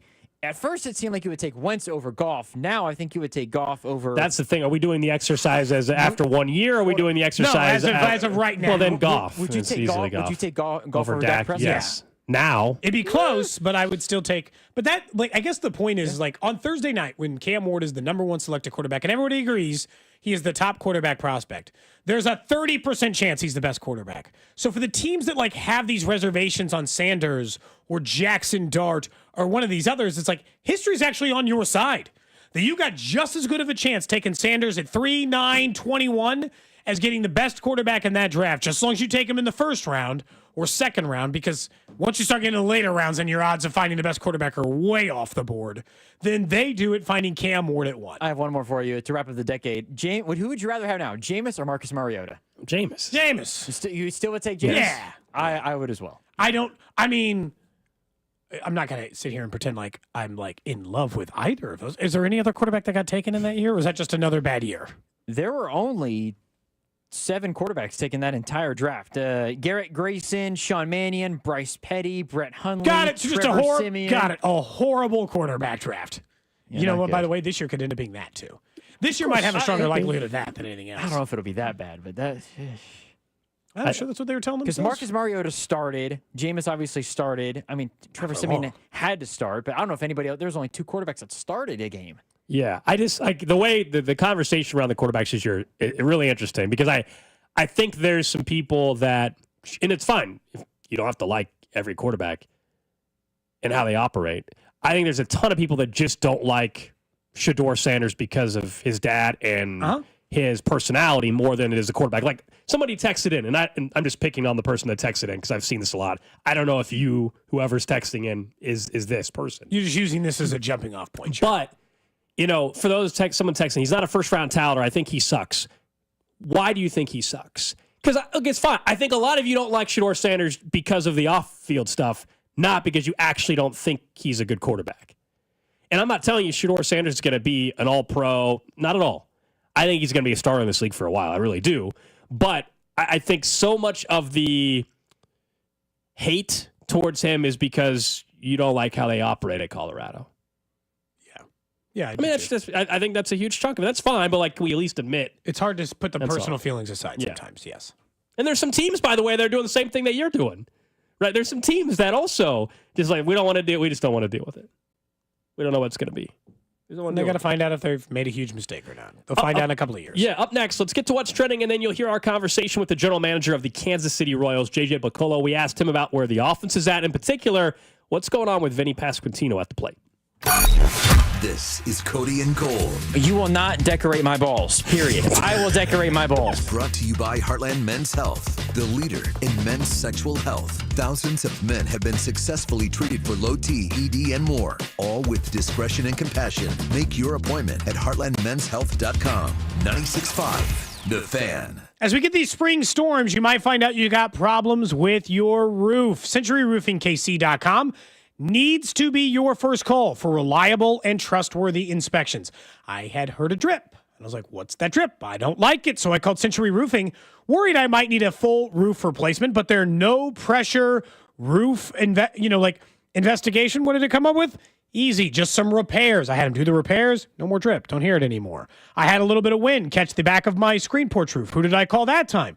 Century Roofing, of course, because they've been a local trusted company for 35 years in Kansas City and have handled over 30,000 roofs, can handle all different styles of roofs, and will do free impact-resistant upgrades on all roof replacement jobs. So if you need to know, don't let someone knock on your door if hail comes through this spring.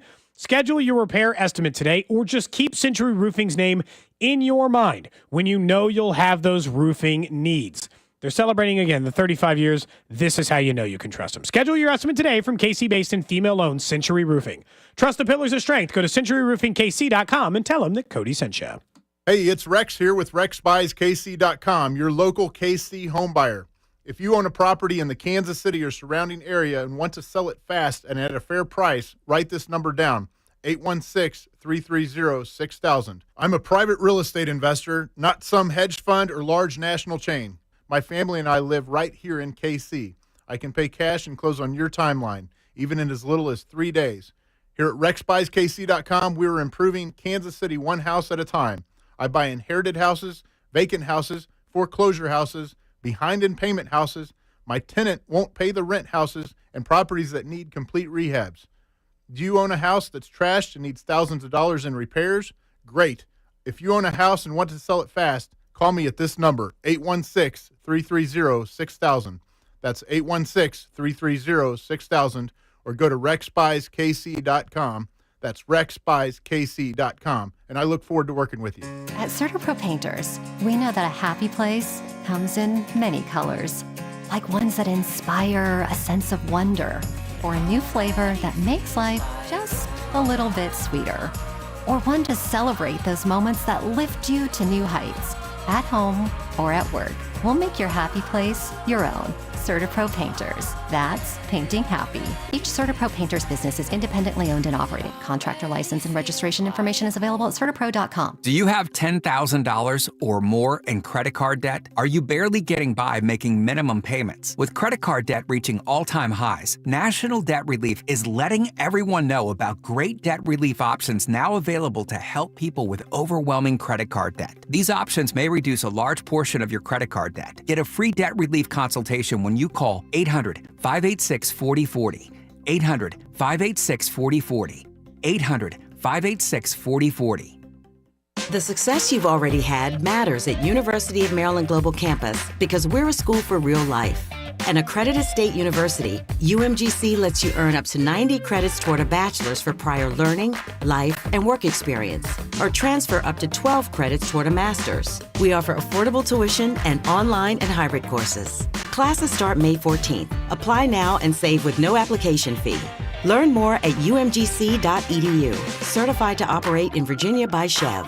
March 2012. That's when we started Connolly Plumbing Solutions. It has been a wild ride. If you have had us take care of plumbing issues for you, we thank you. If you haven't, next time you need a plumber, we would love the opportunity to win you over. Locally owned and family operated, serving the entire Kansas City metro area. Connolly Plumbing Solutions, your neighborhood plumber. Call 913-768-7676 or visit ConnollyPlumbingSolutions.com to schedule. A great lawn is like a great sports team. It takes expertise and a little extra care to really stand out. That's where True Green comes in. They're the official lawn care treatment provider of the PGA Tour, so they know a thing or two about keeping grass looking like a fairway. Here's the best part. It's more affordable than you think, and they'll even match any competitor's price. Plus, True Green backs it all up with a satisfaction guarantee. Not happy? They'll come back between visits to make it right. Don't wait. Head to TrueGreen.com today. Let the pros do the work while you sit back and enjoy the results. ZipRecruiter is the place.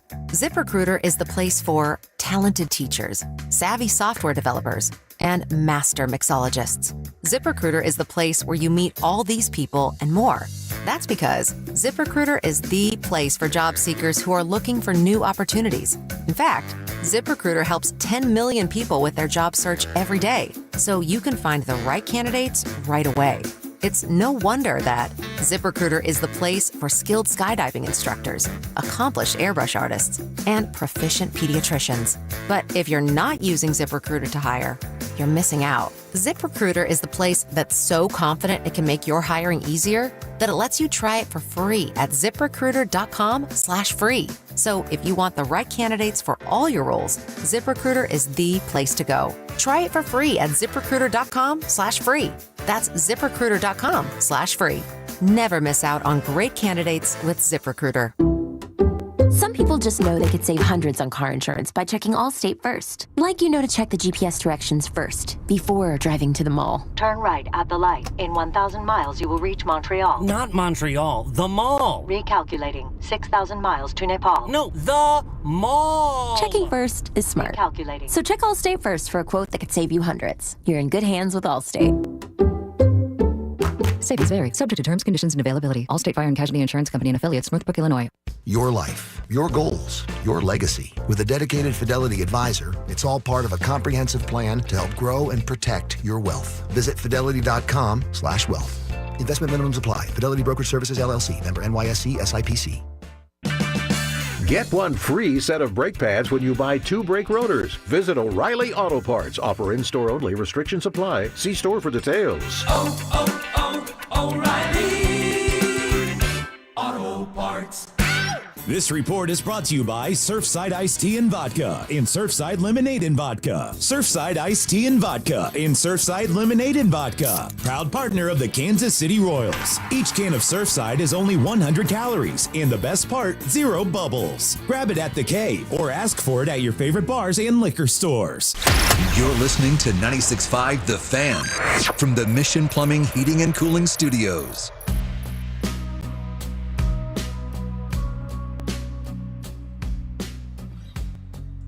Thanks for hanging out with us here on a Tuesday. Beautiful day in Kansas City. Maybe you're heading out to Kauffman Stadium later on tonight. Remember, Vern's On Deck show comes your way at 5:30 as the Royals open up a series against the Colorado Rockies. Earlier today, the general manager and the executive vice president of the Kansas City Royals, JJ Picollo, joined us as he does every couple weeks here on the show, usually at 10:30 on Tuesdays. We started our conversation with him asking about this offense and just how concerned is he with the current production? Well, I mean, obviously we're struggling, but this is part of the season where we just have to really go back and check our processes with each individual guy, because I think they all are doing something a little bit different right now, and it's a tough stretch. But we've been through this before, and you just got to know what it is that gets you out of it, and you just got to kind of wait out the process, and hopefully guys get going. I'm glad we're back home, and I know our guys like playing at home, and today's the start of a new stretch.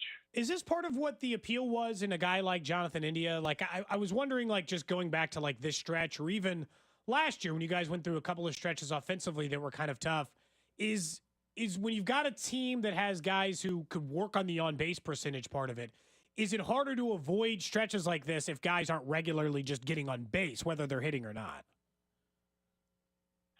Well, if I understand your question correctly, Jonathan India is a very consistent player, and he's going through it right now as well. But, his process is still good. He's swinging at good pitches. He's just not, making consistent hard contact, which we know he will. His career path tells you, his history will tell you that that's something that he does. And when you're more veteran guys are being a little bit more productive and more consistent, it takes pressure off the bottom of the lineup.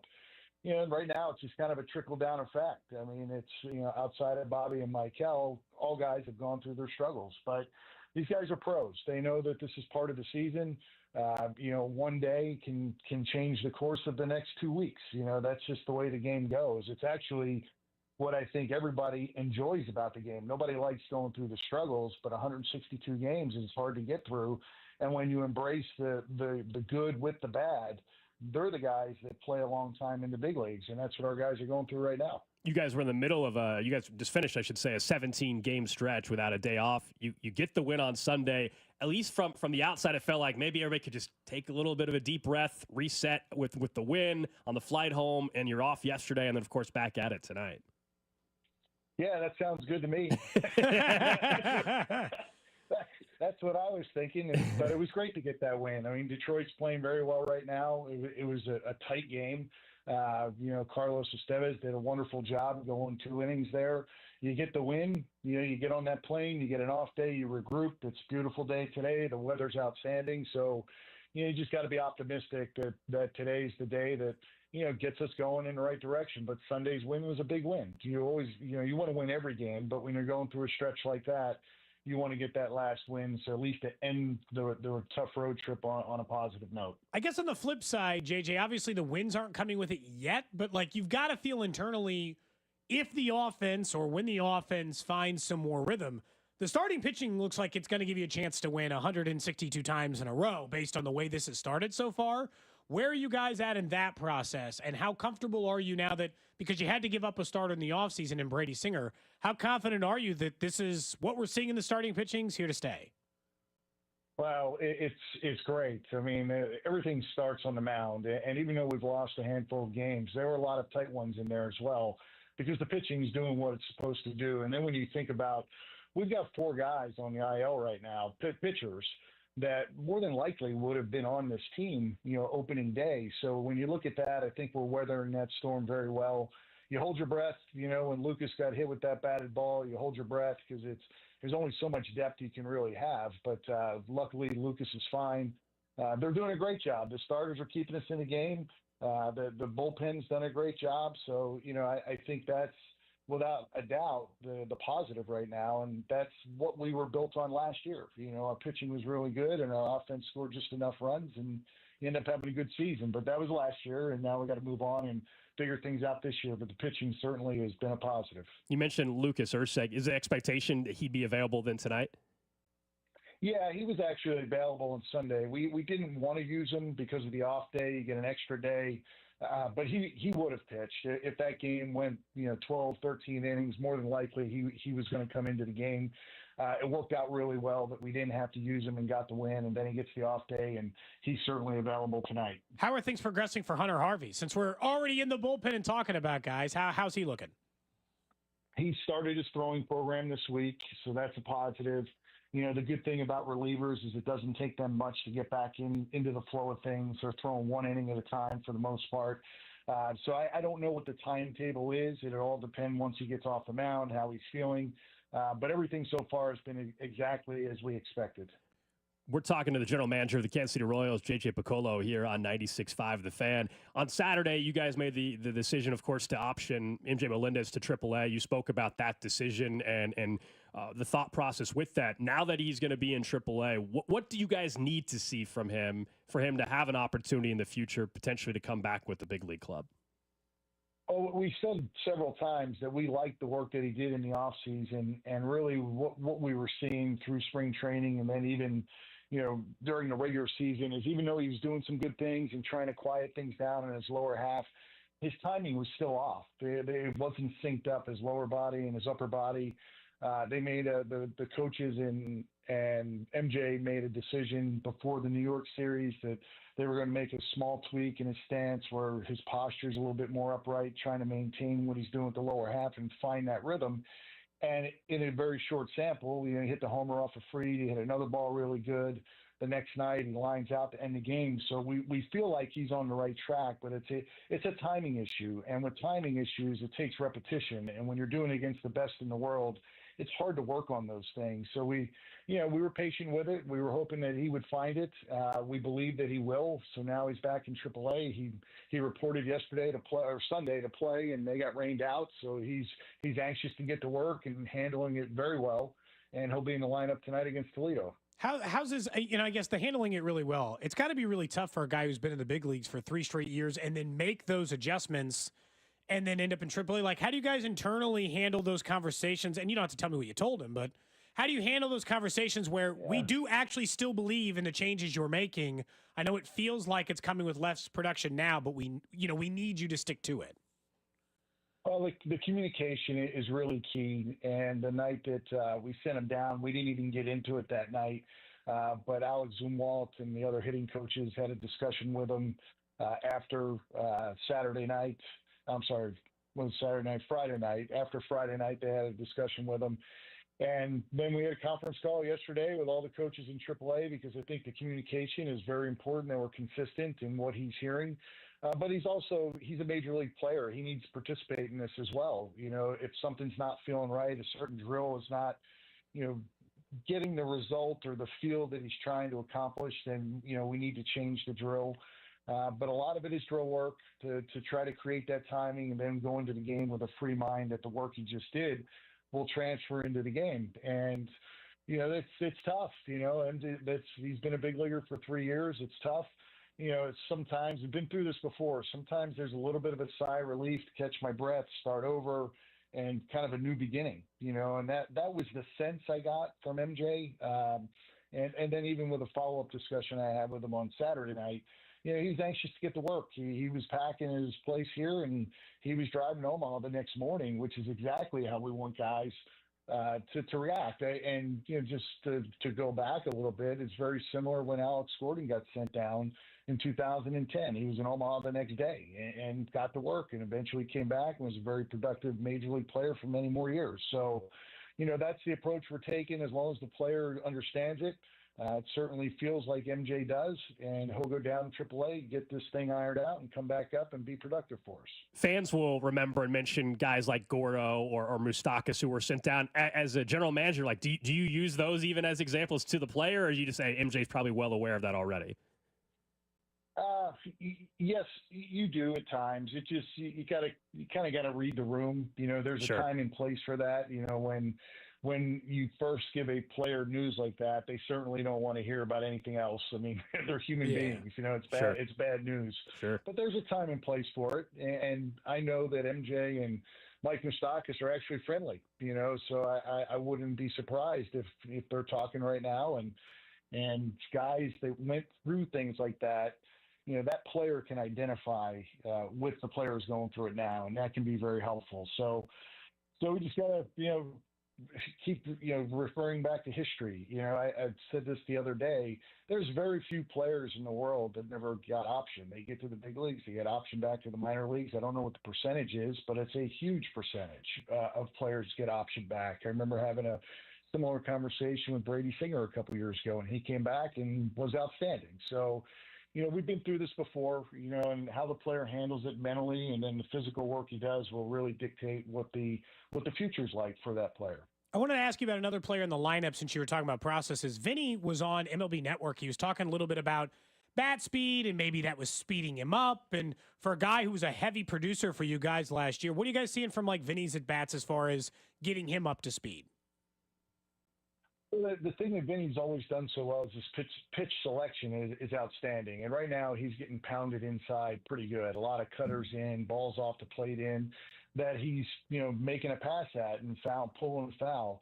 We thought over the last 7 to 10 days, he started to make that adjustment. He actually had an opposite field hit the last day at Kauffman Stadium before he went on the road trip. When Vinny is using the left center field gap, that means his timing's right and his pitch selection is good.